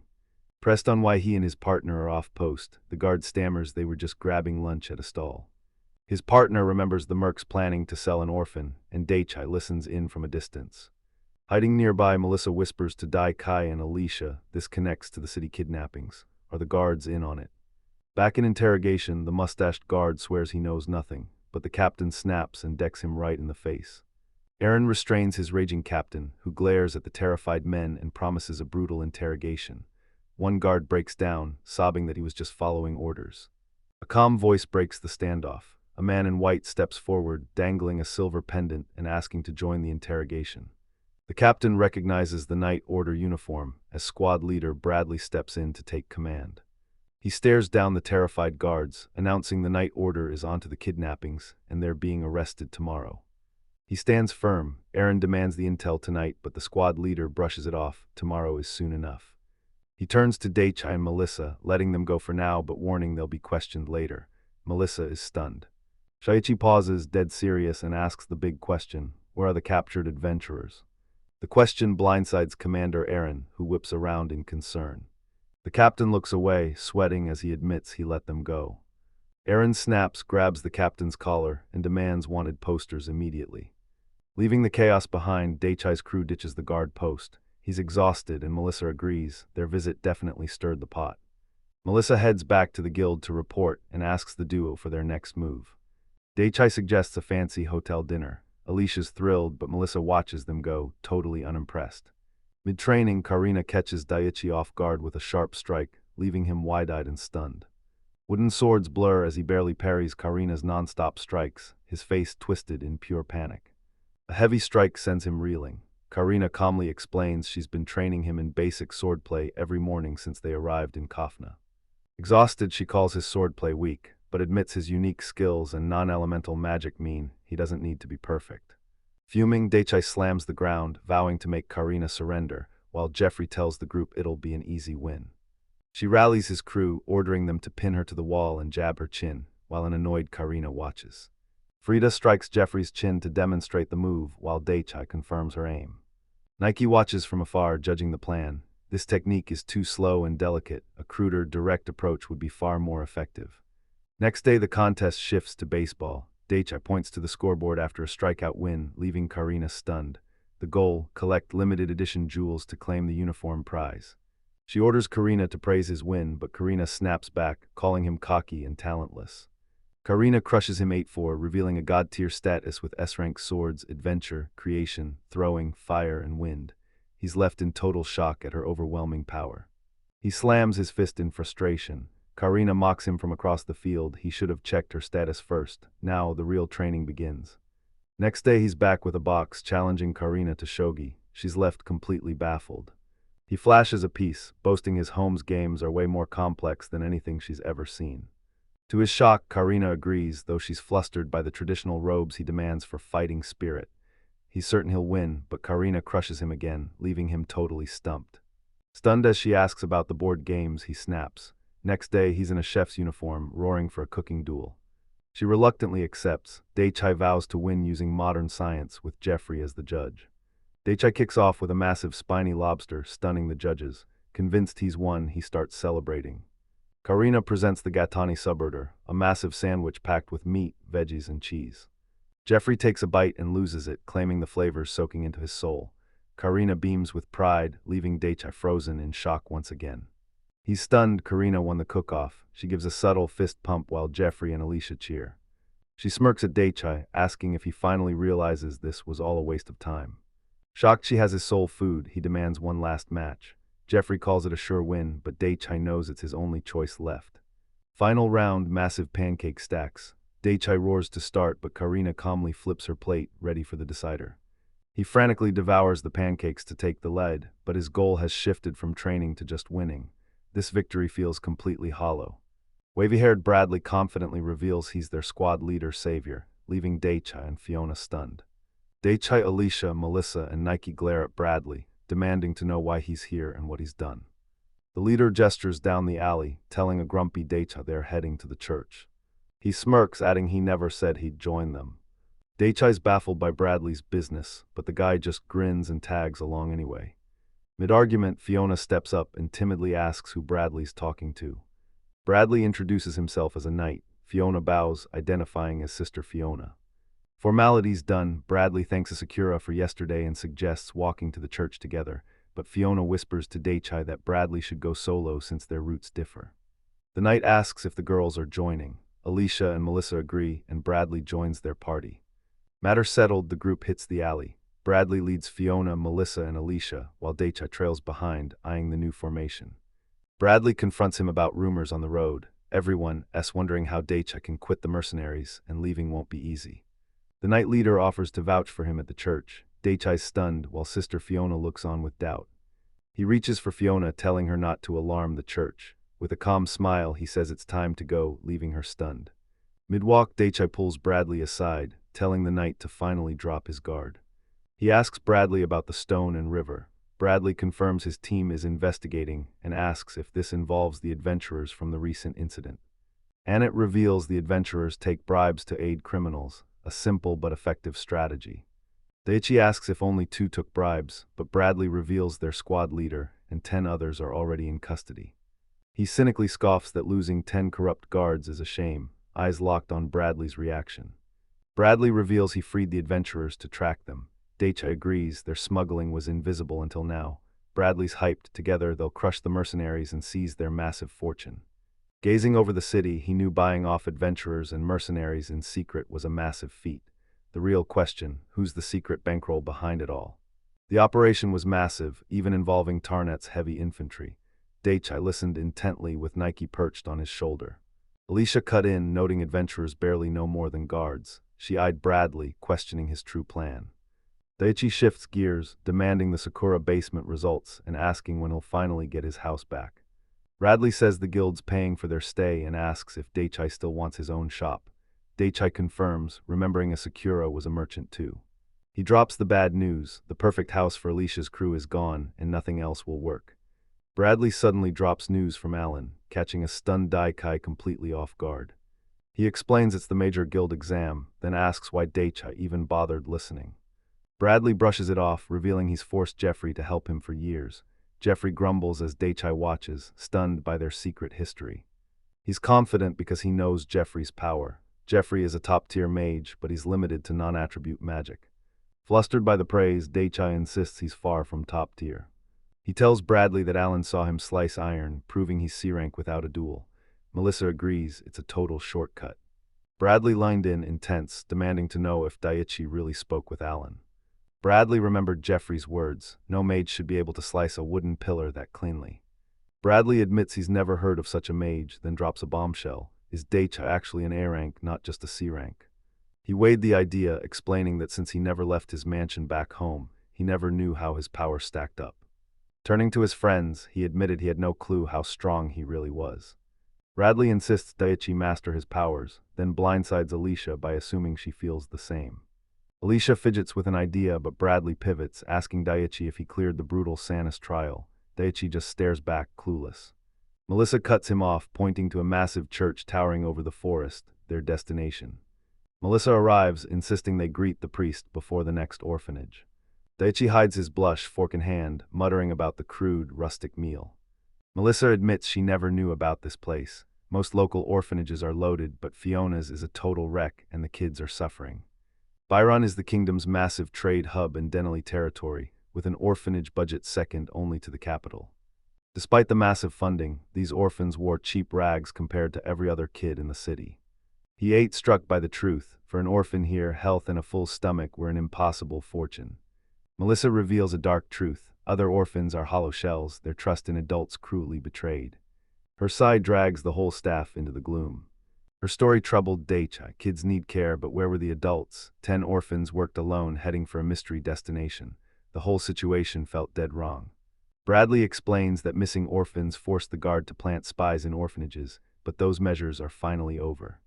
Pointing to a building, Bradley names the church and orphanage staff as the main suspects, warning Daichi to stay out of it. He sets his glass down, thinking. Too soon to judge, he asks Daichi what's on his mind. Daichi denies it, claiming there's not enough info to reach a conclusion yet. At a city orphanage, a senior nun fumes that a clumsy rookie sister is holding them back. The nun welcomes the group, explaining the church manages the orphanage staff. They're short-handed but passionate, and she seats them at a table for 4. Daichi realized the church sent weak staff and a rookie sister to the other orphanages on purpose, framing a crime to make themselves accomplices. Melissa's skeptical, arguing other sisters are incompetent and local orphanages run way smoother than Fiona's. Fiona's massive staff is always on duty, so she can't imagine these problems happening elsewhere. Daichi analyzed the facts. Denali funded the orphanages, so the church's neglect made no sense. He ignored Melissa's bias and focused on the truth.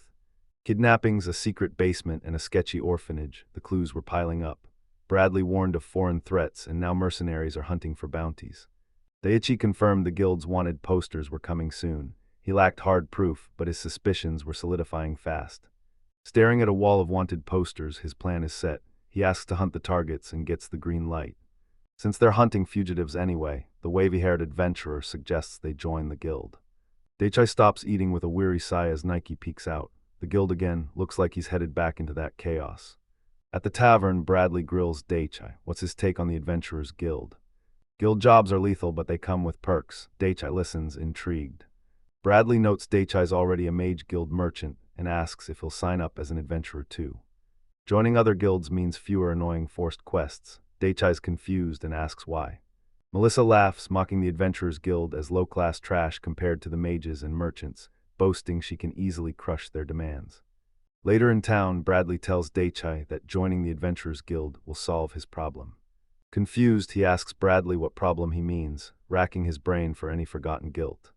Melissa points a finger, exposing his illegal loot sales. Without an adventurer license, he's busted, and a flustered Daichi tells her to drop the dramatic act. Guild rules are simple: take quests and keep the loot. Magic stones and materials are yours, but the guild must report every find to the state. To verify quests, the guild takes all dungeon loot directly. Melissa explains that selling materials solo is banned so they can track everything. When Daichi asks why, she grins. It's all to stop tax evasion. Melissa explains that registering and contributing keeps him off the radar. The guild ignores minor sales since they can't protect everyone anyway. She points out the massive Adventurers Guild, leaving Daichi stunned by its sheer size. Melissa says the building was once even grander. 10 years ago, their jacked former guildmaster demanded a massive base for their operations. Melissa eyes the luxury and sighs, dismissing the hollow show as typical Adventurers Guild. Daichi steps inside as Melissa warns Alicia. They might ignore guild rivalries, but their enemies won't. Stay sharp. Inside, chaos hits. Rough adventurers drink and swarm the quest board. Daichi's stunned. It's just like a light novel. He scans the chaotic guild for the first time, while a stoic guard watches nearby. A bearded giant cuts Daiichi off, barking at the brat to scram. Daiichi freezes while Alicia questions the hostile welcome. Melissa stops the fight. Shiri assures Daiichi he'll blend in with the other mages, but notes his foreign status makes him stick out, a harsh reality check for Daiichi. She leads him through the crowd to the desk. Melissa introduces him as a Merchants Guild member, and the loud receptionist asks which one. Flustered, she stammers and begs them to wait a moment. Daiichi scans the room. Klaus's referral could land him VIP treatment, but he'd rather stay low-key. A roar snaps him back. A burly adventurer demands his permit for selling materials. Daiichi looks down, sick of the same lecture, while Alicia watches on with worry. An adventurer confronts Daiichi Sakura. Daiichi tries to explain, but the man shuts him down. Guild rules are absolute. They need a private talk before his registration is final. Before things escalate, the receptionist asks if it's a solo sign-up. Daiichi starts to answer, but Alicia jumps in, flashing two fingers and declaring they're a duo, catching everyone. Daiichi asks if she's registering, and Alicia agrees it's the perfect chance to go together. He's stoked, while Nike peeks out from his jacket. Nike steps out, and Alicia instantly starts gushing over the fluff. Melissa suspects he's a monster, but Daiichi swears he's just a regular cat. Distraction over, they get back to it. Daiichi finishes his registration and hands it in. Results drop and Daiichi is floored. He's C rank. He stares in disbelief, wondering how elementless magic qualified, but the rank is official. Melissa notes the guild hunts high-rank mages, as elites always have magic or unique skills. Then the receptionist calls the next name, 20-year-old Alicia Heartland. The receptionist asks if Alicia is Celia Heartland's descendant. Alicia confirms her lineage, and the receptionist bows in deep gratitude.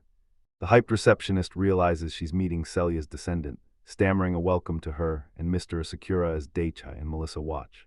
She stares at the paper, eyes wide. Birank, she shouts, startling Daiichi. She quickly asks if it's real, and Alicia calmly confirms.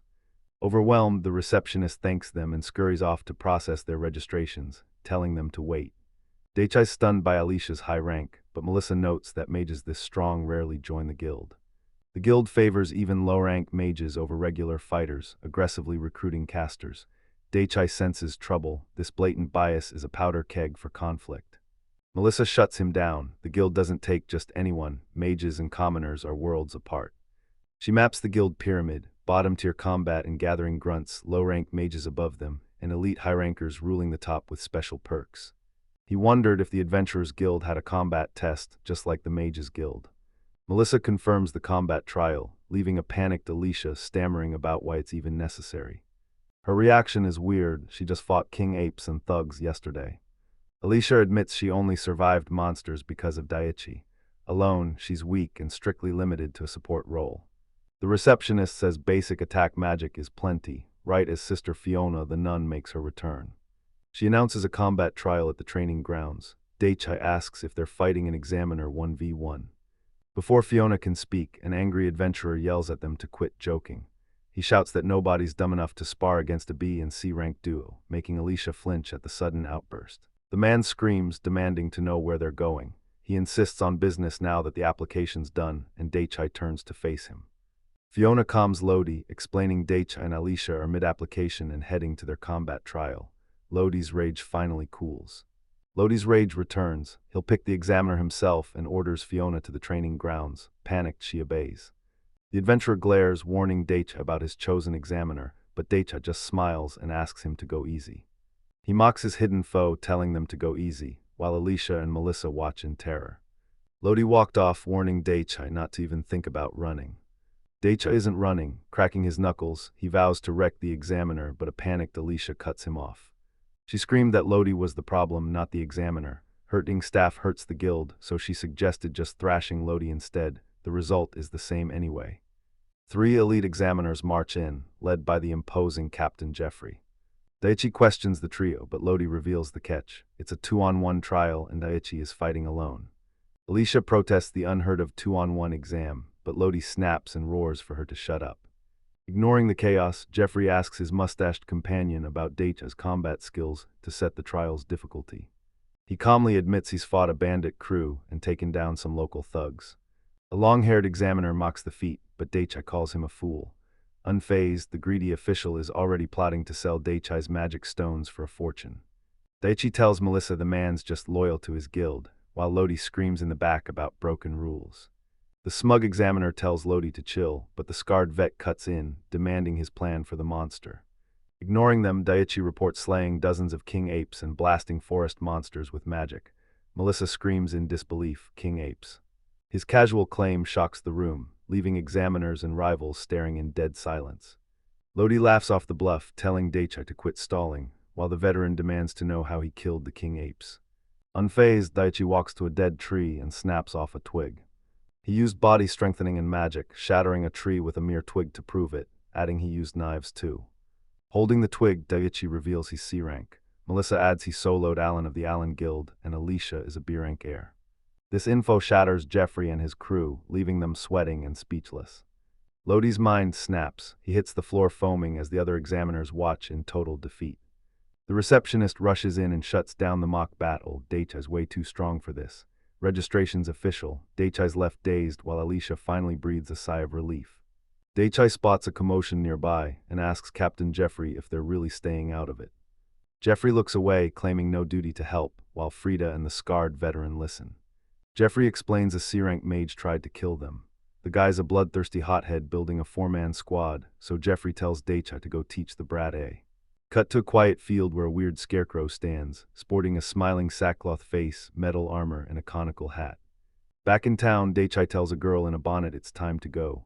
She protests, and after a brief hesitation, he steals his resolve. Alicia blushes as Daikai and Nike wave goodbye. Beside her, a girl in a bonnet asks about her errand. Alicia meets the girl and Scarecrow, claiming she's mastered every magic. She asks what they want to see, leaving the girl stunned.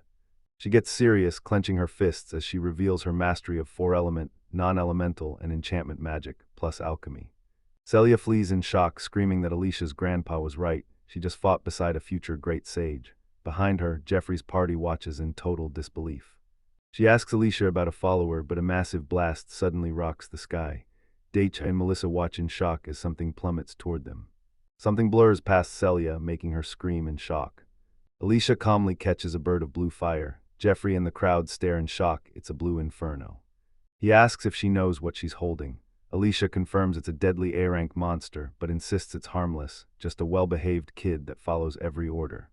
Melissa's skeptical, but Alicia ignores her, turning to the Scarecrow to start her wind magic demo. She fires a massive gust and misses, but the blast shreds a background building into splinters, leaving Alicia totally confused. She laughs off the wreckage, apologizing and admitting she's actually terrible at attack magic. Her casual apology meets dead silence as Daichi, Jeffrey, the veteran, Melissa, and Frida stare in shock at her insane power. He breaks the silence. The target was vaporized in the chaos. Unfazed, she asks for her pet Pichun. The blue flame sits on the Scarecrow's molten remains, burning hotter than ever as Daichi and Melissa watch in horror.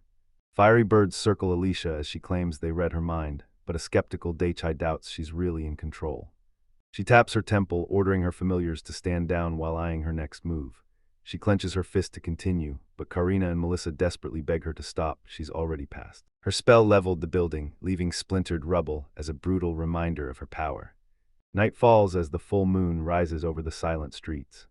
The group treks through moonlit streets, passing a scarred veteran resting roadside. She looks up at the rooftop, worried. Is it really okay they didn't pay for the damage? Daichi tells her not to worry, the guild cleared them. Melissa agrees, blaming Lodi for starting the fight.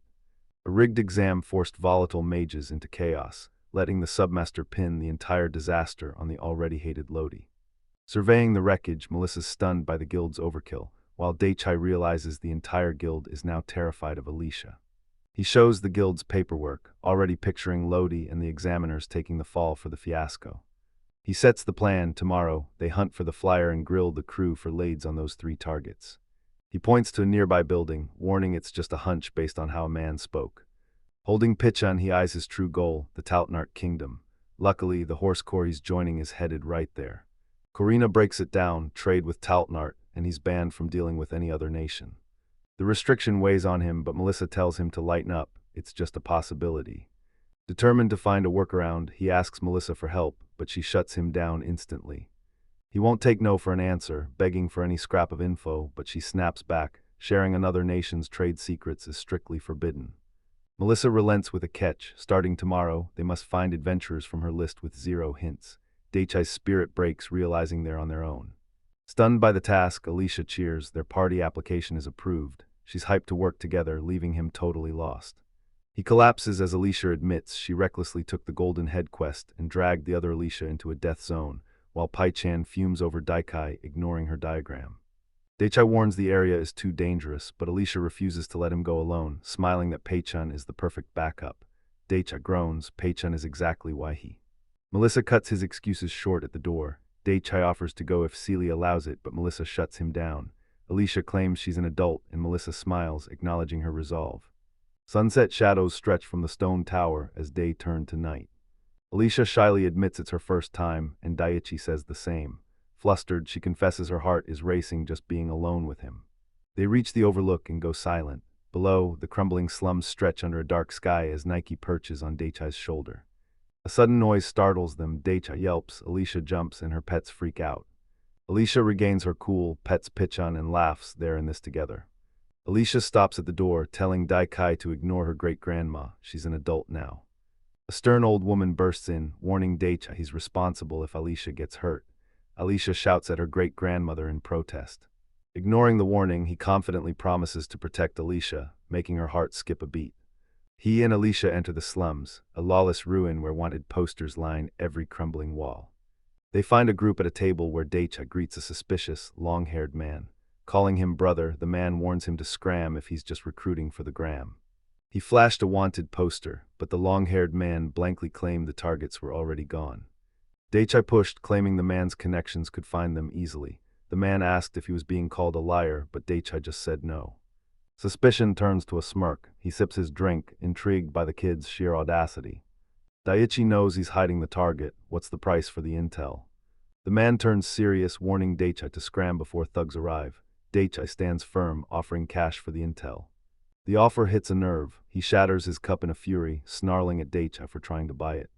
Unfazed, Daichai sets him straight. Call it a buyout if you want, but he's got something way better than cash. The man leaned back, anger fading into curiosity. Daichai was an interesting guy. Daichai clarified his goal. They weren't just buying info, they needed a partner for a deal. Taikai demands 3 traits: luck, ambition, and loyalty. He asks the informant if he or a Graham family member fits the bill, while Alicia confirms luck is the top priority. The informant pauses, then points at Daichai, calling him the first lucky person he met in the slums.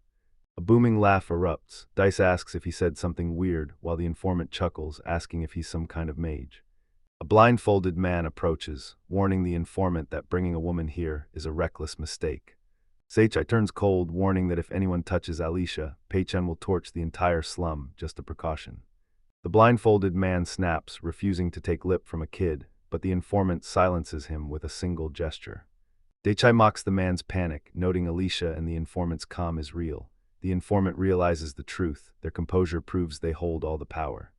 The truth hits hard. He turns to Daichai, calls him brother, and asks if it's real. Daichai beamed, hyped to team up. The informant agrees. He bolts up, demanding they move the talk elsewhere. The informant leads them inside, passing a silent, blindfolded guard at the door.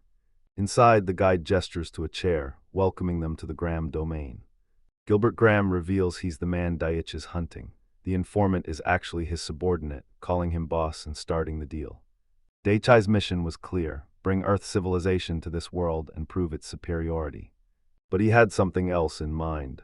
Eyes snapped open. This was a top 3 goal for his new world. He asked Melissa and Alicia about eating monsters. Melissa was baffled, while Alicia warned him but left the final choice to him.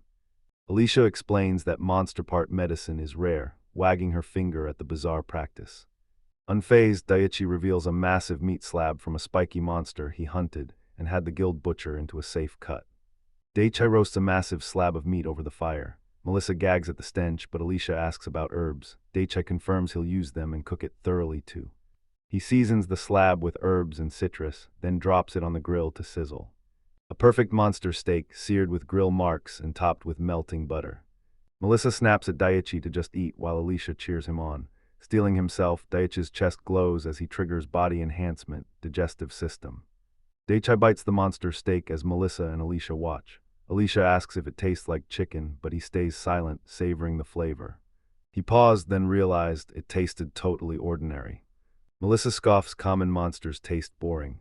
She dares him to eat a goblin, king ape, or demomoris, but reminds him he promised to quit after that. Defiant, he demands the next round, claiming he's just getting started, but Alicia shuts him down fast. A powerful urge for rebirth echoed. The crew is stunned. Daichai explains reincarnation, but Alicia is instantly suspicious. Smiling, he explains it's not about dying, he just wants to be someone else. Alicia catches on and leads them to her trusted Aunt Cecilia. At a workshop, an old man hands Daikai a potion and warns him to brace for what's coming. Light and flowers explode as Daichai transforms into a cat girl. Ears, tail, the works, leaving his friend in total shock. Shock turns to joy as Alicia celebrates Dana-san's new Payatsakedo powers. Melissa warns him not to get cocky now that his dream's real. Long-haired da. Transformed, he cradles Nike. With her spot gone, the merchant says to leave the cat and return tomorrow. Suddenly it clicks, he remembers his third goal, returning home with a broken cheat skill. His declaration stuns Melissa and Alicia, leaving them frozen in shock. Snapping out of it, they demand to know if he's really going home. He looks away, silent. He flashes back to his past life as a cheerful tavern worker, aimlessly drifting through each day without any real ambition. The memory fades, his friends sense his gloom, but he reassures them he's fine. He faces them with a grin, Nike on his shoulder, declaring he's never going home. He'll find his third purpose right here. His declaration leaves Alicia and Melissa in awe, and even Nike approves. The merchant kills the mood, barking at them to move on. The group takes the hint and leaves. His new life kicks off as he rocks everything from maid outfits to casual wear, loving every second of his new form. In a dim room, Daichai and Alicia face a dangerous squad. Their long-haired leader stares them down, noting Alicia's nerves and warning that crossing the grams is a mistake while. Daichi senses Alicia's fear and pulls her close, promising he's right there. Alicia finds her strength and agrees to trust him. The leader notes Daichai's poker face. Daichai grins, saying Alicia's trust fuels him, but the leader scoffs, calling it a bluff. He pats the blindfolded man, smiling that he just hides his emotions. Longhair isn't buying it. He's Gilbert Graham, representative of the family ruling the South slums. Daichi introduces himself as independent merchant Daichi Asakura and presents his companion, apprentice alchemist Alicia Heartland. Heartland's name shocks the room. Gilbert's men murmur as he repeats it, questioning if she's truly an alchemist. Daichai asks about the family over drinks.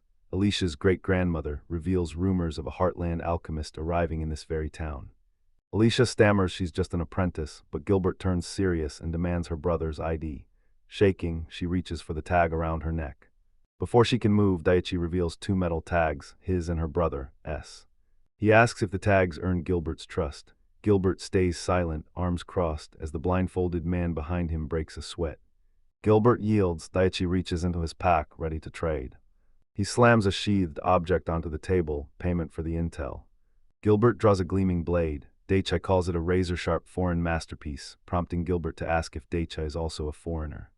He confirms outlaws back home love these blades, urging Gilbert to remember that for future favors. Gilbert accepts, slamming wanted posters down. These guys arrived 6 months ago and served the Tornado army in that distant castle. Pouring drinks, he explains that Tornado Kingdom citizens are flooding the city. Daichai listens intently. Alicia grills Daichai for intel, demanding names, locations, and exactly how many are tied to the former Tornado army. Gilbert looks grim. He warns the real danger starts now. His own men are nothing compared to them. Daichai stares him down, knowing the risks, and asks Gilbert if he's getting cold feet. He asks if Gilbert's worried about their partner, thanks him for the concern, and Alicia watches. Gilbert locked eyes with him. The informant named the Giletti family, and Alicia flinched. The Giletti family are 5 ex-Tornado citizens, so Daichai demands their names and descriptions. Pouring a drink, Gilbert drops a bombshell. 10 more C-rank mages from Tornado join the 5. That's all he knows. Stroking Nike in his jacket, Daichai processed the news. To survive, he couldn't overestimate his own strength. Daichai thanks Gilbert for the warning. The informant grins, calling him a promising opportunity, too valuable to waste. Confused, Daichai asks what he means. Gilbert sips his drink and reveals his plan. He's going legit in the front world, and Daichai is the key to his scheme. He'd conquered the underworld but hit a ceiling. With the line between crime and business blurring, it was time to change the battlefield. Gilbert offers a new deal, future intel for exclusive rights to Daichai's rare, one-of-a-kind products. Daichai agreed instantly, welcoming Gilbert's family to go legit. Gilbert set his cup down, calling Daichai a lucky man. A handshake seals it. The partnership is official. He warns Gilbert that his product is priceless and literally life or death. Gilbert listens closely, finally grasping the gravity of the threat. Deal closed, Alicia sips her drink and cuts to the chase, which merchants are trading with the Tornado Kingdom. Gilbert instantly names the Godot Company, noting Daichai's brothers are suspicious, but he hasn't moved yet. Godot's ditching Tornado, shifting their trade to Mistral, Delbia, and Chitamil instead. Daichi analyzed the news. Godot blamed the Neuendorf-Tornado feud, but he suspected a total smokescreen. He asks about other merchants, and Gilbert flags the Cairo Company. Their trade with Tornado is spiking suspiciously, the exact group Daichai's brother is investigating. Everything clicked. Trade with Tornado was booming through Cairo's network, but he finally saw the truth. Godot and Cairo might look like simple merchants, but they're worlds apart. Godot seizing the Tornado routes would crush Cairo. Gilbert confirms they're just faking a smile to hide their desperation. Gilbert drops a bombshell. 2 years ago, during their Tornado Kingdom expansion, Cairo Company hired a man named Kyle. Daichai stared at the wanted posters. He knew these faces. He'd definitely run into them before. Alicia interrupts, eyes sparkling with hype for her first time. As her heart races, Daichai's companion wonders if this is any different. She beams, explaining it's her first time in the slums. She isn't scared of these otherworlders, though not with Daichi by her side. Flustered, Daikai asks her plan. Alicia apologizes for the worry and vows to rely on him from now on. Daichai weighs targeting Cairo or Gato. Alicia senses his distraction, but he says they need more prep before facing the Giletti family. 3 thugs corner them in an alley demanding a toll. Alicia panics, but Daikai's calm gives her courage. She shouts she's safe by his side, and Daikai vows to protect.